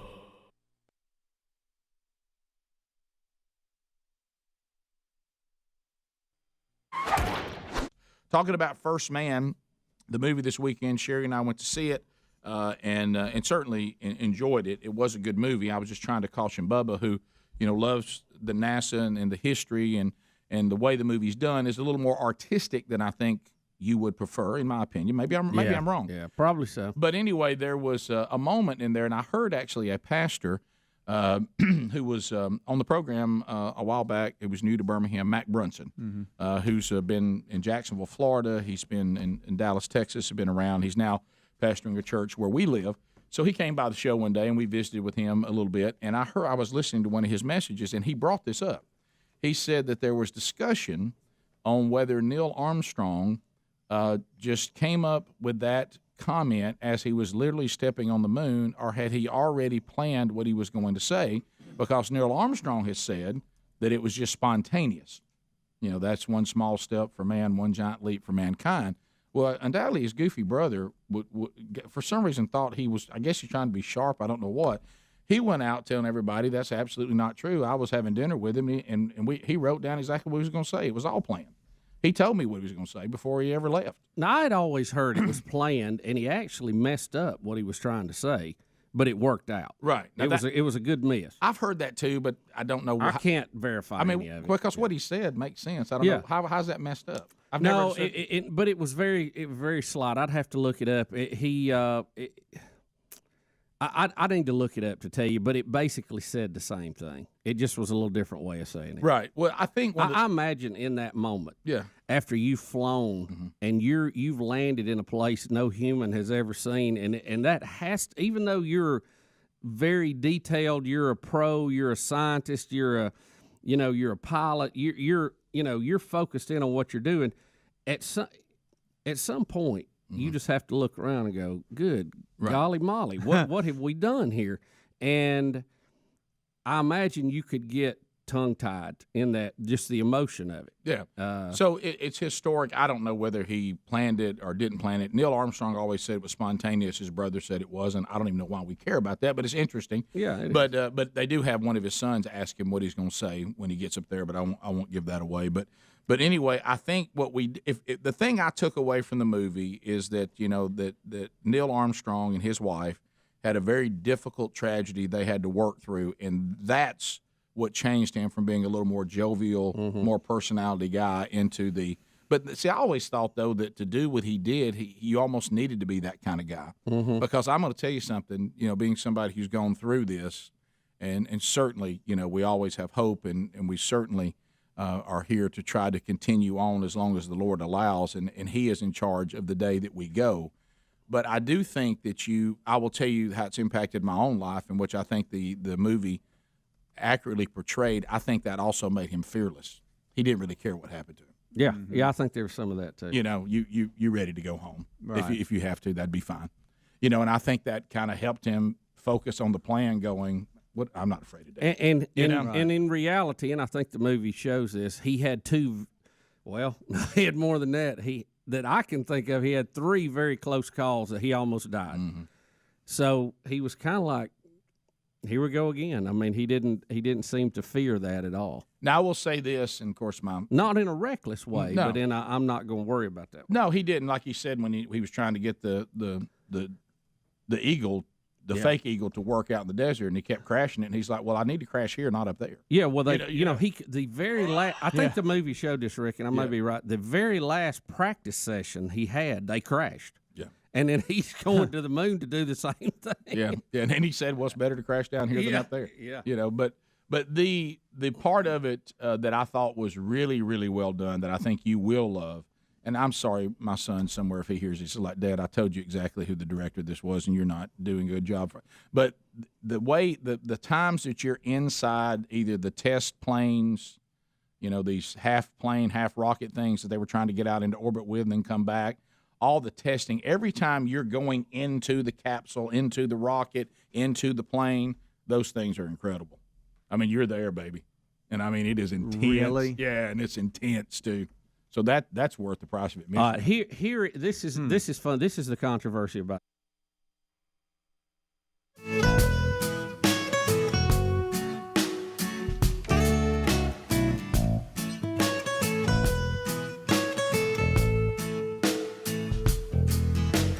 So we're back. 21 minutes past the hour. Phone Troll Music. That means we're opening up all 10 lines are now available. Alapuka and Cam Solo.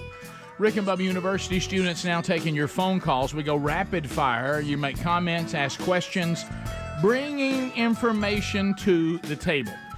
We have not chatted in about 4 days, so we look forward to chatting with you for the first time this week. At the end of 30 seconds, the buzzer sounds. Your time on the program comes to a close. We move to the next caller. It is not designed for meaningless shout-outs or shameless plugs. Those will receive an instant buzzer, but you're bringing information to the table. Don't forget some things to be aware of coming up. Father's Day. Have you shopped for Dad for Father's Day? Some great items available at rickandbubba.com. Somebody Help Daddy. I've seen a lot of those have been going out. There's all cool things for Dad there. And for those of you that want a signed copy of the new 31-day devotional Transformed, we put that back in show notes this week because June 7th is the cutoff if you want to receive that or you want your dad to receive that by Father's Day. So the time's running out on that particular offer, and you'll see that in show notes today there at rickandbubba.com just to make that simple for you for the next 7 days. All right, so let's go to Michael. He gets us started. Yeah, Michael. Michael, welcome to the Rick and Bubba Show. 30 seconds. Go right ahead.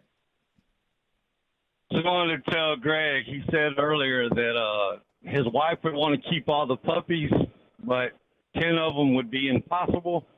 We've got 20, so anything is possible. 20 dogs. Why? 20? Why? Golly. My goodness. My wife part-time runs a dog sanctuary at our house, and she runs transports for Blount County Shelter. Oh, man. I bet you can't cut the grass at their house. No, sir. Like a minefield. You can't go outside barefooted ever. Ever. 20. Not reckon they can make some noise? Ever. Ooh. To Dustin in Atala, Z93. 30 seconds. Dustin, go ahead. Hey, what's up, fellas? I actually ran into Adler at the airport. And remember the days where we used to tell our parents, hey, we'll unload the dishwasher if our friend can stay the night? Well, Adler's not telling you about the deal he had to make with Aaron to get this vehicle and what he has to get rid of now. Adler? Oh.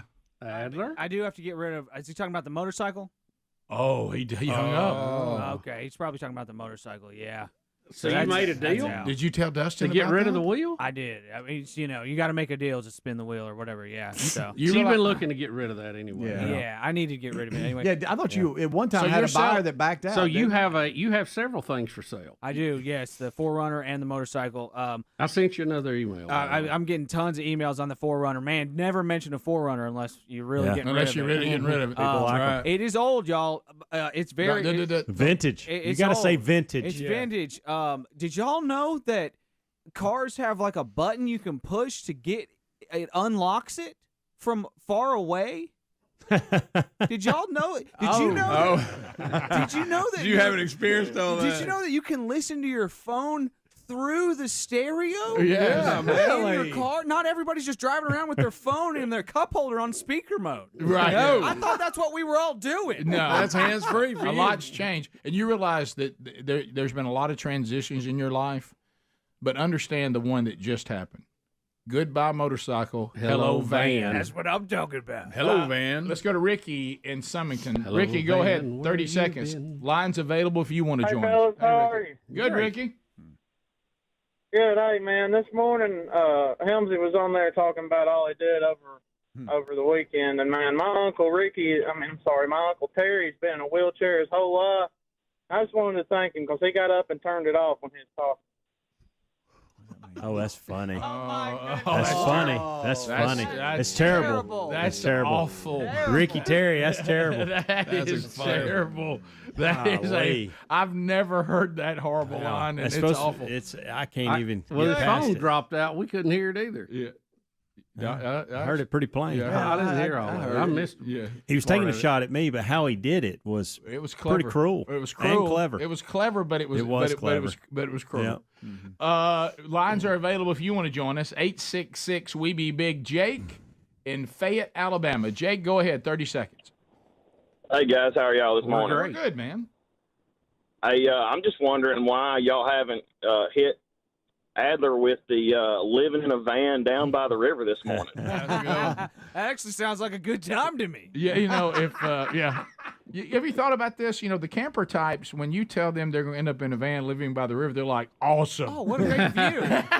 What a great view of by the river? Right. Usually we can't even get that spot. Yes. Yes. That sounds great. So you are gonna customize it. Yeah. Oh. Over time, and it's also what I ride my family around in. So it has to be a car first. Well, it's one of those things. Like I talk a lot about this whenever there's a big purchase. I say, now we have to recover from the purchase. Yeah. Then we can get into the expenses that are included in this purchase. Yeah. But let's recover from the purchase first. I got the rest of my life. I got the rest of my life to trick out this sweet van. So right. I come to take my time.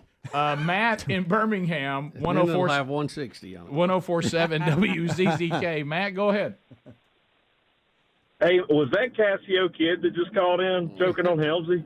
No, I don't think it No, was. because Casio would have cussed. Right. Well, there it is. But yeah, when I heard Matt Foley, I thought, well, that reminded me when Cassio used to do that. So he could come in and give that to Adler. Down by the river. Yeah, that was that we did not see that one coming from Ricky Terry. John in Andalusia, 1077. John, go ahead. Terry. Yeah, I need Adler to pin a song to the tune of Sound of Silence for Hello or Goodbye Cycle, Hello Van. I was humming that a minute ago. That's Yeah, good. yeah. That was a big. Look at him. When's the last time you rode your motorcycle? Hello, van. 3 months ago. I've officially become a man. Eddie Van Adler, by the way. Look into the open road. Meant to be, guys. I'm Eddie That Van picture him Adler. posing. That's right, beside buddy. Got a van 'cause my bike is sold. Bubba and I are actually pinning the song right now. That's good. Yeah, that would be a very funny parody song, by the way. Let's go to Mike in Florida. Mike, 30 seconds. Go ahead. Hey, now that Adler has this sweet A van, I figure, if he needs to earn a little cash on the side, he can bring the DJ business back. Be like DJ Adler, throw all kinds of equipment in there. Yeah. Here we go. Now you can DJ I think on a moment's notice. the last time you did that was for our tennis games, I wasn't think it? it was. Yes. We brought you out of pretty much retirement it. for that. That's right. I remember. Was he a good DJ? Oh, yeah, man. Hey, work out of it. Open the side and just let her go. Yeah, and like We had a home court experience like none other. Amen. That's right. Complete with pony rides and fireworks. That was Chris Eagle. But guys, I'm jazzed up about it. Oh, really? I didn't know that. Yeah. Are you excited about it, seriously? Yes. And the riding position's taller, so it makes me feel taller. Oh, yeah. So it's great. We'll be right back. More Rick and Bubba next. Rick and Bubba, Rick and Bubba. Saying. Neil Armstrong said that's one small step for man, one giant leap for mankind. He was trying to say, or wanted to say, one small step for a man, meaning him at that point, but a giant leap for all of history, basically, in mankind. Well, that's a little nitpicky on Neil Armstrong. But He's landed on the moon's But surface. this is what's funny. He says to this day, or he's passed away now, but he always argued that he did say amen. You cannot hear A in the recording.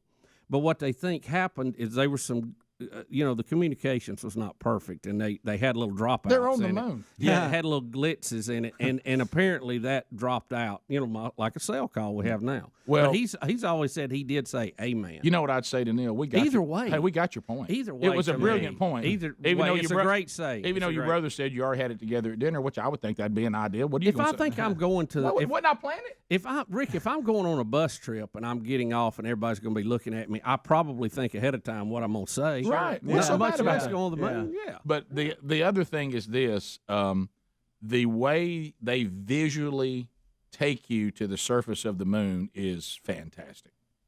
It is fantastic. The way they shoot that moment and everything is really well done. Now, Greg said it's movie magic like the original. Right. Just like when they filmed that first. You know what? Stanley Kubrick. And this is where I think you're going to be pleased with the movie, Bubba, because I treat these things with great care on your behalf. This topic. I think one thing you'll be very pleased is the way they work the actors that are supposed to be in Houston with actual audio of the real people and like if they show him in that space helmet, you can't tell it's Ryan Gosling. Then the talking becomes the actual talking, which I thought was really well. Yeah, the way they mix it together. Right. Yeah, that's good. I mean, if you can get over the darkness of the movie, it really is. But think about it. I mean, out there in the vastness of space, it's almost like that feeling of the vastness of space hovers over the entire movie the whole time. Yeah. You know what I mean? Which I know that's artistic and that's cool.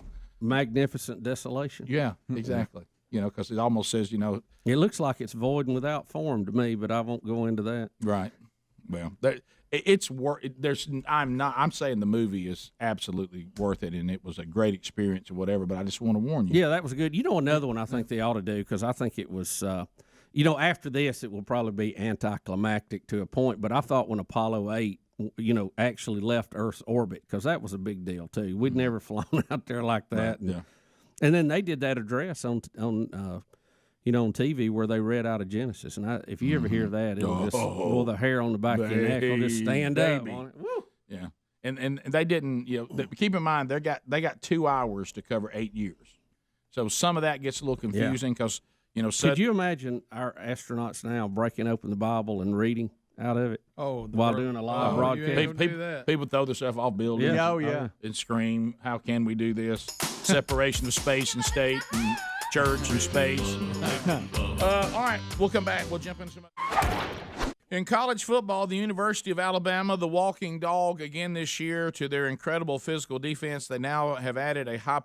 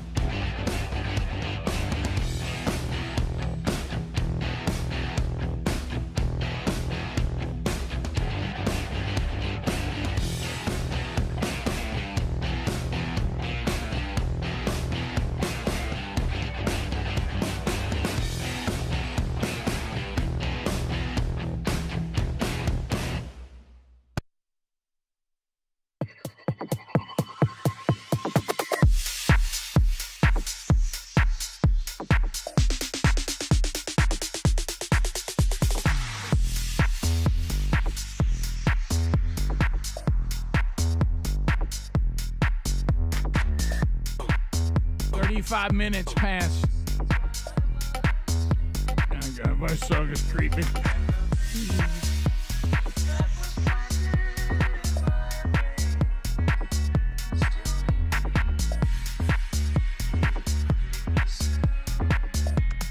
Of silence. We are back. Hello, Valley.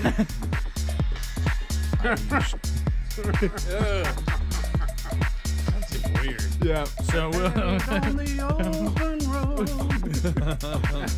Bicycle I have just sold. So we'll work on Adler's new parody song, "The Sound of Silence," out on the road, baby. Just in his van. Who needs a motorcycle now? Yeah, I gotta go with the family van, guys. Don't need that anymore. I'm a van man. And if you need anybody to go for ice cream, I'm your ride. By the way, and I didn't even think about this, Adler, and thank you, because this is going to save us some money. Greg and I have got to go. We're very honored to be representing Dad tomorrow night in Pensacola for the Gulf South Conference Hall of Fame. And I was concerned about how we were going to get there and get back. and you volunteering to drive us down and back. Yes. Thank you. No problem. I got a van now. There's plenty of room. It means, Saddle up, partner. It means the world to us. So anyway, so we are looking forward to being there in Pensacola, and we'll be bringing with us two coaches that coach with Dad, the overwhelming majority of his time coaching, Coach Houston and Coach Maniscalco. Right. Oh, boy. Going to take them down. I think Greg's son Taylor's going to get to go with us. So thank you, Gulf South Conference, and looking forward to being there. I think it's at the Hilton there on the beach tomorrow night in Pensacola. So we look forward to being there accepting that award on behalf of Dad. So, Bubba, we need from you, we do need a TRU. Tornado recovery update. Tornado recovery update. Memorial Day weekend. I mean, that's a big time at the lake. Your lake house was destroyed by a tornado. And now insurance and rebuilding and riding the storm out, baby. Riding the storm out. Would it be bad taste to put a tip jar down on the deck, on the dock, so people could just help out with a rebuild? Use your ice cream idea again. Remember that? Yeah. Get Adler to drive it down there. Everybody say, in the storm out. So, Bubba, what's going on? Well, Rick, we have reconstruction full speed now. We're ripping off the roof and replacing the roof. And my goodness. And I don't know. I don't want to get ahead here, but the builder's telling me he hopes to have the roof dried in this week. Bubba, Hold on now. He said Thursday, but I'm gonna say this week. No, Hold up. Wait a minute. That ain't going. Let me tell you something. Let me put some shingles on it. Spin it, flip it. I'm gonna give you two scenarios. Which one of these do you think is more likely? Greg ends up with no puppies, all adopted, and he keeps none of them, or Bubba's roof is in Thursday. Well, dried in doesn't mean finished, but it means it's waterproof, so you can start working on windows at that point. Right, So dried in Thursday. Yeah, we still have some windows with some gaping holes. Oh yeah, sure. Yeah, but it's it's all gutted and ready to go. Adler, I don't know if you got the pictures I sent you. I got them to you kind of late there, right before we went on, but we took a couple of shots in the den as we were visiting this weekend. And I was going to ask you, how far are you from tornado house to rental house? How far are they apart? It's I don't know, a mile or two maybe. It's a golf cart ride. You can golf cart. Is it I stop by there every time I'm down there kind of thing? Yeah, we usually swing by. It's see what's going on. What about by water? It's probably 20 minutes by water. We got to go around the island there. Oh, okay. But it's not too far. Mm-hmm. Okay. But we got the boat back working. We got the cover back on the boat, so it's back at the tornado house. So so you can go back to the tornado. You have to get the boat from the tornado house. Yes, okay. that is correct. I'm sorry. That is correct. Yeah. Well, look.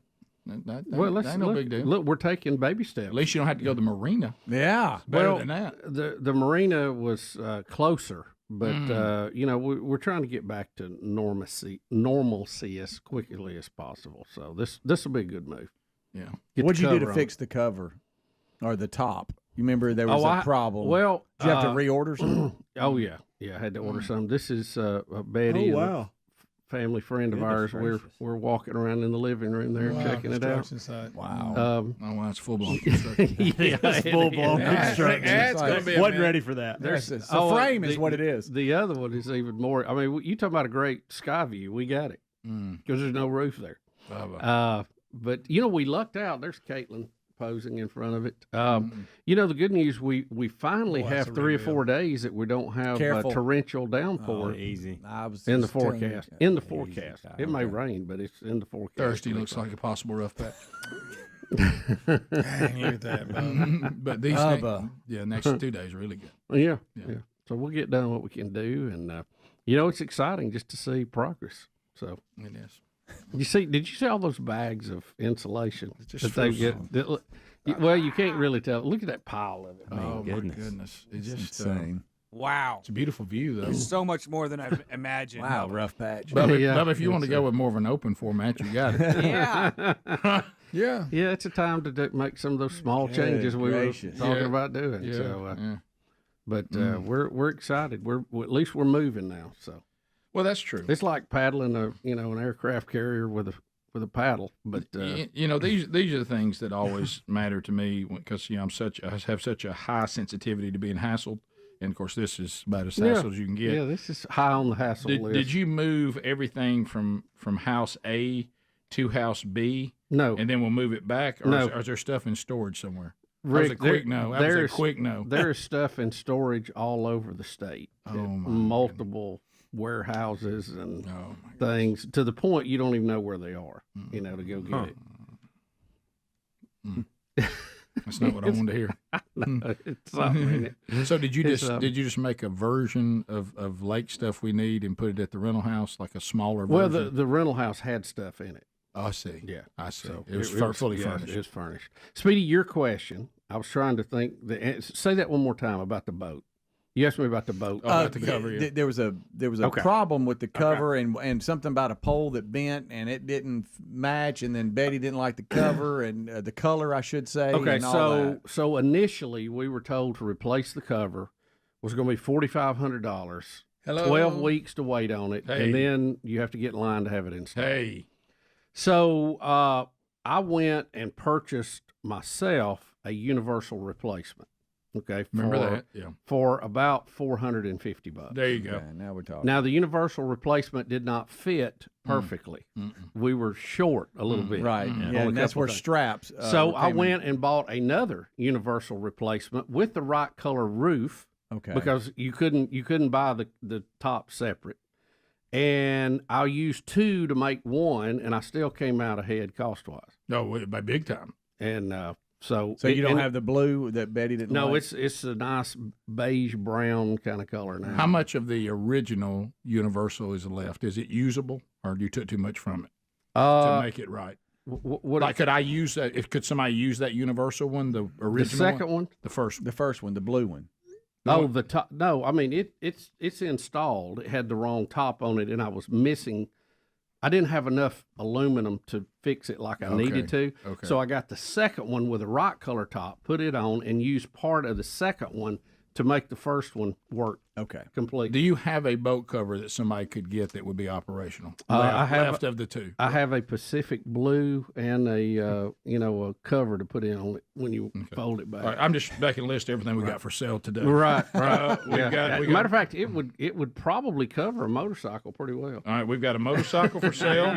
We got a 4Runner for sale. And a universal boat cover that's Pacific blue. Right. Yeah, just the canopy part, just not the the canopy, metal. Just the canopy. And 8 puppies. Quick rundown. Okay. How many puppies, Greg? Oh, we got 8. 8, but they're free. Yeah, they're free. They're not for sale. 3 spoken They're for. free. All right, Speedy, you got anything you want to sell? I'm good right now. Yeah. I'm good right You now. going back to $13.90? How about this?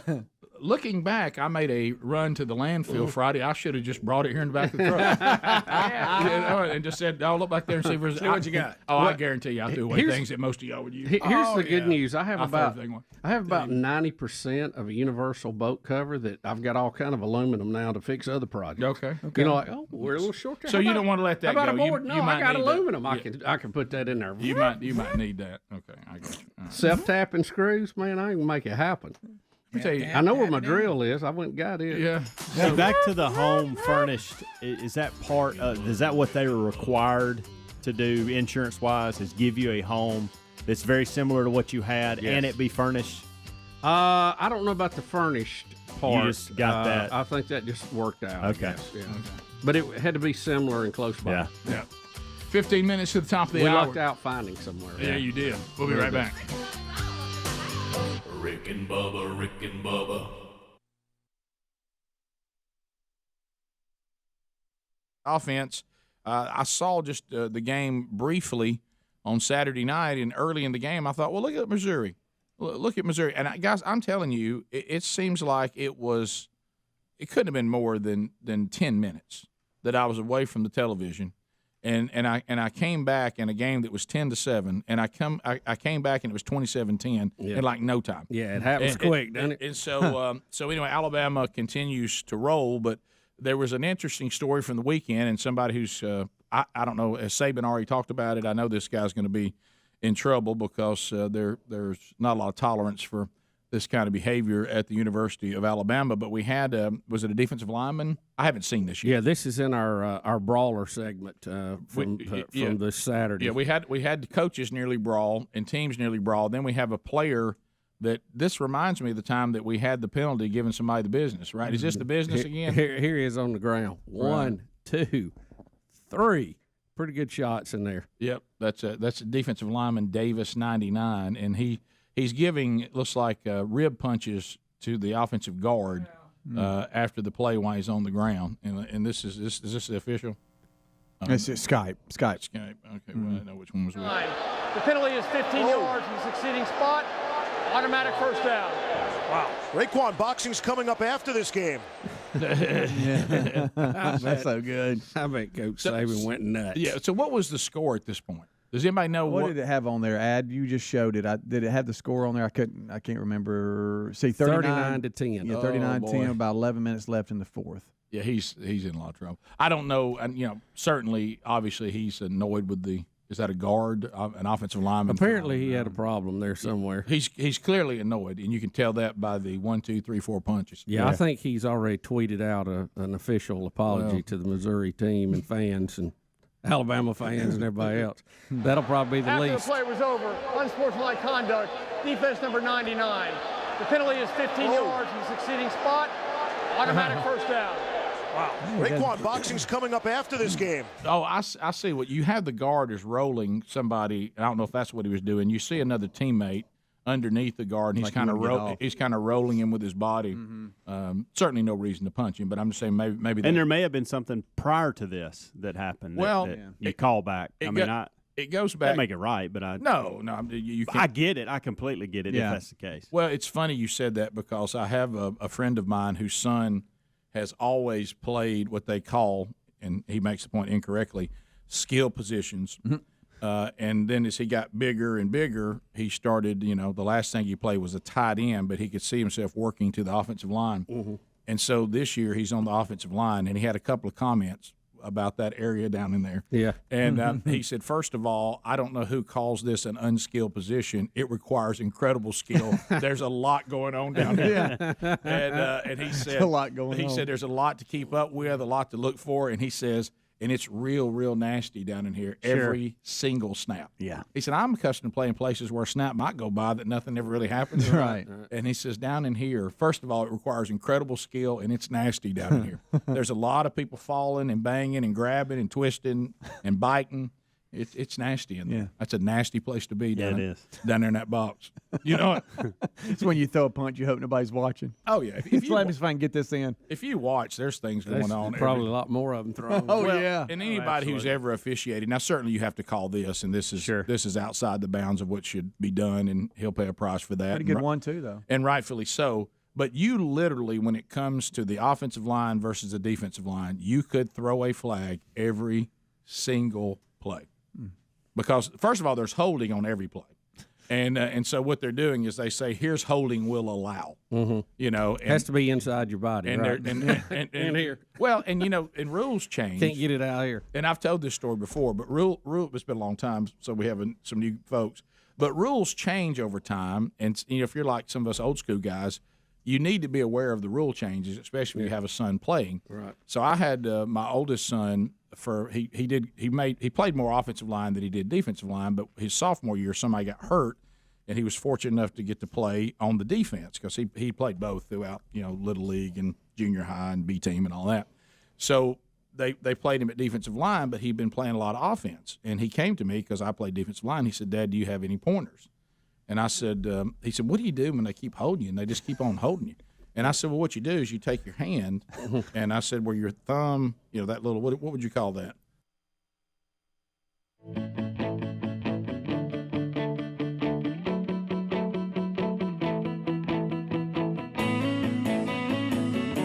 Back 866 We Be Big is our number. HelloFresh.com/Bubba. HelloFresh.com/Bubba. Now, listen carefully. Summer, can you hear it? It's calling us this year. How about making sure you actually have free time to enjoy it?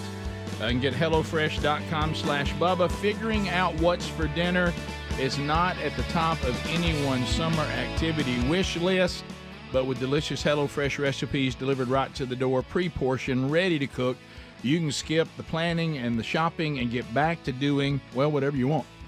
So it tastes so fresh. In fact, all of their ingredients are picked at peak ripen, and their ripeness is spot on, and they're so fresh, and they travel from the farm right to the doorstep in 7 days or less, 25% cheaper than takeout. And this is not just for dinner, folks. I mean, they do that, but they also do finger food, snack boards, kid-friendly, s'mores bundles, new summer selections now available. So be a hit at all the parties. Go to HelloFresh.com/Bubba with the code Bubba, and we'll get you 16 free meals plus free shipping. Also find that link at rickandbubba.com under the sponsors button. We've talked about so much today. I forgot. Did I tell you about getting Betty's car stuck? No. No. What did you do? I'm gonna go ahead and tell this before somebody tells on me. Okay. So what did you do? Well, we were going to a cookout Sunday, I guess it was, and going to see our old friend Mike Succo, and we were there kind of early. Mm-hmm. You'll be early, and on the front edge because there was so many people coming. I knew the parking was going to be a nightmare. Right. And we pulled up, and there's not a lot of room, and so I thought I would back in to a spot, and it was going to be a little tight between where there was a vehicle and there was a little bit of dirt left, and then their pine straw started, for their yard. And I thought, well, I'm gonna have a wheel on the pine straw here. I think maybe, but I think I can get in there. And as I'm backing in there, I hear, a little hit. A little hit. And, hit. I'm like, wait a minute, I didn't hit anything. So I try to go forward, and of course we're not moving.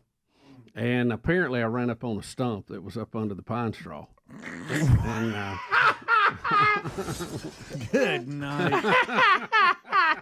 Somebody help Daddy. So I'm stuck. Yeah, pretty much. And there were some guys there. There was one guy had a truck, and I thought, well, surely he's got a strap. He can pull me out. Oh, sure. He didn't have one. He didn't have one. Come on now. And so we, bless his heart, Mike's. This is a big shrimp bowl, so he's got all kind of pots going. Oh my goodness! And I was like, well, hey, buddy, how you doing?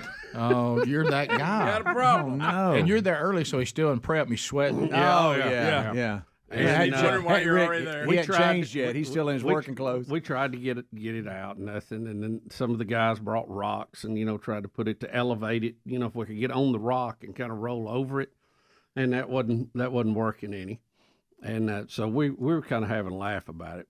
And tearing up his so here's the good news, though. I had my farm truck there at the lake. So Mike's son ran me over and got that, and I came and pulled it out. But it was, it was an exciting start to the big shrimp bowl. I mean, it was. Now you got a big truck over it. Yeah, and it was, and where the pine straw started, it kind of rolled off the hills. As a matter of fact, Mike took a pretty good spiel walking around in it to begin with. I bet he did. You and I've been there before. Yeah. Pine straw's tough. Oh, how can it be that slick? Tough. It's like owl. Yeah, it is. And so to be sure, there was a tree there too, and to be sure the car didn't start sliding down the pine straw, we put a giant float, that pulls like 3 or 4 people behind it around the pine tree. So if we hit it, it would try to brace the bump of it. Yeah, we got it out of it. Good. I got to ask a question. How much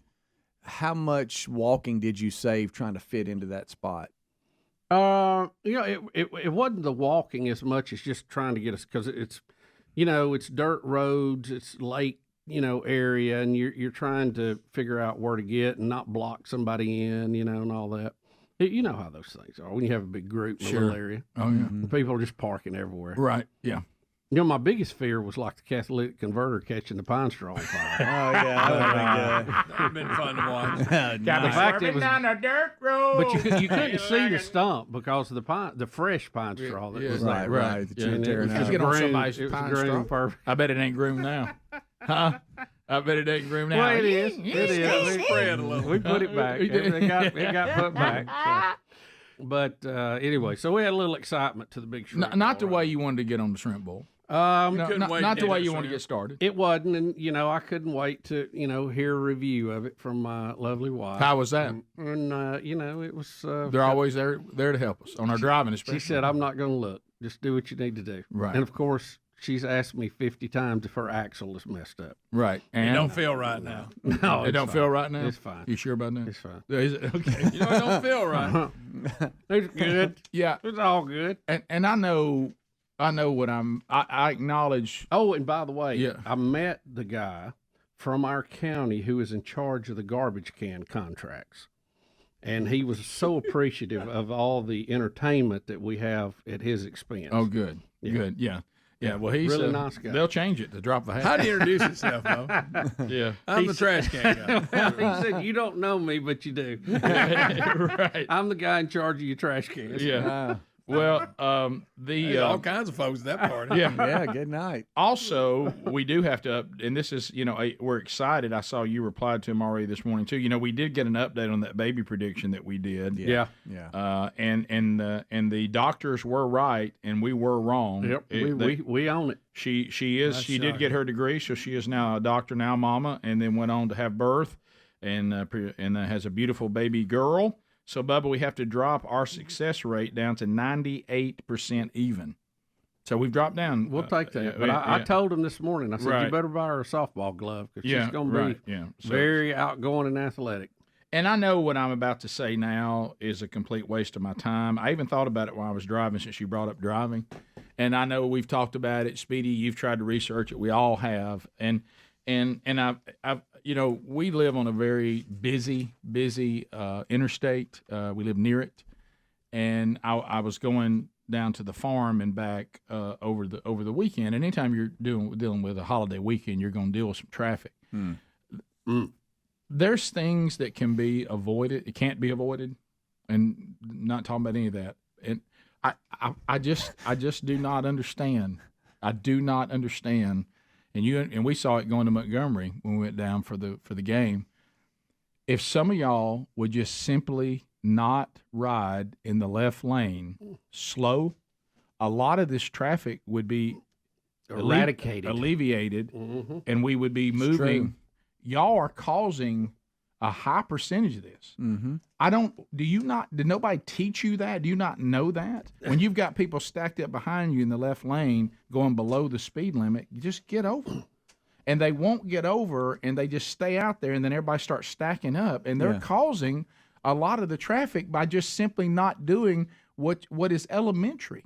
Rick, I think it's a lot like people driving boats. Somebody else must have took their test for them. Right. Because they have no concept to the basic rule. I understand daydreaming and forgetting you're out there, but when you look in your rear view, I guess you never do, and you see the stack of people stacked up. Such a stack. Headlights and there's right in your room, mirror. and there's room to get over. I don't know why you don't just get over, and then we all start trying to do crazy stuff, and then we run up on people that are going in the proper lane slow. That bogs us down. You're causing a lot of the problem. Rick and Bubba, Rick and Bubba.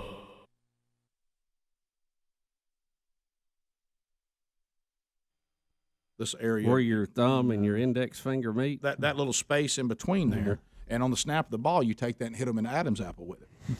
And as hard as you can. And I said, and then they won't hold you. and I said they have to let loose because they want to live. They just immediately do this. And he said, okay. And so I'm sitting in the stands, and my dad shows up for the game, and he sits down, and I said, I gave Boomer a few pointers this week. He's going to be playing defensive line. He said, oh, okay. I said, I told him about, how you come up and hit the offensive lineman in the throat if they're holding you. He goes, hey, by the way, that's against the rules now. and I said, are you serious? And he said, hey, that's a penalty. What are you doing? So, guys, we get there, and that game didn't even get a half a quarter in. About a half a quarter in, and I look, and flags are everywhere, and there's an offensive lineman for the other team holding his throat like this, and you look, and my son's going, he's got his hands up. What? And so, well, Dad said I could do it. Had the defense coordinator have a word with me after. Appreciate the pointer, but might want to run that by us. Yeah, since it's against the rules now. But he didn't hold anymore. I asked him. I said, "Did he stop holding?" He said, "You know what he did." But if you look, every single play somebody's got somebody's jersey in their hands, and it's just whether they get on the outside or not. Yeah, if you can hold on the inside, they usually don't call it. So what we now have is legal holding. And but in all fairness, I think the defensive players have gotten so athletic. If you don't get to hold them a little bit, you ain't never going to block them. yeah, they're awful quick. Yeah. Awful So quick. what you think? I want y'all to think about how rules change. Some of y'all so young you don't know this. You do realize that at one time, offensive linemen could not get their hands like out at all. They had to block like this. Yeah. I'm putting my knuckles together. You had to block like this.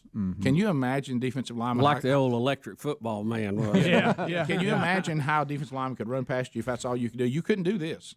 You know that. I remember all of us on defense when they allowed that. We thought, well, my gosh, they're just trying to give the offense everything. They're gonna score 100 a game. Yeah, think about it, because some of us that thought we were pretty good in those days, it's a little harder to run past offensive linemen now. Yeah, than it was then. It wasn't all that difficult.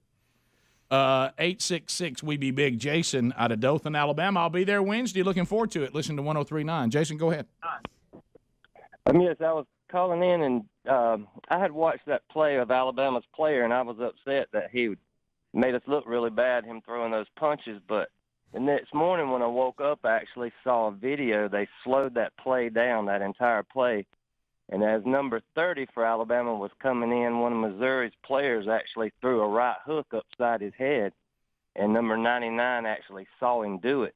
And that's why he retaliated on the other player. He was defending one of his own men. Yeah, it's a shame that the NCAA's actually placed Bama on probation. I don't know if you've heard about it. Rick Burgess. No, I haven't heard that. But, yeah, well, they always catch the last guy. But that's you're taught that at every practice. You know, when you see something like that, and certainly those things happen, and I don't doubt that at all. But when you retaliate, you're always the one that gets penalized. You always are. Just bring it to the attention of the official and tell him to watch him. But I know sometimes the emotion and the aggression gets the best of you. I know, Bubba, you were entertaining one of our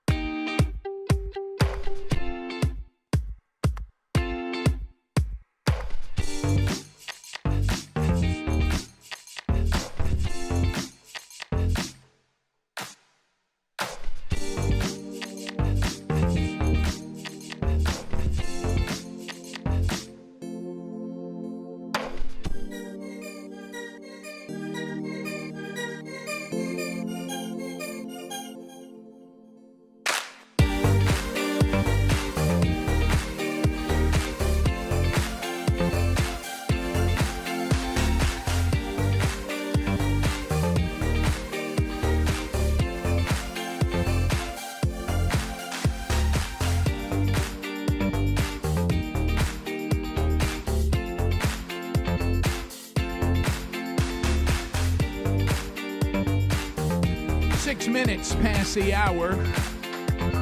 It's the Rick and Bubba Show. Good to be back. We'll get more of your phone calls in this hour. More stories coming in from the weekend. The gang, as you just heard, is all here. But our Rick and Bubba University students, Alapuka, Cam Solo, taking your phone calls. We'll get to those as the hour progresses. So we've talked about a lot from the weekend. And this next part of the weekend, I was kind of debating on whether sharing it or not. I kind of shared it within the show, but when I had time to talk to the gentleman, he asked that his story be shared because he says, I think it may be used to help other people. And so I do have his permission to share this. I wouldn't share it without his permission. And so I had the honor over the weekend to baptize a couple of men that have very interesting testimonies. And during our Sunday service at church, Sherry and I teach a Bible study, life group, Sunday school, connection, whatever your church calls it, and with another couple, Blake and Whitney Prime, and then also our discipleship pastor, Barry Chesney, his wife Courtney, also rotate and teach as well. So we have some incredible stories. The class is 2 years old, and Sherry shared with some of you on her social media some of the things we've seen God do over the last 2 years that have been incredible. But this story has more than that. It ties into the show as well. And, people ask us all the time about, hey, do you guys still like what you're doing? How much longer are you guys going to do this? And I have said, really, and I mean this is not trying to give you an answer that you want. And, Lord willing, who knows what we're going to do. But I will say this, as far as my choices, it is that I enjoy doing what we do now probably more than I ever have because I know why we do it.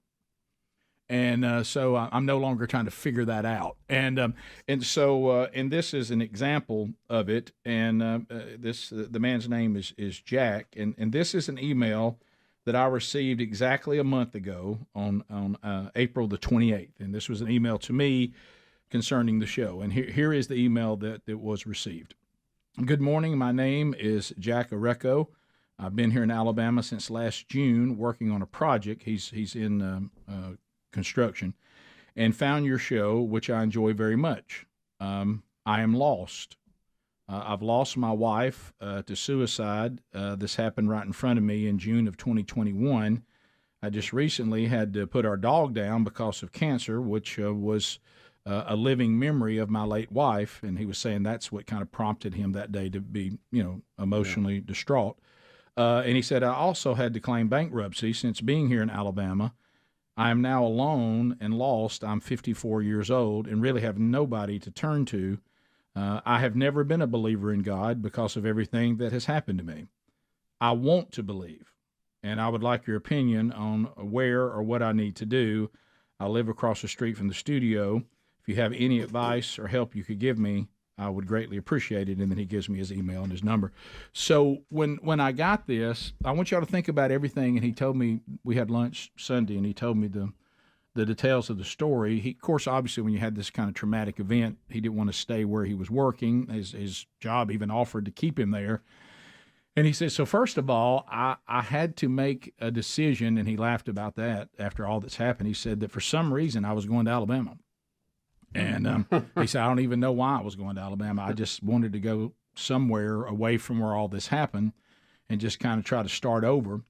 And then he said, I normally listen to music. I normally do not listen to talk radio. He said, I literally sat in my truck and just started scanning, just waiting on a signal that was strong enough that I could give something a shot. He said, he said, I had satellite radio, but I wanted to try to, since I was in a new community, listen to a local radio station where I was.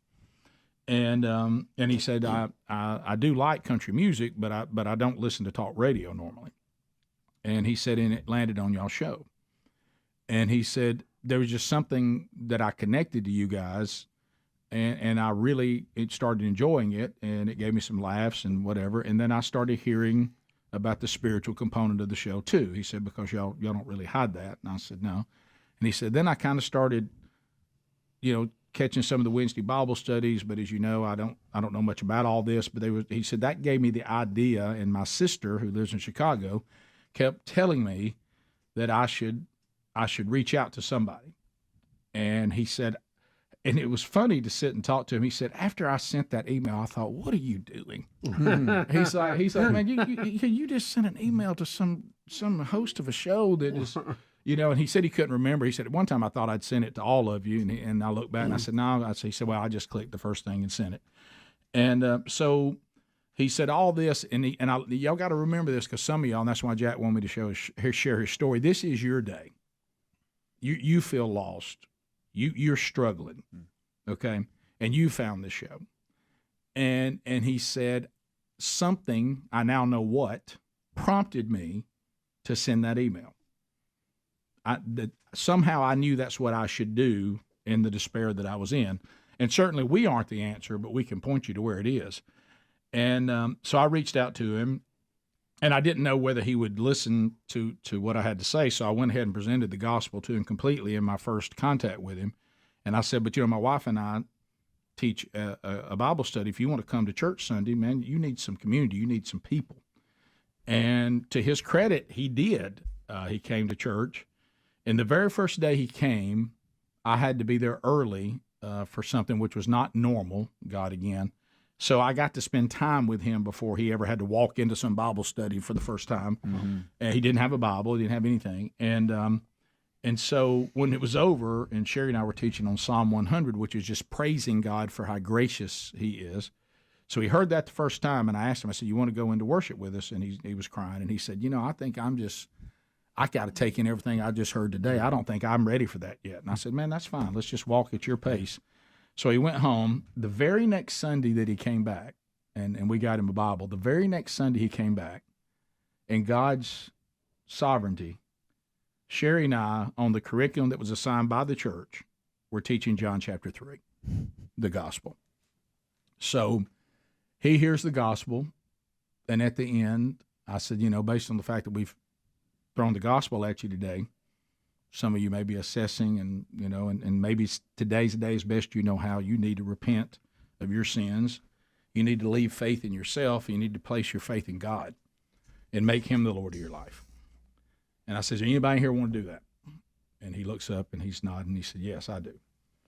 So that day we went into worship, and we get down to the end, and our pastor saying, is there anybody that needs to come forward and needs to either talk to me about redemption or let us know you've been redeemed? And he'd seen a baptism that day too, and I told him what all that meant. And I looked at him and said, you want to go? He said, yeah, I want to go. So we went up front and talked to our pastor, and I love just the pureness of his story, and I think we all need to remember this if you've forgotten it. We sit down with one of the elders of the church, and he says, so tell me when you were redeemed by Jesus. And he said, just a few minutes ago. And not a big, long story, but him saying that he said, I know I'm lost. I don't believe in God, but I want to. And that's all God had to hear, that he was willing. And then he, took the steps. And now what was funny is you don't think about the things that he doesn't know. Yeah. So he says, I have a Bible, so what do I need to read? And I said, you need to start with the Gospel of John. So Jack comes back and he says, well, I've already read John. I said, what? I said, what do you mean you've already read John? He said, yeah, I read it in one day. It's not that long. And I said, what are you talking about? Well, he had read 1 John, the epistle from John. That's only 5 chapters. And I didn't realize that, he said, there's more than one thing written about John in here. I said, well, you're right. I'm sorry. I mean, I want you to go hear about John with Jesus and the teachings of Jesus. Of course, he went back and did that. And so he is consuming the Word of God like a man starving. He has not missed a service. He's reading everything and anything he can find out about this God that saved him, and he's already being used to impact other people. So I had the honor of baptizing him on Sunday. And it was that's awesome, and have lunch with him and spend some time with him and continuing to disciple him. And then I also had the opportunity, another guy that's been coming to our Bible study here, Rye Gillespie. Rye's more like my story. Rye, got baptized when he was a little boy. Certainly believed all the right things about God, but was a cultural Christian. And as a grown man, he looked at the fruit of his life and said, I see no evidence of the lordship of Christ. I see no evidence of transformation. I see no evidence of the fruit. And so it took him a while to work through that because, sometimes some of us, Rick included, you're not redeemed yet because you won't just admit you're lost. Jack knew he was lost. He never had cultural Christianity. But some of us, you look at your life, and the thing that's holding you back from being justified and being redeemed is you won't just admit you're lost. And I had to do that. I'm an example of that. And so that was Rye's story. He was like, I kind of see the things that I do and the way that I live. There ain't no way I've been redeemed. And so he had to go back and he fully repented. And you see the fruit and the excitement in his life now that he's now under the authority of Christ. And so I got to baptize both those grown men Sunday morning at church. And I'm gonna tell you something. So good. It's not. It isn't the way it has to be. Like I say, it's much easier to build a child than fix a broken man, but we serve a God that can fix a broken man too. That's right. You know it. 17 minutes past. We'll be back. 866 We Be Big is the number. More Rick and Bubba coming up right after this. Rick and Bubba, Rick and Bubba. Gotcha. Buddies from Rick and Bubba history. Rob Rawson. Crazy Legs Rawson. Yeah, we used to all work together in Gadsden 100 years ago, and me and Rob had worked together a couple of times prior to that. And went to school together some. All of us were at school at the same time at one point. Really? Yeah. When did we go to college with Rob? Yeah, he was at Jack.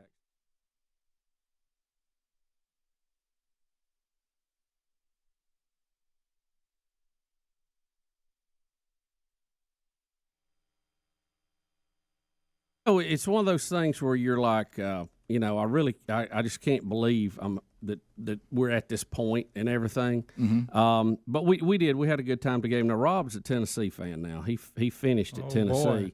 And his wife finished at Auburn, so they were down there. And You talking about a house divided? Yeah, I think it was house divided. And crazy, you love those crazy legs, don't you? House divided. And Crazy Legs was like a staunch Auburn fan when I knew him. So he switched to go to a lot of games. You don't see that much. Well, you see an Auburn fan switch to Tennessee before you see an Alabama fan switch to Tennessee. Yeah, pretty much. Yeah. So anyway, on Sunday morning, real early, Rob gets up early like I do, and if you're up early, you're trying not to wake everybody up. That's our main goal. Well, I'd appreciate if people had that attitude. Yeah. And you wish they had that attitude when we went to bed at 8 at night, but that doesn't always follow that. Right.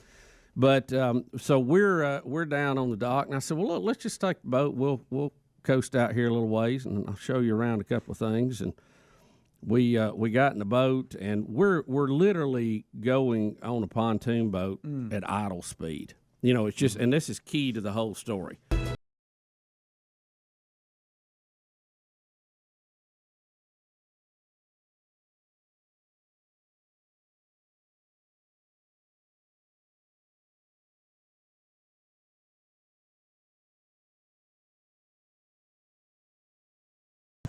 Rob can't believe he's out there for daylight. So we're Rob gets up early too. I don't know why, but he does. Right. And so you got to have that coffee. Man, these early morning coffee drinkers, it is something. Yeah, thank the Lord for them. So we're literally trolling at idle speed, which is the throttle is just barely one click forward. Just barely forward, and we're going, and we have just left the dock. And poof, everything goes dead. What? It cuts off. And I said, well, that ain't good. So I tried to re-crank it again. Nothing happened. I've got battery power. I can see everything. So then I start, troubleshooting. I'm looking for breakers. Sure I'm looking for all that. Cut it off. Cut it back on. Cut it off. And, you're checking batteries. But I wasn't hearing the solenoid, the big relay click in to crank the engine. I've never had this problem before. So we're kind of adrift out here in the water, we're 200 yards away from our from our dock. Get the paddle out. Now we're floating. Yeah, we're just floating around. Pontoon. And really, luckily for us, the wind is blowing us away from the shore. So we're just getting out further into the big water. We got one adrift.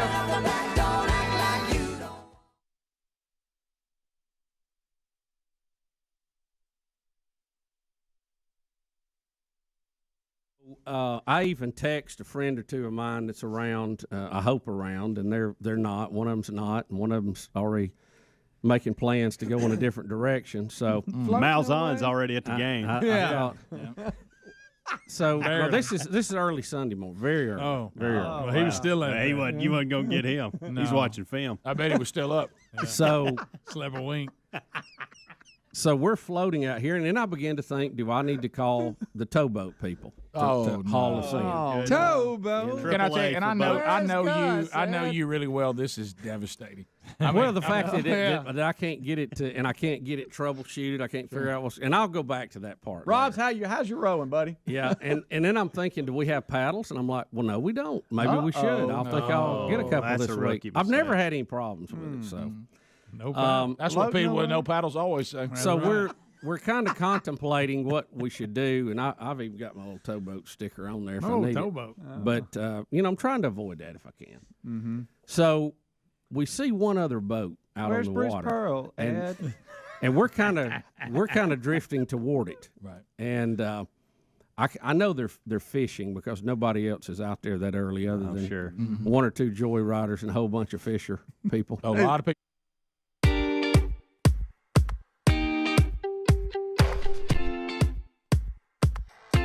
23 minutes now past the hour. We're getting some of your phone calls here at the bottom of the hour. 866-WE-BE-BIG.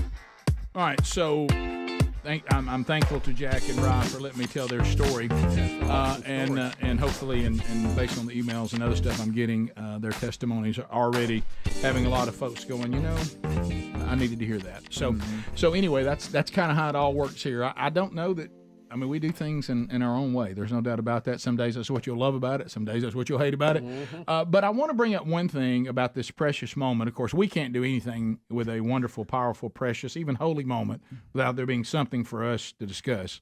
All right, so first of all, I want to explain it to you from my point of view, okay? And I'm now trying to talk to y'all as Sherry. Oh, no. So Sherry says that I ruined all the pictures because I didn't tuck my microphone through my shirt. Now I've got it hanging on me, okay? Yeah. Let me tell y'all what I was thinking. Now, she hated this. She said, this is just like the coveralls when you baptize your niece and nephew when you wouldn't put the coveralls on right. Well, here, I remember that. Yeah. And here this time, say, the way our church is set up, you don't have to get in the water and baptize somebody, which I love that setup. Now you need to wear short sleeve shirts. Yeah. Okay, Right. but anyway, Sleeves will get wet. And a slight splash guard. Right. So anyway, the sound guy says, here, put on this headset for the baptisms. Well, I'm only doing the baptisms. I'm not preaching. I'm not teaching. So I didn't want to do the whole work it through my shirt and hide it away and all that because I'm up there for just a few minutes. Well, and you then were in the pictures. And Sherry goes, why have you got that wire hanging on you like that? And she's trying to find pictures to, send out to the class and that doesn't all look that. great, and she goes, that looks ridiculous. Greg, you wouldn't even noticed it if you wouldn't have brought it up. Yeah, it was kind of bothering me earlier. I didn't remember. Yeah, well, there were lots of other pictures, and she's like, well, I can't use this one yet. Now I can see the whole microphone. Aren't there some software programs that would edit that out now? Probably so. But do you understand why I didn't want to go all the way through the shirt and all that? And you see that? Gosh. I didn't think that was going to be the focal point of what we were doing. She was like, well, in the pictures, though, Rick, I want to send these precious pictures to them.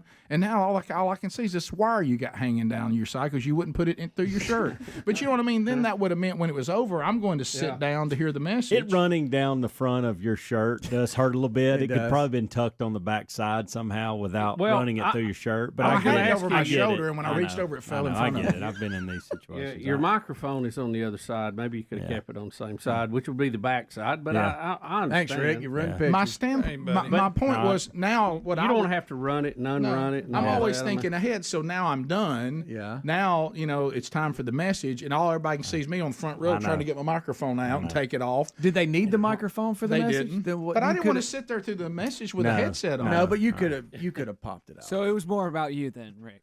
Unfortunately, Pretty much. that's how it's starting to sound. He's trying to be efficient with it. I get it. I just didn't want to Fool with that man. This Run the picture. this is where the no hassle thing goes too far. That looks really good. You know, Yeah, that looks great, Rick. that drove Sherry up the wall. Right there. That's bad. Not even Now you work in security too. But Rick, look, this is real. It's a Thank church. you. People want to hear it. Yeah. I Thank can't. you. I don't want to not be able to hear it. That's just part of it. She said I should have tucked it through my shirt and took the time to do all Right. that. You know what I said? Is that what Philip would have done? Is that what he's going to do with the eunuch? He's got to get his mic right. I said, hey, the men want to be baptized, and we need to get it done and get up back to the message. Rick, I guess you hang a TV on the wall and just let all the cables hang too, don't you? So everybody can see them instead of hiding them. You know what?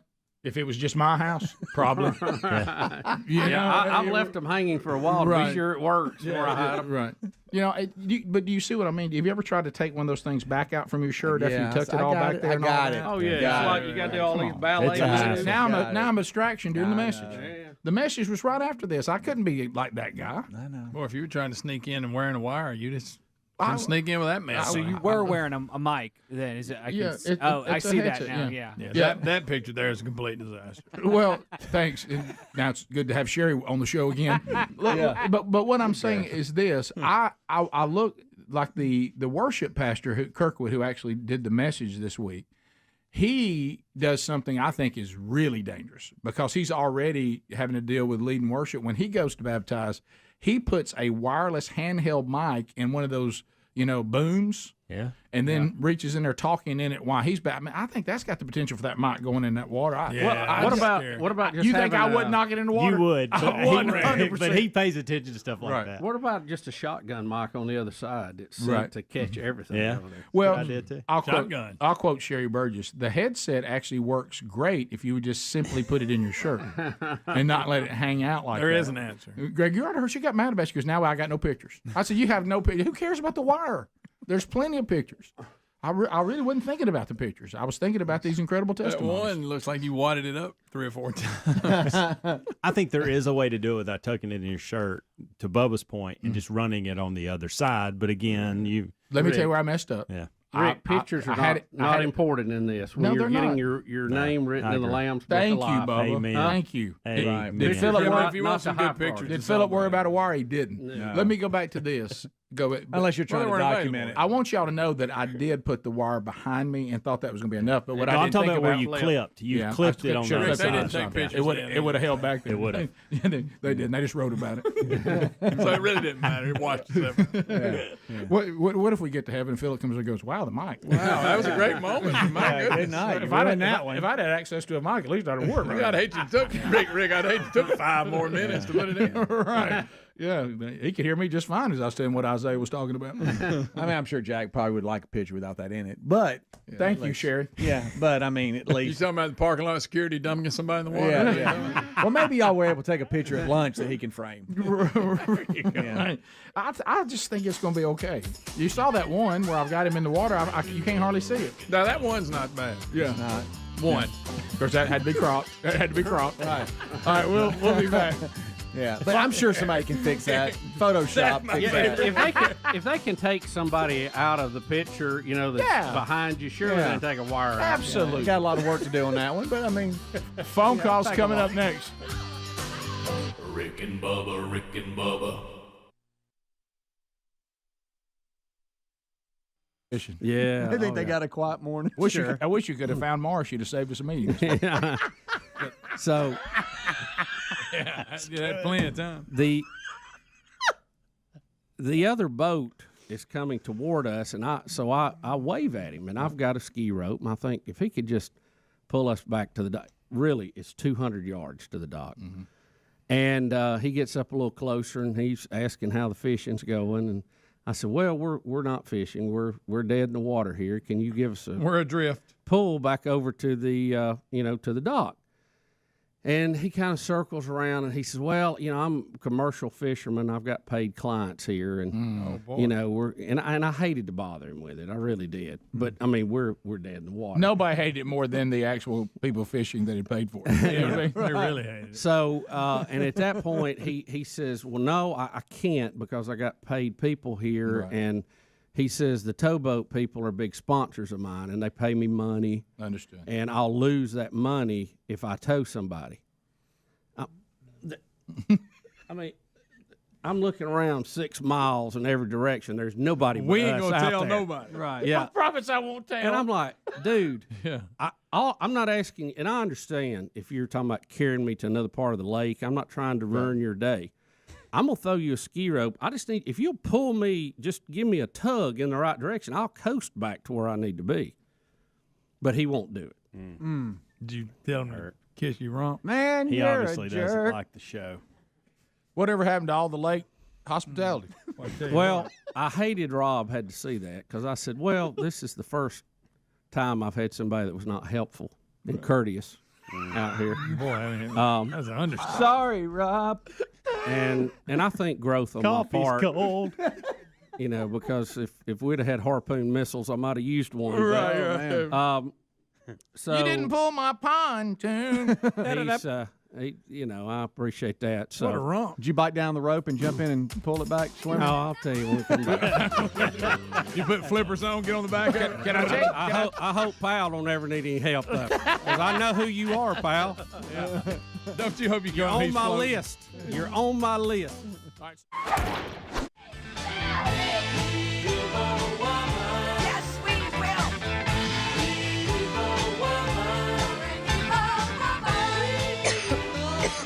Just let me grab him. Can you get a lozenge for her, please?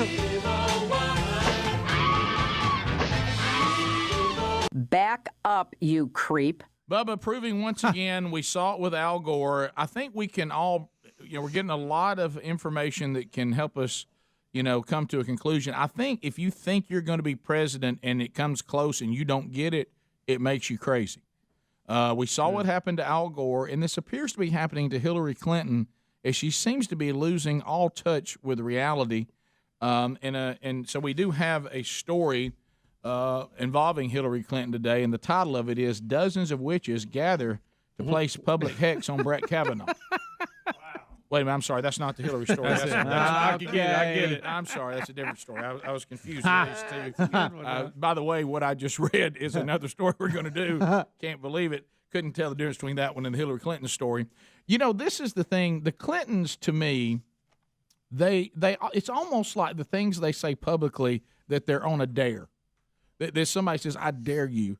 You remember when Clinton was president, he would say things that we would think somebody dared him to say that. He's saying to his buddies, "Hey, you ain't gonna believe what I'm gonna say today.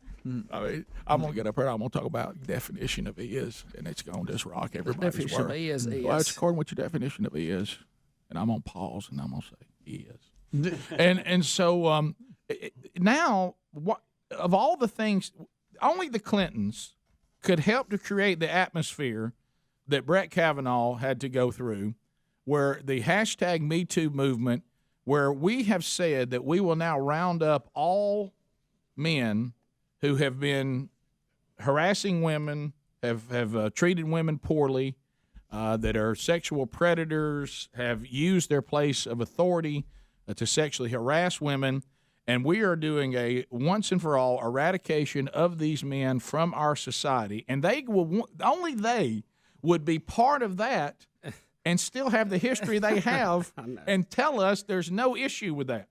And I'm like, look, especially if we're going back 36, 40 years. First of all, can I say something to everybody? Because I'm watching it. This witch story has the same thing in it. Brett Kavanaugh is not guilty of what he was accused of doing.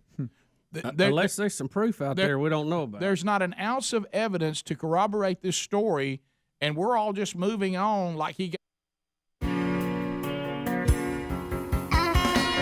35 minutes past the hour. Phone calls right now. Alapuka, Cam Solo taking your phone calls. We'll chat with you at 866-WE-BE-BIG. There is room for you. Well, we talked a lot about driving and traveling with the Memorial Day weekend. Hopefully your automobile performed, especially if you weren't riding with Bubba and he tried to park on the pine straw. Yeah. But if you have an automobile with no warranty, Adler, that repair is going to go to you. Adler? So you can go to carshield.com/Bubba and get a protection plan from them. If it's a covered repair, they'll pay the ASE certified mechanic directly of your choice. There's options for you to have 24/7 roadside assistance, for you to have courtesy towing, for you to have a rental car while yours is being repaired. Getting coverage is easy. Just call 1-800-451-7776 to save 20% on your plan. You want to mention Bubba, or go to carshield.com/Bubba. You'll get the 20% off, so you'll be prepared for the unexpected. You'll also find that link at rickandbubba.com under the sponsors button. By the way, already got people taking the pictures, and there is technology, Bubba, you're right, I just sent you one of them, where they have removed the microphone from me completely. I don't know how y'all do that and how it still looks like the microphone was never there. Oh, it doesn't even look like you were wearing it. But, Rick, now I'm concerned that that's not real anymore. That's not what really happened. Well, not authentic. How do we know that's the same guy in the water? They could have put another face on it. Well, you're right. See where we're going? To Florida, Lisa standing by. Lisa, welcome to Rick and Bubba. Go ahead. Good morning, guys. Hey. Thank you for taking my call. It's our pleasure. Well, I want to tell y'all, I have been coming home, which is to my father's house down here, for 20 years, and I have listened to y'all every time I get home. Thank you. So I finally got to move home about November of last year. So the first 4 to 5 months, I had nothing but y'all. I had no Wi-Fi, no TV. I had no heat. What a way to live. What a way to live. Nothing but Rick and Bubba. Hey, I'm home. That's all that matters. I am away from up north. Yeah. I love it. How were you getting the show? With all you I have stood on my head, especially around Christmas time. Even with the reruns going over, you gotta get more reruns, guys.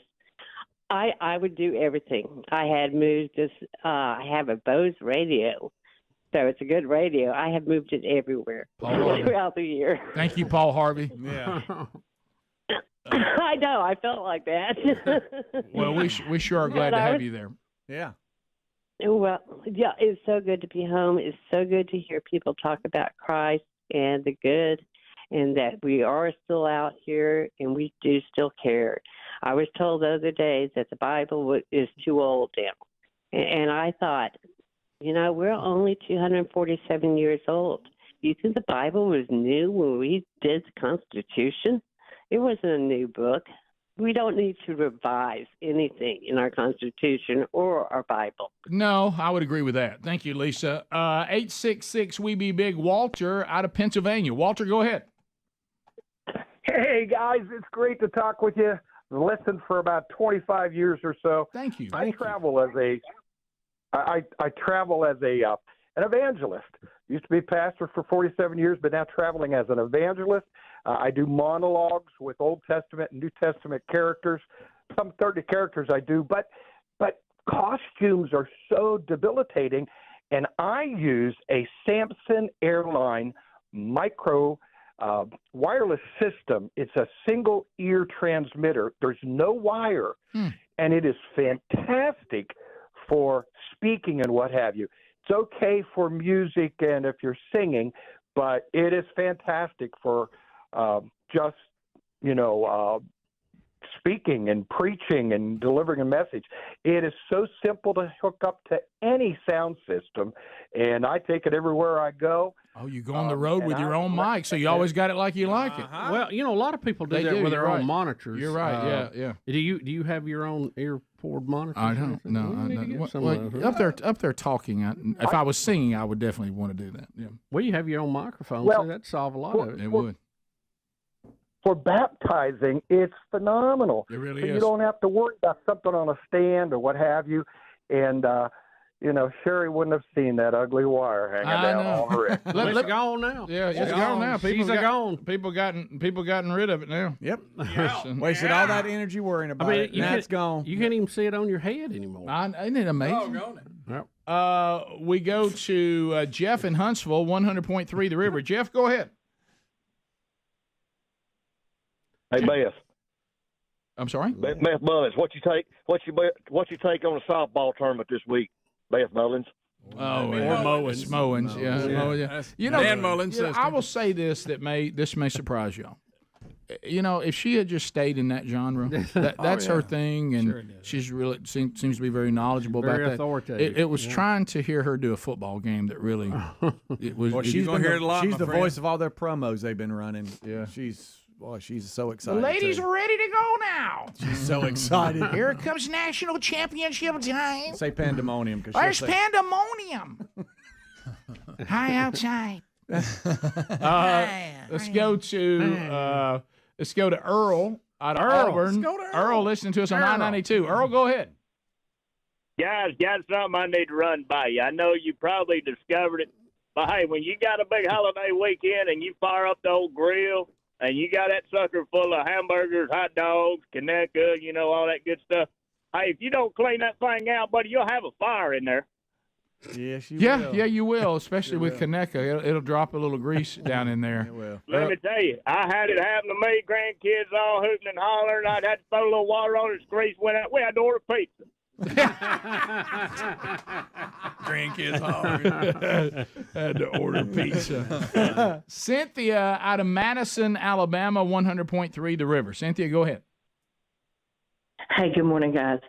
So my daughter had told me, she listens to you as well, that y'all had talked about this Amazon scam thing. And last week we got a random package, a book for somebody at our address. We don't know this person. So I thought, no big deal. Then we got another one. Yesterday we're going to the pool. We get another one, just of random objects. So we think it's a scam, and I wanted to see if y'all would tell. She said y'all had an experience or something about that or with that. Yeah, we did. Mm-hmm. Yeah. And it was you, Speedy? Yeah, kept it was. getting it? It It was Speedy. Still getting them. Yeah, and so the scam is, and people tried to explain it to us. It had something to do with them trying to get good reviews. Yeah, getting star reviews. Yeah, and stuff. yeah. So what do you do with all that stuff you get? Just throw it away? Well, some of it's so inexpensive. It's like a You were getting a 15-cent bit to something or But what do you do with it? Or whatever. I just got a collection of them. If you need something, let me know. So But don't return it or call them. Don't return it or call them. Okay, there was no theme. The first one was a book. The second one was a book, a watch, and a T-shirt. And the third one we got yesterday was another book and these door parts, like a metal door handle, not a knob, but like the pull. Yeah. I'm like, it makes no sense. There's no theme. I can always use a handle. So. The good news I'll is, send it to you. Yeah, the good news is, if I remember, and Speedy clarify, they're not trying to steal anything. Mm-hmm. They're really trying to get you to write a review or claim that they'll write a review on your behalf. Right? Yeah. If you call, this is what I was bombarded. So I don't think they're after email. your identity or anything like that. No. But don't reply to anything. Right, because like then they can use you as a verified delivery. Yeah. And they can write a review on your behalf. And it's the brushing scam. And so the brushing. So if you call them or return it or whatever, then they can verify that as it was delivered, and so then they can write a review on your behalf, and it'd be a 5-star review. Such an odd scam. The answer to that, Greg, is no. I love these. Well, they got a 4-star rating. Well, I'm sure there's a way to we get are it. living in a fake world. There's so many. Thankfully, we've had a lot of weekend updates. We hadn't got to get into a lot of it, but we will when we come back. Some of the stories from the weekend around the world and within the country. It's I really enjoyed not talking about any of it so far. But, right. Well, let's try not to. Yeah, we can. There's still more. We hadn't even talked about Speedy being in a bass tournament, pro tournament. How'd you end up there? I'll let you. I'll tell you all about it. It's a connection. Okay, we'll be right back. More Rick and Bubba next. Rick and Bubba, Rick and Bubba.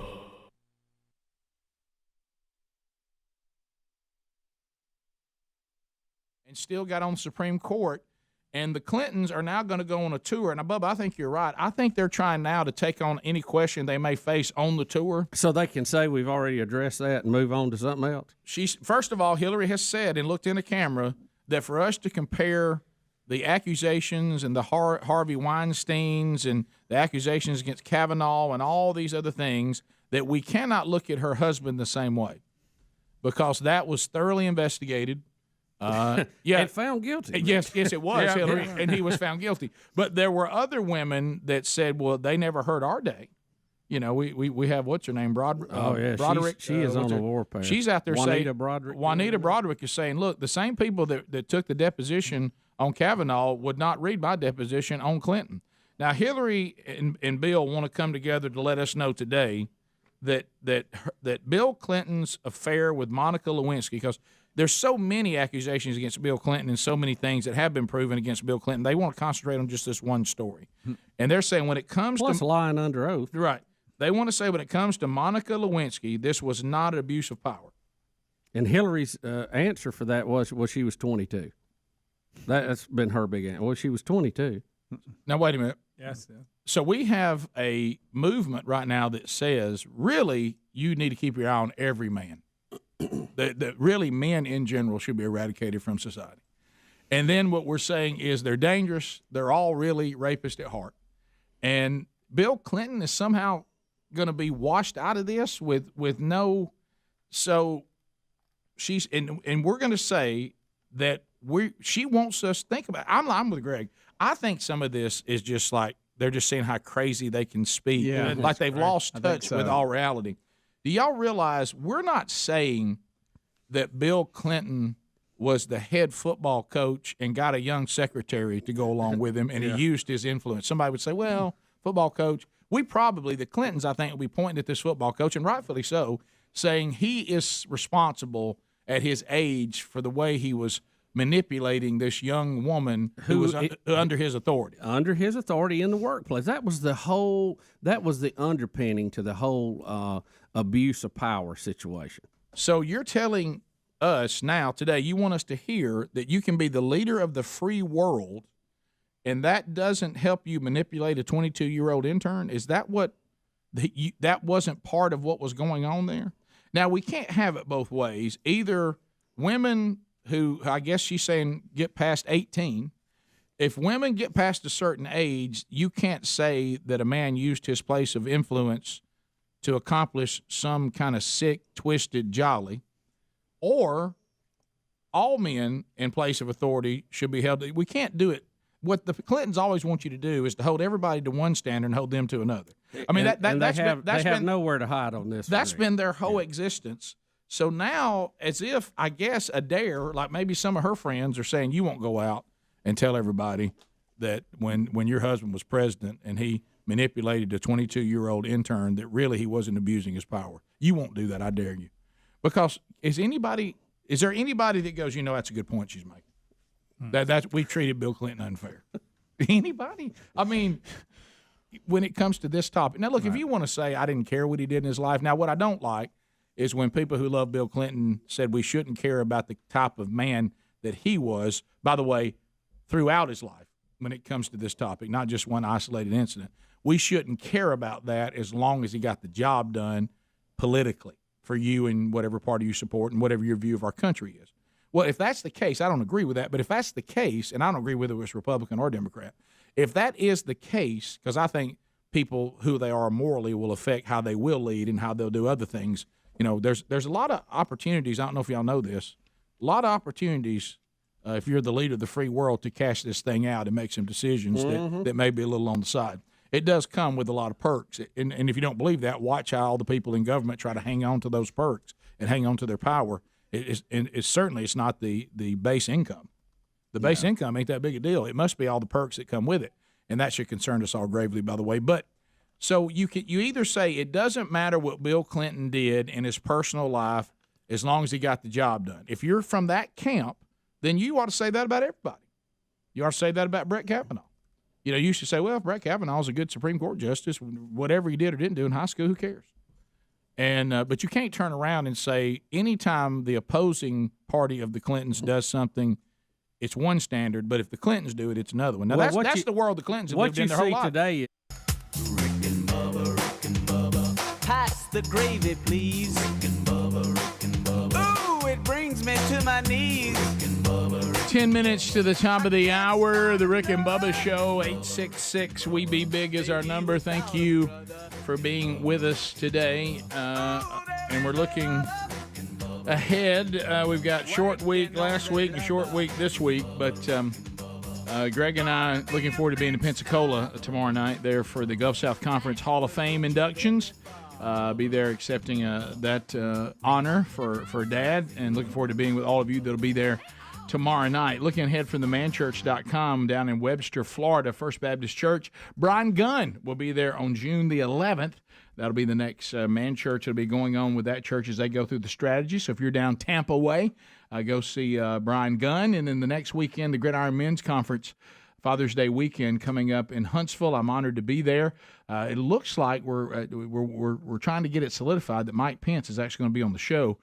He'll be speaking there along with David Jeremiah and Robert Jefferson.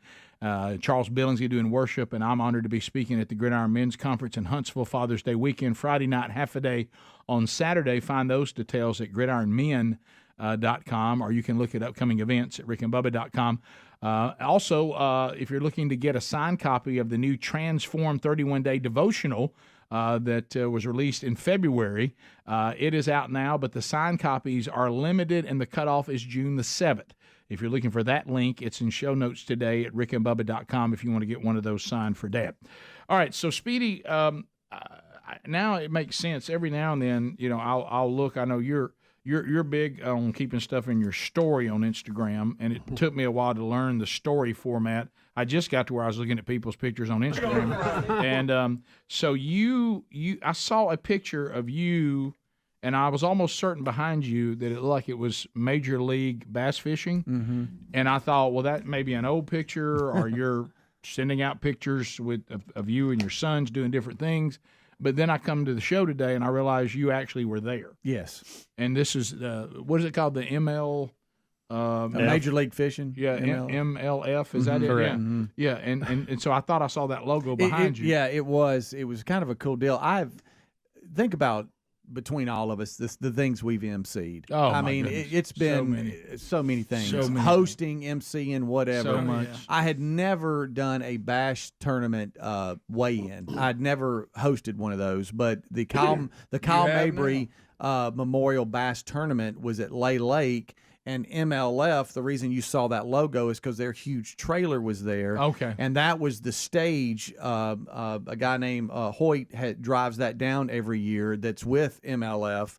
And his staging was where the weigh-in was. And so that's why you saw that logo, Major League Fishing. I got you, okay. But I'd never been a part of it. I've been on the water, all that kind of stuff, fishing, boats.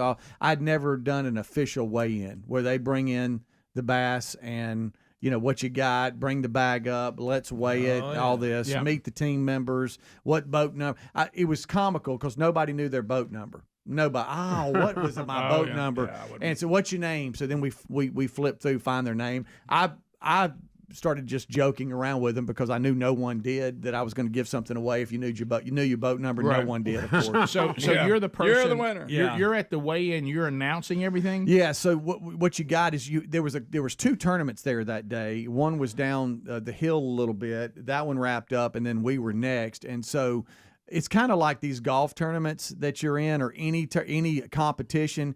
If you did okay, but you're not like in the lead, you probably just wrap up and go. Right. But if you did pretty good, you're kind of sticking around, and you add the fishermen, then families, and before you know it, you got lawn chairs, people hanging out, there's barbecue, there's giveaways, and everybody just sits around and waits for the weigh-ins to see who's got big fish and who's got the overall lead as far as the boats go. Did they introduce you as Greg Burgess? You may know him better as Speedy. That's right. That was the best That's one. one of my favorite ones. I just went with it. That's my favorite ones ever. Yeah. Do they do like Bassmasters where they pull the boats up and you're like taking them out from the boats in front of everybody? Or how does that work? Not that cool. Okay. That's pretty neat. Right.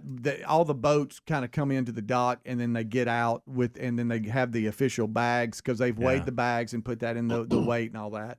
And then they come in and then weigh them and then quickly get them in the water and then go back out and release them. But I'd never been a part of it. I thought it was kind of cool. With this was one guy, his boat was obviously ahead of everyone else's. I think his big fish was 7 or 7.1. And then overall, I think their boat had 19.4 or something like that. Mm-hmm. And then once we realized that that okay, that they're going to probably win. There was just a few minutes left in the window that you had to report. And there do was a 5-fish limit. Is that what they do? Yeah. Okay, you take the best 5. And you had some that caught limit, but still their weight wasn't in the lead overall. But then you had some that had 4, and they did really well. So anyway, so this guy and another gentleman, their boat had big fish and overall lead. I mean, they did really well. Yeah. And so I was asked by Allison, one of the hosts, hey, could you call for these fishermen to come over to the stage? So I'm like, okay, and I'm having to follow their lead a little bit because they would give me information. This is boat 22, Chad and Steve, blah blah blah. Hey, Chad, Steve, boat 22. Let's see what you got, and then we go through the weigh-in process, and you holler out a number, and everybody's like, ooh. Yeah. Oh, do they always do that every time? 16.7. Nice. You got a big fish. You got a big fish. Pull one out. Were you given the amount that they needed in order to pull ahead in the lead? Were they giving you that kind of update you were able to go, they need this, and then here's the fish? Yeah. Because I think that the 19 point something, the overall lead, they were pretty early. Okay. Because they knew what they had, and they came on in. And so everybody knew, all right, that's what the lead is. Okay. So so I call them up, and they said, hey, you need to go see this gentleman right here. And there's a guy standing there, and he's real serious. I went, what's going on here? Because again, I'd never been to one of these, right? So I'm learning and just adapting. And it's like, you got to take the polygraph test. Yeah. Cheaters have ruined everything, even bass fishing. So they have cheaters. They have mobile polygraph testers that just get in their truck, van, Adler, or whatever, and park beside the weigh-in. And if you win, you got to get in there and take a test. How about that? And that was kind of neat. Reese, the reason you saw Reese in the footage is because Skylar Stevens is the son of Allison and Brad. Allison was a sister of Kyle Mabry, who was a professional fisherman and was killed in a car accident. And this tournament is an annual tournament in his memory every year.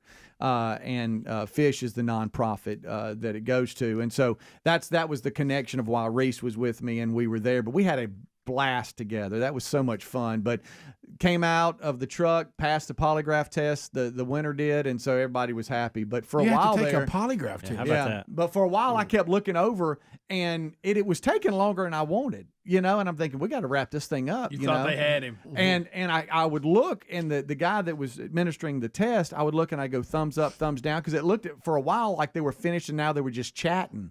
And he just looked at me real stern, and I was don't rush us. And then I looked at the angler, and I was like, "What about you?" And he wouldn't like move at all. He was just sitting there looking at me, and I was like, "Oh my gosh, what's going on in there?" Wow, and I'm like, "This is just my luck. First time I've ever hosted one of these things, and this son of a gun's not going to pass." You're going to be like Steve Harvey that time he announced the wrong winner. But he comes out, everybody's laughing, and the administrator actually he actually loves the show, says hey, and I was like, so you mean you ride around to these tournaments? And he goes, yeah, that's one kind of thing I do. I'd like to see him come in here and give us one. I did ask him, I said, could I send a couple of sons? Never had a polygraph. I have. I was like, Rick, I have. at the Arsenal. I was with you on that one. Yeah. You can beat them. You can. Yeah, they're not admissible in court. Right. No. But I think if you as long as you believe you're telling the truth, you're fine. If you just cheated in a fishing tournament, you probably wouldn't pass. No, that's right. No, you wouldn't. But you wouldn't. And that's really the main thing is just make sure you're being honest on how you caught them. But the winner, they passed fine. But it was just that uncomfortable because me, I don't like silence, and it was just dragging on a little bit. Oh yeah. But they had to finish it up. But it was a great day.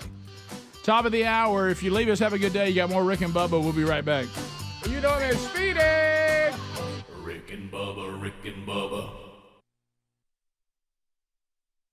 Even one that's even better than that. It doesn't matter what Bill Clinton did, as long as he gets the job done. Now that it's Trump, now that it's Kavanaugh, we got to hold them responsible. Of what course. about Bill Clinton? Well, I was wrong back then. I should have done better. Right. Well, you know what? There's no time limit on it now, apparently. So why ain't we investigating today? Why ain't we got charges today? Again, Hillary Clinton goes crazy on us with this statement. She goes into crazy world.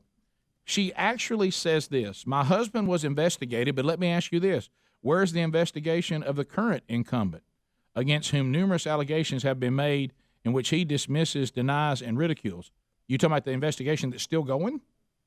What do you mean, where's the investigation? This investigation is going on and on and on and on and on. The investigation didn't stop to the break of dawn. I mean, why she's acting like that Trump's not being investigated. See, they just throw again, you have situations with things that happen when you're a private citizen, and you have things that happen when you're a sitting president. Okay, it's a big difference. It's a big difference. And she says that I'm not saying either one of them's right, but there is a difference in the eyes of the law. Well, she's talking about, first of all, there was an investigation of Kavanaugh, but she's talking about Trump. Right. She's saying, where's the investigation on this? Well, he is being investigated. For collusion. Right. And so what she's saying is that her husband did not abuse his power, Bubba's already said it, because Lewinsky was an adult. 22. She uses the word adult, and it says 22. So the Clintons, you just can't have it both ways. You got to come down on one side or the other on this issue, and then go with everybody on the same measuring stick. That's all it is. President Trump being interviewed and talking about, he's been saying this all along about fake news and this and that, and he's trying to make it clear that he knew that there had been rumors about media being biased and all this, and he's in this interview from who's interviewing? 60 Minutes, Leslie Stahl. Leslie Stahl with 60 Minutes is interviewing Trump, and he's talking about how he was kind of taken back by how bias and how the media can be used to, have an agenda as opposed to just reporting and being journalists. And it gets a little bit heated, and finally the president offers what I would call executive shut-up juice. And so here it is, courtesy of 60 Minutes. Yeah. The thing I've really learned is I never knew how dishonest the media was. I really mean it. I'm not saying that as a soundbite. I never knew how dishonest. I'm going to change the subject again. Well, no, but even the way you asked me a question, like about separation. Yeah.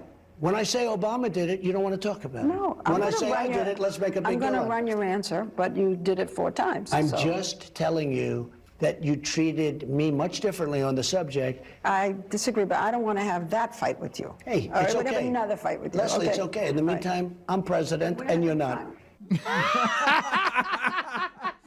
Now, what was the question on? I didn't understand what the topic. What did he say? I don't know. She was basically On trying to hold him to separation? task on a lot of different things, and he was like, "Hey, it's almost like it's kind of like back to this whole Bill Clinton thing about how the Me Too movement is ignoring what he did. Right. A lot of the media and the criticism on Trump and some of the stuff he's trying to clean up in his policies, they're ignoring what President Obama did over 8 years. And so he's basically saying, you're ignoring what he's doing, and you're holding me to task on something. You're not, I'm Right. referring back to the Obama administration, and you're not hearing me. Yeah, I don't know. It's something about separation. I don't know what he's talking about. I didn't know what the topic was. I knew he did the interview with 60 Minutes, but I didn't.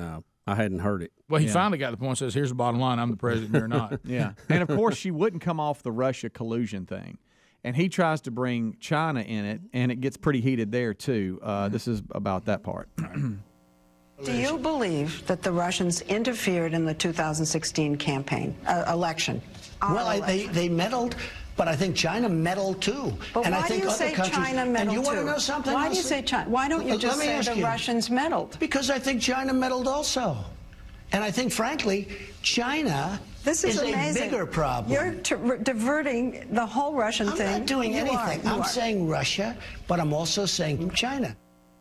Okay, that's It's just a fight. I don't The know whole why he would interview even was a agree to fight. the interview because you know how it's going to go. I mean, Yeah. Well, it's very predictable.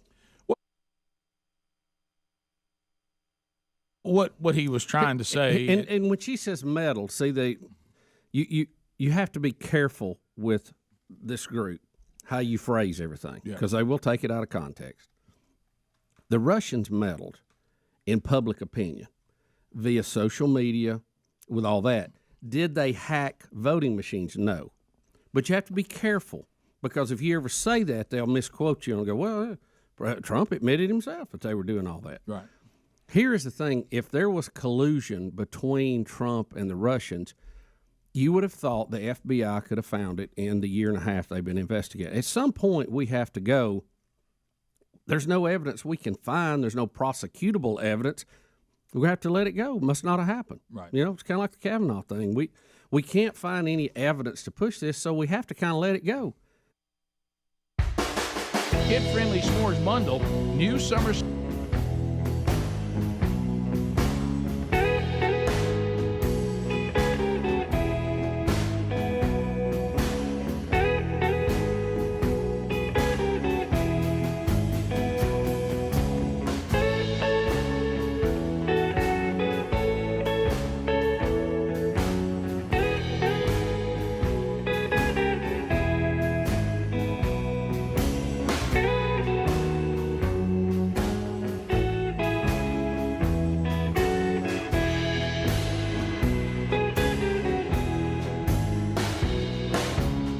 6 minutes past the hour. Rick and Bubba show from the No Name Studio out on the bleeding edge of technology, Sweet Home Alabama to the world.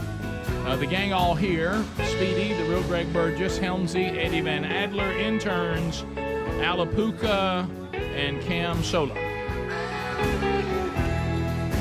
Welcome back for a brand new hour. There's Bill Bubba Buster. Rick, thank all of you for being part of the Rick and Bubba family. Glad to have you back as we kick off a new week. And Bubba, we welcome to the show Caitlin Bussey. Yeah, we got a daughter passing through. Caitlin Bussey. Welcome back. Hello, how are y'all? Good. You got to come home. I know, it's been great. Yes. Break from DC. Did Daddy put you to work over at the Tornado House? No, not really. I mean, just there's not much to do. No. Just It's look all at the gone. mess. Can you believe that? I know. It was weird seeing it for the first time, but it's fine. It's No one different. was hurt. It's Right. different than the pictures, isn't it? It is, when yeah. you walk through it. And now they've got the whole roof off of it too, so it's really Yeah. sad. How's everything in D.C.? Oh, it's good. It's going. I love it. See, we got a little debt ceiling problem. Yes. You headed back for that? Yes. Tomorrow or later today they're voting on it, but I fly in tonight, so we'll see. See, McCarthy's cut a deal. Yeah, I guess so. I don't look that I've stay out of all that. I did my part. That's right. You did your part. We tried. I don't know. We'll get into some of that before the hour's over. So you work for Jerry Carl. Yes. Alabama won. Yes. And so do you know how he's leaning on all this? I have not talked to him. I haven't, but I'm sure he'll do the right thing. He always does. That's why it's called Alabama One. Number one. Number one. Do you how has it? I know we talked to you before in a podcast about all this, but now that you've been there for a while, DC's. I mean, do you feel like there's hope? I mean, that for us to get back inside the Constitution to some degree. I don't know the right answer to that or a good answer to it because honestly, I don't know. I feel like a lot of it is for show, and a lot of it is. I mean, we're in some really deep stuff. Like there's problems, but yeah, I think there is hope. There's always hope, but I don't know. I don't know what that will look like. I don't know who's gonna run, who's gonna win. Yeah. I don't know. We'll see. So it'll be interesting. You're working with Alabama One, but you've been working with the Republican Party. So we got how many in? 9 that are saying they want to run for president now. Is that right? It's a bunch was of that the 7, I think. 7. Yeah, I had to count. I don't know, but it could be 9. Yeah, you're staying with it, and I know you feel called to it, which I commend you for that. But so many people I've known that have gone there, they get there and they're like, oh wow, this is so much worse than yeah, it's definitely not forever. But we'll see. Yeah. Yeah. Well, yeah, because I mean, you got to be a young person, I think, to really.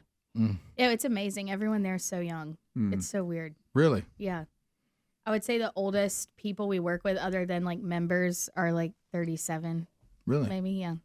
The old folks. Yeah. Old codgers. That's right.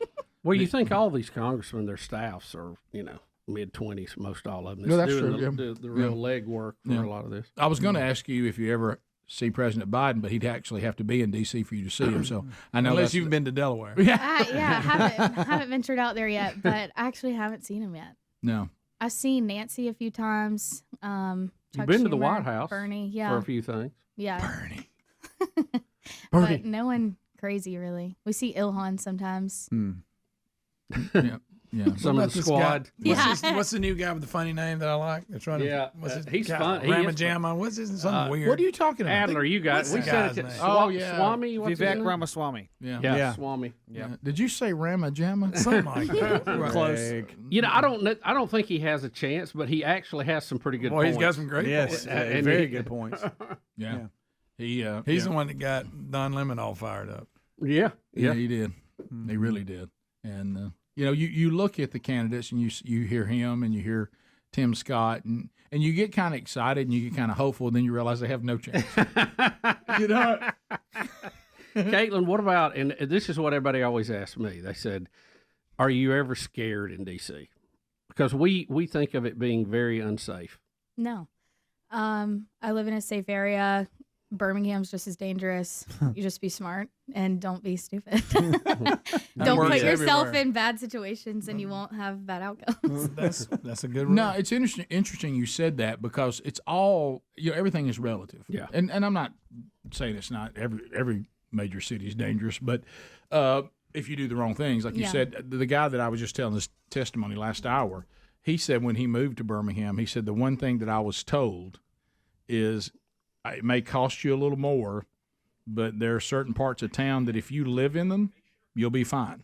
But if you make a bad decision and you think you've got yourself some cheap housing, it ain't worth it because you won't have your car, and you'll be in danger. So it's all about, usually in these cities that can be very dangerous, including our own, like you just said, it's knowing what you're doing and living in the right parts of it. That's how DC is. Like, you'll be walking different places and just see like tires missing off of cars, and you're like, well, maybe not there park you go. There's definitely so the deal on that apartment not such a good deal. Right. There's a larger homeless population there than I've ever been around or like lived around, but for the most part, they're harmless.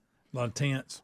So I've got to ask a question here. When you first got to D.C., I would think the historical buildings and everything, you're walking around going, wow. Yeah. Now is it just I'm just walking in them? Has that kind of left you a little bit? Some of it, yes, but a lot of the time, even when I'm flying in, I'm like, this is so cool. Like, just like the historic aspect of it. Hey, watch the monument. Yeah. I don't go to the monuments as much really anymore, but it's always something fun to do with people who've never seen them. Well, when you fly in too, if I guess this is a normal path because it's the way we always go. We know to try to sit on the left side of the plane because out that window you see the Jefferson Memorial and the Washington Memorial and the Capitol, and you're just coming in right beside them. Yeah. When you land. And driving, you can see it too on the interstate. It's pretty cool. And Reagan's airport, Reagan International Airport, is in the city. I mean, it's not like you travel 20 minutes out. I mean, it's right there at the city. Yeah, it's a 10-minute drive from door to door to my apartment from there. That's good. So you're going back today? Headed back. Flying out tonight. And here we go. I know. Back to reality. Got to go to lunch with Dad, close a bank account, do all those fun things. That's take me to the airport. Yeah, and one of Caitlin's more interesting parts of her job is she gets to drive the congressman quite a bit in her own car. We have a ball. Oh wow! So you in your own official car? Driver? Yes, I get the inside scoop on everything. It's fun. Are you good at parallel parking, or do you have to Actually do that am now. I've learned. Okay. There was definitely a learning curve. There still is one. Like, I can get it right sometimes on one try, but it takes a few. Hold on, Congressman. Few back and forth. It makes me nervous when I'm trying to park with him in the car. Got to get it right. But does he like riding with you? Is the question. He does. Yeah, he actually does. He brags on me. Really? Yes, he says I'm a good driver. Well done. Do you make him listen to the show when you're in the car? No, we've got a playlist. Some Johnny Cash, some different things like that. Yeah. So, do you think you want to get into politics long term? I don't know. That's to be determined. I think it's definitely what I'm passionate about, and I just need to figure out how to, make money doing that. That helps. Not a lot of money in politics, at least what I'm doing. But yeah, we'll figure it out. Apparently, if you get elected, you do quite well. Oh yeah, if you can get you a few terms, then you come out way better than you were when you went in. Right. I don't know about that. I don't really want to be in the limelight or anything like that. But when did you get interested? Because for a long time you didn't care anything about politics. I don't know, really. I think it was when Trump ran, it just piqued my interest because he was so different and funny. Yeah. Mm-hmm. And I was like, I've always been bored watching politics. Now it's hilarious. That's right. But it is entertaining. That's a true statement. He brought a lot of people in. Didn't he? Yeah. But I don't know. I don't know. Just getting old enough to vote and be involved in it and realizing different issues and Maybe pay what a I'm tax. passionate about. Yeah. You know, one of the things that was kind of surprising to me, I knew this, but when you go there, you see it. You know, the Capitol building is where they meet to vote, but that's not where their offices are. They're in office buildings that are all around the Capitol grounds. Wow. And they're like pretty big buildings. Yeah. And you can get there by walking through a maze of tunnels or Which we a did not train do. underneath. Yeah. Dad offered $100 to the handicap cart to cart handicap people around. Oh, wow. Did you just hear It's her a say lot that? of walking. Yeah, Gosh, it a is. lot of walking. Right. I mean, I know there's some handicapped those people buildings are waiting on big. Say that again, Caitlin. And those tunnels are under miles. I mean, they go for miles. Yeah. You know. So you offered a handicap I driver don't. There's like a $100? golf cart with a wheelchair, like a sticker on it. Right, right. And Dad's For over here, handicapped hey, people. where will you take me for a Benny? The guy said, if you'll limp over here, I can. No, that wasn't a problem. Limping. Welcome home, and looking forward to the impact you're going to have when you go back. And thanks for this segment, Fun with Our Kids. That's right. Yeah. Fun with the Caitlin Bussey. They'll spill the beans on Daddy. Yeah. All grown up. Been doing that for years. She did see me get stuck on the stump this weekend. Hey, that was precious, wasn't it? Stuck on the Choice stump. words. We'll be right back. Rick and Bubba. In this economy, we're I know there's a lot of people would like for it to be there, whatever. Right. But y'all, seriously, this is what the Russians do. The Russians want to destabilize our democracy any way they can. right. Hillary was the favorite. There is no doubt they were helping shape public opinion through social media for Trump. But as soon as Trump won, they were the ones helping to organize the protest against him. Right. They don't have a favorite, guys. They want H&D, hate and discontent. Right. That's where their goal. That's who their ally is. That's who their collusion is with. And do y'all not see that? We know for a fact they were helping to push these protests right after Trump won. Right. Well, if they were helping Trump before the election, that doesn't make sense, right? Well, see, doesn't it appear to you they don't care? They just want us to be at each other's throat, and they're accomplishing that goal. And you can watch them, to your point. The calculation was, and they realized it was incorrect, so they went the other way. The calculation was you have the established family, the Clintons, and you've got this guy that's a celebrity and a businessman, and their calculation was his presidency might bring chaos. Now, they certainly can't go into the voting booths and change votes, and there's no proof that anything like that happened. There's no proof that they got together with Trump to organize some way to help him win. And then the minute he won, it looked like that America was actually fired up about that, and there was going to be some changes made that would make America stronger than it was in the prior administration, especially with foreign policy. They then did a 180, to your point, and started trying to trash Trump. So the Trump point he's trying to make is every time we have an election here in the United States of America, China and the Russians try to see if they can influence the same way that Obama tried to influence who was going to be president of Israel. Yeah, they did that in Israel. But he didn't get in there and change, the voting booth. No, but they offered advisors. They helped with campaign ideas. They helped them with organizing ideas. Probably instructed them on social media, too. Shelley said she knows what the discussion, what he was talking about on separation. So, Shelley, what was that? What was he talking about? Hey, so Obama is actually the one that came up with the separating the children from their families at the border illegally. I got you. Right, so Trump wasn't the one that came up with that. Right. Yeah, he was just enforcing the law that was already in place when he got there. Well, you remember when... And it was meant as a deterrent. I got that. Exactly. I got that. Exactly. Nobody wants that. Nobody thinks that's a good idea. But it was meant to get the word back, hey, if you come over there, you could lose your kid. So Well, I love my kid. I'm not going to go. I'm not going to commit a crime. That's the whole idea behind it. Well, with the Obama administration, and then it was continued, as you said, the point is you can't vet out adults with a bunch of children hanging onto their legs. So what they were doing was separating the children from the parents so they could vet the parents out. And if you remember, they didn't really know how it was going to look during the Obama administration. And when they went down to do the reports, back to what Trump was talking about on the 60 Minutes interview, the mainstream press began to try to protect Obama from the bad scenes down there. You remember that? Oh, yeah. And then the Obama administration wouldn't let the press go into these places where they were holding the children. and because it didn't look good. So what he's saying is, look, this was going on with Obama, and it was going on with me as well. But you act like with Obama, that everything was great about it. But now that I was continuing what he had already implemented, suddenly I'm an evil person. And he said that's not even-handed. All right. So I understand. Yeah, that's the point he was making. All right, we'll come back. We have a situation where heavyweight champion Deontay Wilder.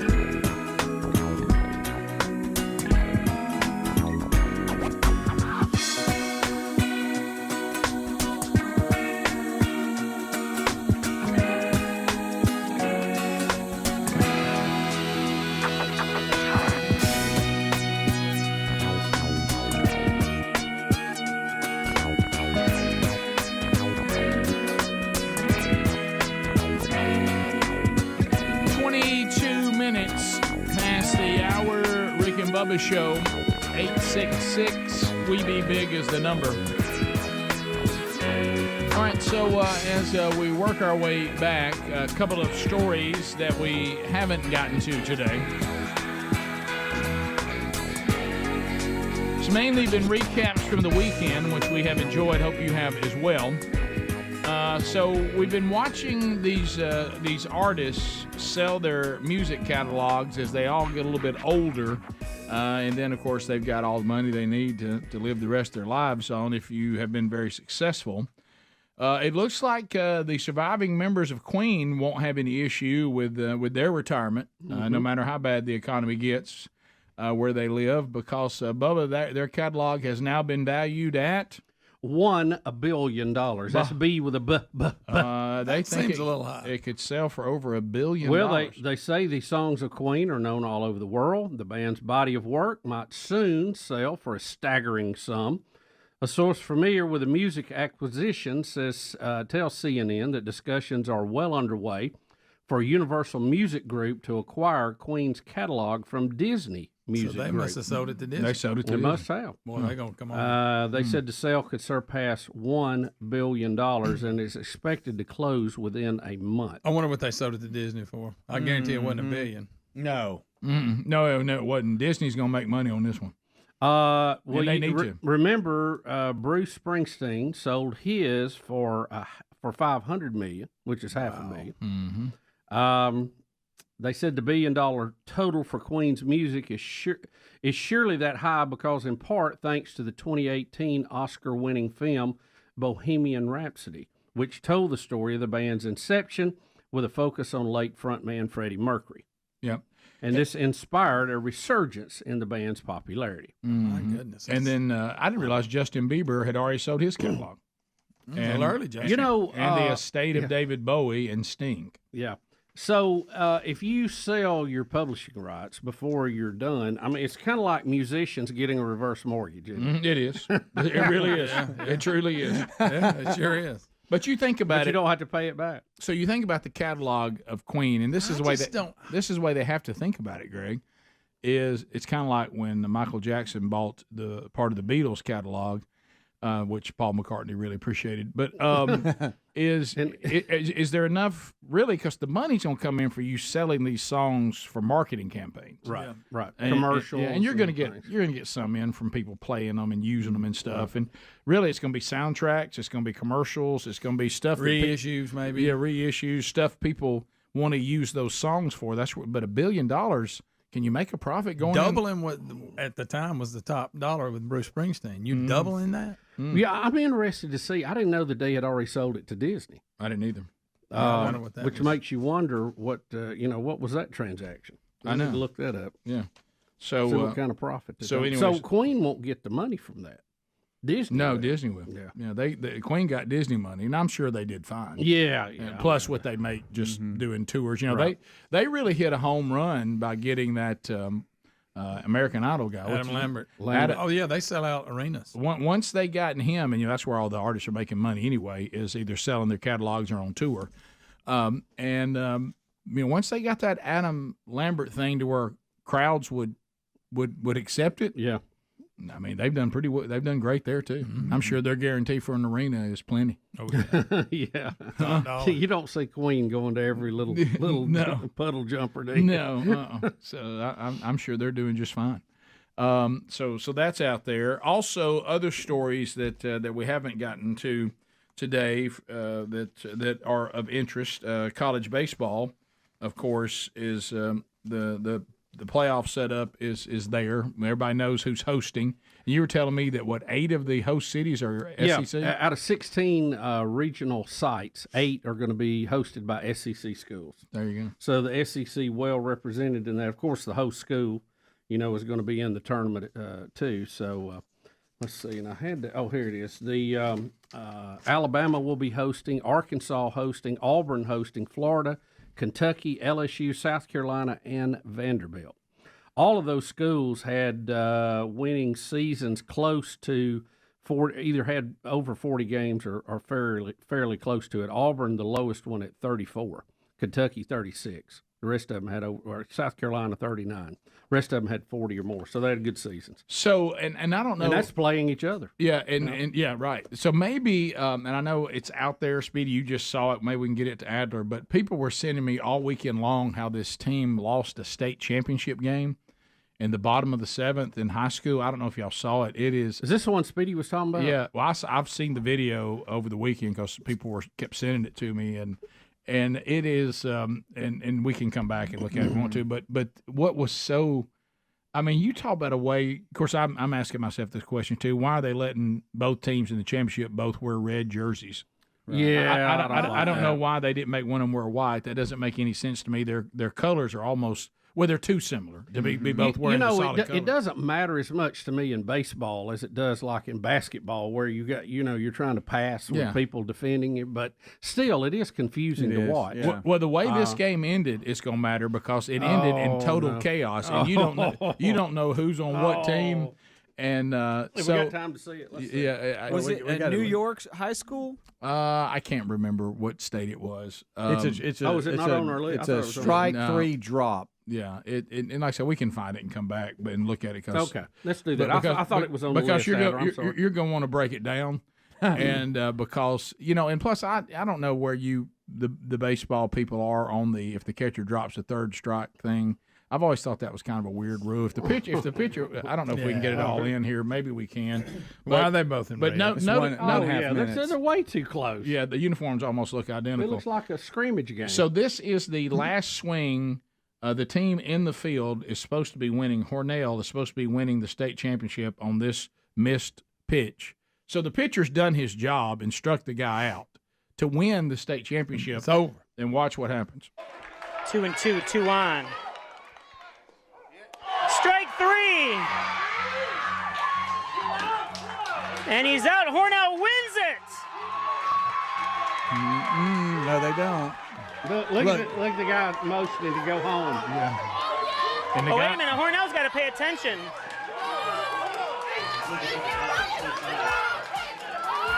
I'm not sure what's going on here.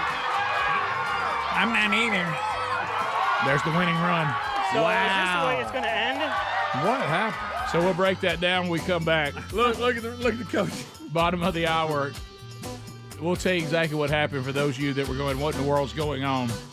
It's one of those weird baseball rules, and you ain't going to believe how it ended. Rick and Bubba.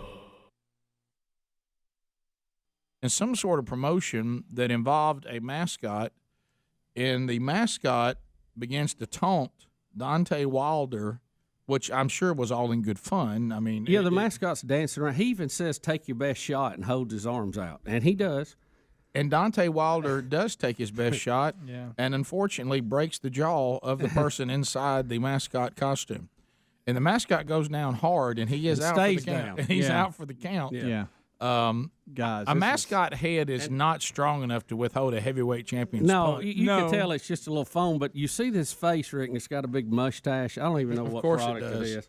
All right, and he's having to apologize. And Rick, to make it even stranger, did you say this was on the Spanish network? Yeah, it was on the the Spanish ESPN or whatever. And he was there to promote the Fury fight, and then that's when it all started with we'll punch him, Nacion ESPN to promote his Tyson Fury fight, as you said. He took on a giant mascot during the show. The Bronze Bomber floored the character with such a force it lost its eye and broke the jaw of the person inside the costume. And I got to tell you, there's a moment. There's a moment when the mascot is on the floor and it can't really move. I got to see it. Rick, I got to see it. And I got to see it now. Into the punch too. I bet it was like a car hitting. Look at the punch. Yeah. All right. I got. Which one am I on? Me. Okay. I want to. Oh gosh. That's a terrible line there. What's the mascot saying? Take your the mascot just having fun. There we go. Muy bien. Vamos a la pausa después de ver este gran I don't know what golpe. they're. ¿Estás bien, taquero? 5, Deontay Wilder en la cara. Look, I heard Cinco, which is 5. Y'all. Yo. And now the mascot look with no eye. No and eyes. they don't know he's hurt. Okay. The eye's gone. Look, they're counting him out as if they think no big deal, but what they don't realize is the person inside. Now look, he's also beating this thing up. Yeah. Is that inside the guy's jaw is broken. Right. That they don't know. Bam. Y'all, he hit. Y'all, please, did you see that eye fly? Y'all, he hit that so hard. Like the eye. Oh, that eye. Hold on, this view here. His eye, right? Watch the eye. Watch. Oh my. Y'all, his jaw's broke. 5. It's a para ganar ese oro, but tenéis el rico. The panic of it being in Spanish makes it somewhat even funnier. Do you think the mascot's trying to talk to him? Yo, he's screaming. You don't see in that. Well, if he broke his jaw, in that clip, because you can't move your jaw. You when don't it's broken. see it right before it, but the mascot's dancing around. Then he tells him to take his best shot, and he kind of holds his little mascot arms out. Oh boy! And he did. Yeah, knocked on his mascot wrong. He did. He took one to his mascot chin.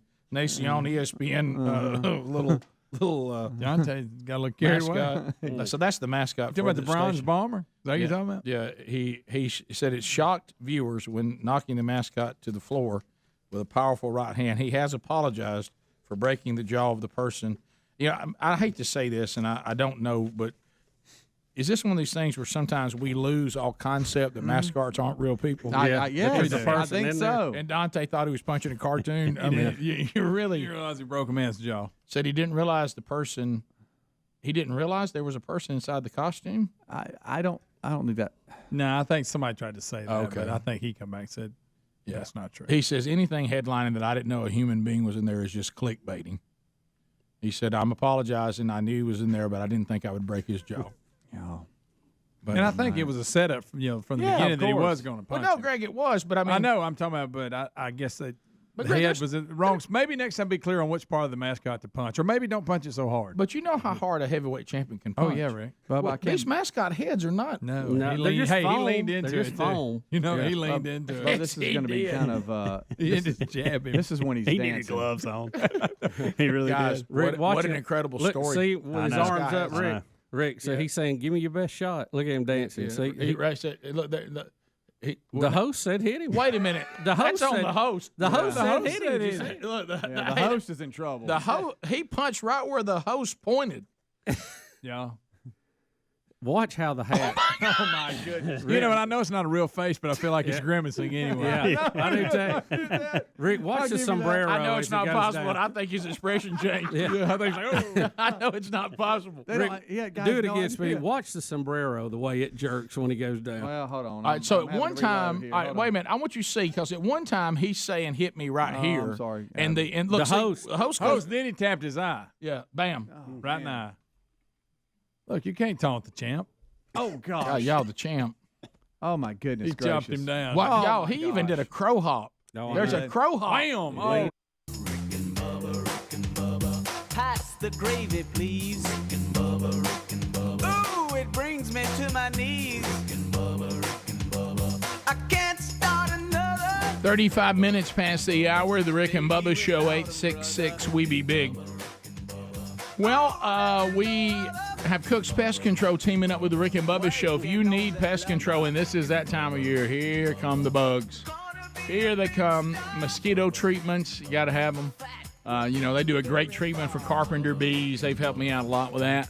Of course, Centricon, their termite protection system, is the best in the business. If you want Cook's Pest Control to come out to your location to give you a free evaluation with no obligation to use them, even though we would highly suggest that, you can go to cookspest.com. That's cookspest.com. Also go to rickandbubba.com under the sponsors button. Look, when you're dealing with animals and creatures and bugs, I mean, your property and damage, you got to have the best. And let's tell you, all together, as we sing our little song, you too need Cook's Pest Control. And then you can join us in our little song, Looky, looky, looky, here comes Cookie, Cook's Pest Control. So the game that we showed you going to the break, we'll go back and relive it. So you're playing for the state championship, okay? You need one strike to win the state championship. You've got a man on base. The other team does.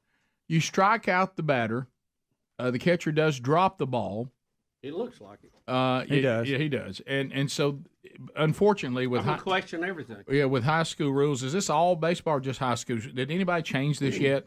Where now, for some reason, I don't know why, you have to throw to first or tag the guy. And it looks like the catcher is trying to get some indication from the ump whether he's done enough for the guy to be out. Does he think he tags him? I think so. There's an attempt. It looks like initially he catches it, and during the transition he drops it. There's a couple of things, and then watch the second baseman. Yeah, the second baseman, who's, by the way... Strike three! Yeah, he started to go after him, but he didn't. Look, the second baseman knows they need to do it. And he's out. Hornell wins it! It did look like he dropped it. Look, second baseman is screaming, get home, get home. Only the second baseman is playing. One of the outfielders as well, the lefty, pointing right now to the ump. Look, the second baseman wants to know where's the ball? Where's the ball? The catcher had it in his mitt, celebrating. See, the catcher is saying, it's going to end. Wow. Could you Adler start it from the beginning? Could you go back to? You're going to see. Well, you're going to see. Pause it. Please pause it.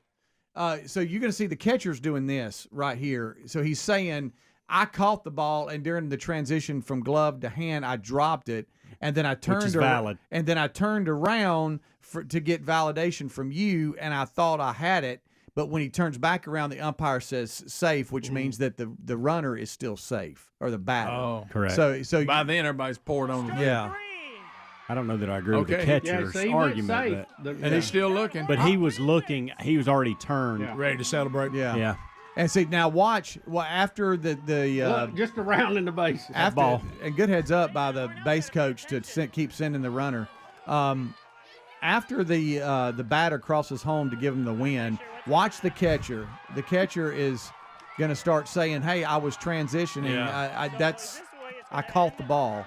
But the ump did signals. He didn't really overdo it. But the kid should have thrown to first. Everybody knows if you're not sure, throw it to first. What's the harm in throwing it to first? Yeah, exactly. It's a state championship. Make sure you got him. Yeah. Boy, that hurt. Oh, that one hurt. That is unbelievable. Now watch the umpires. They're going to go have a meeting. Yeah, let's see and the end of it. And look, as soon as they declare it, they get out of that field so fast. Oh, I bet. Oh, man, that's awful. Look, everybody's losing their minds. That is terrible. And of course, both teams are wearing red for some reason, so it's hard to tell who's who. It's the blue number, people. Now I'm all confused. All right, so you look. Now watch the team celebrate when the umps tell them they just won the game. Now watch them. They're trying to find if they just won They're it. going to send everyone back here. I'm not sure what they're And watch doing. this. You'll see them start going nuts right now. Look, they're trying to figure their way out. Look, It's a victory. And look, now they're gone. Wow, this Let's has go. got to be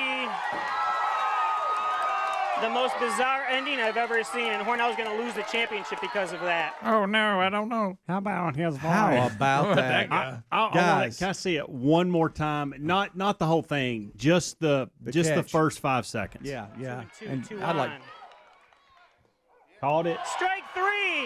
There wasn't an exchange. He dropped the ball. Hey, could you slow that down, Adler? Over the other side. See if you can slow it down just a little bit. Because look, it pops Yeah, he out never of his gets his other glove hand over on to it. the other side of the plate. Yeah, he drops it. Because Yeah, he has to go it's pick it clearly up. dropped. He drops Watch it. him go pick it up with his right Yeah, hand. look where Adler's pointing with the mouse, and Yeah. you'll see the ball. Watch his right hand. Yeah. Pick it up. Yeah. On the other side The of the umpire plate. made the right call. Yeah. All I right, hate so that rule, but you he don't made even the right turn call. around to check with the umpires. No, here. you do not. That's why I was asking Speedy. Yeah, and so he's going to turn around, and right here when he misses the tag, he's like, "Hey, I got him." He gave him that. And He does turn gave back him before the this. guy says safe. And he doesn't see that he says safe, but I hate to say it. Throw I the think the ball. umpire made the right call, but you hate to see a game end. Well, it's a terrible agree. rule. Whoever It came is, up with yeah. this stupid rule? Yeah. I mean, if the pitcher pitches the pitch that gets you out, and somehow you win the state championship because you struck out and it hit the dirt. Well, think about wouldn't it. Think about throw it. this. Let's By the say way, he I'm- caught it and Why is actually it in threw there? it. Let's say he caught it and threw it and heaved it in right field. yeah. Same result, probably. Right. And let's just say this So you too, want to tell everybody I struck out and the catcher threw it over? That's how we won. Yeah, I know. and I don't even want to bring up the fact I don't think it was a strike. I thought it was inside. I that's was a thinking good- that the whole time. Inside and low. It about hits the foot of the catcher. Yeah, that ain't a great call. But anyway, yeah, that's just sad. The range of emotions, Yeah, y'all. from here to yeah. here. All right, so as the batter rounds second, he almost stops. Watch this. The batter almost stops at second. The third base coach is going, "No, please keep running." Look, it's second baseman is That's going. the right fielder coming in, Bubba. No, Well, he- No, That's no, no. second I baseman. think that was the Right-handed. first Oh, baseman. okay. The Yeah, this first- is the guy here. There he is. See him? He almost stopped. 33 is the only one that says, guys, Yeah, he's the second baseman. we've lost our minds. He's a little large for a second He baseman. is. That's why I thought he came from first. Yeah, I did too. That's the way it's going to end. Watch, he was trying to hold the runner on before the pitch. Good night, alive. Look at that coach. He's a See, loser. look, he's kind of a big and right-handed. And the center fielder comes flying in, too. Yeah, he sees it. That's the biggest second baseman I've ever seen. He's already yelling, "Get the ball!" Of course, Look, it's in he the said- mitt, yeah. and nobody knows where it's at. Yeah, we got to find him. If the second baseman finds the ball, they still win. Or it's tied. You know what? Yeah, you definitely get. He's the second got 10 seconds. Throw the ball! Throw the ball! That's I'm just. not sure what's going on. It's in, that, it's in that mitt that's laying in the middle of the field. one. Yeah. Good night, alive. There it is. What a way to lose. And that's for the baseball state championship in what state? It's in New York. It's the state championship game for Section 5 or Class Section B1 or something. I don't V know. or whatever in Guys, the town. what there a in- way to lose. in New York. I hate That's that. something there. What a way to The lose. That's a Finger long Lake- ride home. And you know too Finger what the Lakes catcher region. was And thinking. what a way to win. He wanted to save the ball. You know. Yeah. And so he either puts it in throw his the pocket ball or to it's in the first. mitt. And while they're out there celebrating, base runners are He should have let rounding the it. first baseman catch I the ball. want y'all to think about Hold this. it. So, can you the rest of your life? Okay, That's a tough one. Let's go, Uncle Rico. Okay. Yes. So, Uncle Rico, tell us about when y'all won the state championship. Tell us about Crazy play. it in 2023. Well, I understand you were the hero. Well, I was. I struck out. Yeah, that's my point. I don't. Yeah. How would you like? How do you score that in the book? Yeah. If you got the K, you would have the outs, but yet you got the run. I gotta say this though, E. the middle infielders and the pitcher, why aren't they pointing to first for the catcher? No, throw the ball. Yeah. You dropped Second it. baseman was trying. Hey, maybe a coach. Yeah, I mean, but it seems like at least the Screen. pitcher, the pitcher sees he dropped it. Yeah. Right. So just Little help. point. And now the catcher should have done it, of course, but you would think you'd have more eyes on it. You would. Let me tell you. Somebody would get Well, the there's message. 7 or 8 guys looking directly at the umpire that says He safe. did drop. Oh, it. whoa. No, I'm sorry. The pitcher is pointing to first. But then Uh, he go- decides, oh, I guess I'm good. Go I back guess we'll here. All right, so celebrate. he's excited. Okay, he goes and then watch this. He points like you see him pointing to first. The catcher puts the ball in his back pocket. Did you see it? Yeah, there it is. well, It's in his there it back is. pocket. Good There night. it is. Oh, somebody get it out of his pocket. Larry Mondello is saying throw. We got Larry Mondello. Mondello saw the whole thing. Larry Mondello's like, we got to get this guy out. And then he influenced the center fielder. He got in on it. yeah. I feel bad for that second baseman who's trying so He's hard. so helpless right there. He is. And about Center to seal the fielder. deal, and boom, state championship gone. Oh, Look, good 33 is looking frantically for the ball. How do we center know? fielder and second baseman really gave a good effort there. Guys, I hope on radio we're explaining this good enough. Y'all wouldn't believe Oh, this. yeah. That's It's one of the more How unusual about when the finishes ever. catcher realizes something's wrong, he starts going to his back pocket and he can't get the ball out. He's like, "What? Okay, hold on." Those- kind of his fault. That'll keep you up at night right there. Yeah. So what do How you about think's that the bus last ride? thing they tell the coach of the losing team? Hey, Because yeah. they go over to He dropped the ball. I called it. He dropped the ball. Yeah, and look, he goes over there, and then the new winners are waiting for them to give them the official word. It's funny they got over close to the winning team to do Look. the conference, so they could get out of there. Do you think the other team asked the catcher for the ball? Yeah, can we have the winning ball? May we have it the one back? in your pocket? Do you put that up on your trophy case? So, Dad, tell us about this ball. Well, that's the one that hit in the dirt that after I struck out to win the state championship. Yeah, I stuck it in my pocket. And well, I lost the state championship on a strikeout. When I'm the pitcher, I won the state championship on a strikeout. It goes both ways, doesn't it? Wow. Your phone calls are next. We'll wrap up the hour at 866-WE-BE-BIG. Cam Solo taking your phone calls. We'll find out what's on your mind. You can talk about this or any topic. And Rick, if we have time, can we please see the beauty pageant where the guys we on got the to do stage? that. We have to do that. I've one. never in my life. We have to do that one. Bubba, Rick and Bubba. Oh my God! It's one of the guys not dead. Yeah, So he's laying there. He don't want to be a buzzkill and ruin the bit, but he is struggling inside. Well, Greg, he can't talk because his jaw's broken. Look at his little. Look, he's I pointing. think he's pointing his I think he is jaw. too. I think he's pointing inside. I'm hurt. He's pointing. Y se para que ni de malo. Que de menina catar ese ritmo carito. Rick and Bubba, Rick and Bubba.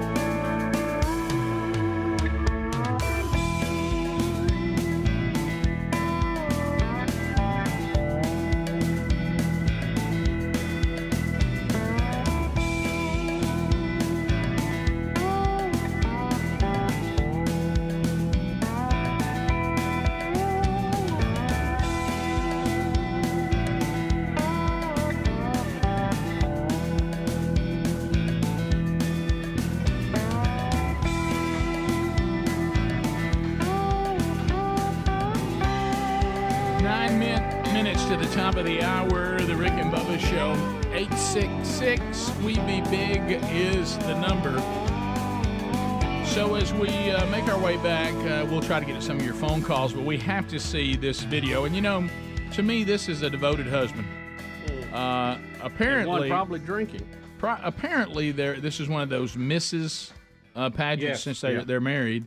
You know, we have the Mrs. Alabama, Mrs. and all that, and look, I agree. I don't think there's a woman on the planet that is more beautiful than my wife. But this guy takes his wife coming in second a little hard in the Mrs. Beauty pageant. Does the video speak for itself? So she's in the final two. Yeah, and they award it to the other. She's the lady. runner-up. Yeah, she's the and runner-up. he storms. Here he comes. He storms the stage. Well, they're waiting on the announcement here.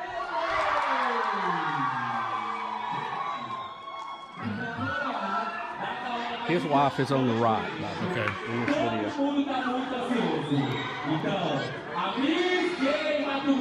And this is in another language. Gracias. Okay.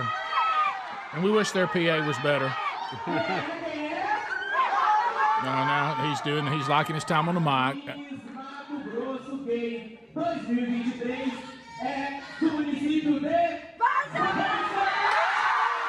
All right, so the other woman, The lady on the left wins. Yep. They're trying to put the crown on her head. Yep. Here he comes. He oh my goodness! Throws it down. Oh my He says, goodness! "You're coming home with me. You're the winner." She's about a foot taller than him. Oh yes. Look. He doubled it. Throws it down again. Now, which one's the woman? Yeah. The husband? Oh, wait a minute. I'm so confused. Are we sure this is a husband? I know. That's what I was getting at. That's what they claim. He was mad that his wife didn't win. Oh, wait a second. Was Those that are his? dudes. Was that? I Those was about to both say, were, those both were dudes. Can I ask That's a what I question? was thinking. Look like it. That's what I think. Who? The one that came in second looks like a dude. These That's where are I'm dudes in sitting. this contest. Look at that chin on that man. Yeah. On that woman. Yeah. Look at the people standing around. This is a trans deal. Is this a drag queen? I think it's drag queen. Are we sure about that? If Yes, not, I yes, want to yes. apologize to the woman. But We got I a think man it Me is. too. Like, I think it is. It's the The one shoulders. that won doesn't. please. Look, There's just too much shoulders going on. Oh, you're right. Yeah. Yeah, that's a dude. Yeah. That's a dude, guys. I think you are. Hey, right. there's some big And women. Let me tell you what. Her boyfriend is, or his boyfriend is He's furious. upset. He's raging, He's the man. female. yeah, okay. Look at this other one. Yeah, I got it. Oh, we're taking him out of there. Look, he's a real man. Real man. Yeah. Rick, I'm sorry. He's throwing a hissy fit. He is. is. Well, just the way a he threw it hissy down. fit, by the way. Yeah. I was expecting something else. All my feelings are different all of a sudden. Mine too. Really radically changes everything. I mean, I thought that baseball loss was the worst thing we were going to see today. Sure. But I mean, look, pause it real quick. To Adler's defense, He look at definitely what it dropped the says: crown. man storms beauty pageant stage and that is slams true. crown. It says after partner loses. Excuse me. Partner. Oh, wow. Key word. Yep. We're going Partners home. are Wow, dude. we're pulling. We're We're getting pulling out of hair. here. Let me tell you, they get angry. Oh, look. Rick And Burgess. They do. Doesn't like it. Burgess. They do. He crow hopped into the He crown. really did. Oh, look, I bet security he ain't could have thrown playing. it to first. Security ain't playing. It's too late now, security. We've done it. It's nice to have a person that stands by their man. That story kind of took Especially a turn. a little man standing by a tall man. Sure. Let's go to Adam in Florence, Alabama. Dad. WLA. Adam, go ahead. Well, good morning, boys, Hey. and Green Acres. But Thank you, man. I had a quick question. Have y'all seen? Am I the only one? I've seen the new how Ford has joined the ranks. Apparently, a Bud Light now with their new Ford Raptor commercial. Yeah, I've seen it. Of all trucks to do that, too. Yeah, I know. I've been a Ford guy my whole life, and I'm sorry. After seeing that, I'll never touch another Ford in my life. I just, y'all, is there an end to this? Nope. Let me ask you this: There isn't. When It's really. when you start seeing these disasters, why are people still rolling That's these that's things the out? most bizarre part. They think theirs is going to be different. We got another. We got. What make is your van, Adler? Ford. Okay. Yeah. What kind of paint job you got on that mug? Black. Yeah, Okay. right. It's a cool van. It looks like And the in all Secret fairness, Service. in all fairness, he could get a lot of guys in his van. You know what I mean? Oh, right. Yeah. Do we have y'all screened properly Cut 7, the George Strait concert that nobody wants? Oh Anheuser-Busch? yeah, they're all in line. I don't know anything about well, it. they're in line, and there's beer coolers behind them, and you can see all the Bud Lights in there. Nobody's getting any Bud Light. Okay, I see. And am I hearing Riley Green's changed the lyrics of his song? He did. He did live. They had a live Yeah. version of it. Yeah, he sure did. Which one did he go I think with? we played that when you were on Coors? vacation. Okay. Yeah, So, he did go with Coors. Yeah, I don't know. Target's got problems today. They're shared. Kohl's got problems. Yeah. I don't know, because if they just stayed out of it, this is the part I just don't cannot get it. wrap my mind around, is people who have all sorts of worldviews, people who are in all sorts of communities. We're all after these products. Why do you feel the need to try to cater when really, do you think the LGBTQ trans community is not going to shop if you never mention them? I mean, and then you got the Dodgers. Yeah. This group that they Yeah, banned oh, and then my- let them back, and oh, they're yeah. extremely offensive. Oh yeah, I don't understand how ever these ideas ever get out of a conference room. Yeah, I don't either. There's supposed to be some smart people in these boardrooms. Yeah. Well, I think you're seeing a big crossover into the next generation, taking those leads from the folks that were in the last of the baby boomers, and they're looking at things a little different. Well, and to your point, because of, I guess we'll bring this up for years to come, social dilemma. Because of all this gaslighting and all this social dilemma stuff, they don't understand till the campaign goes out to the real world that they marketed to a fake world. Yeah, exactly. No, you're right. They're sitting there. They can't believe you don't think you should do this. Right. Yeah, And according to what they're saying. Right, and then they win, and they're marketing to a fake world, and then it goes disastrous when it goes out to the real world. And they realize, hey, this is a fake world. Let's go to Meredith in Jacksonville, Alabama. Yeah, Meredith, go ahead. Hey, can y'all hear me? Yes, sure can. Come on. Oh, you can? Okay, so hey, y'all, I've been listening to y'all for a really long time, and just thank you for everything you do and you stand for. Y'all are amazing. So I wanted to talk about the baseball situation. So first, I want to say bless the catcher's heart. And I don't mean that the Southern way. I mean it like the legit bless his heart. Because I just hope, like, everybody takes it easy on him and everybody, makes mistakes. And You mean the guy that hopefully cost us a state championship? Yeah. That guy? Just simply throw it to first. Yeah. Simply throw it to first. Why would you not I throw it to know. first? And then as an athlete, former athlete, you don't quit the play. Like, you don't turn around, you don't look, like, you just complete the play. Everybody knows that. Like, don't stop till the whistle blows. You just do it. You don't check.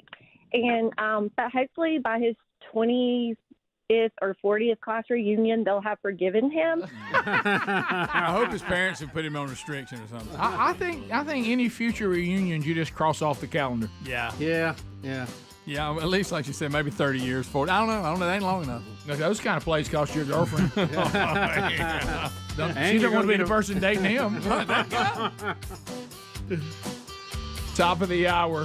Thanks for being with us. Rick and Bubba, Rick and Bubba.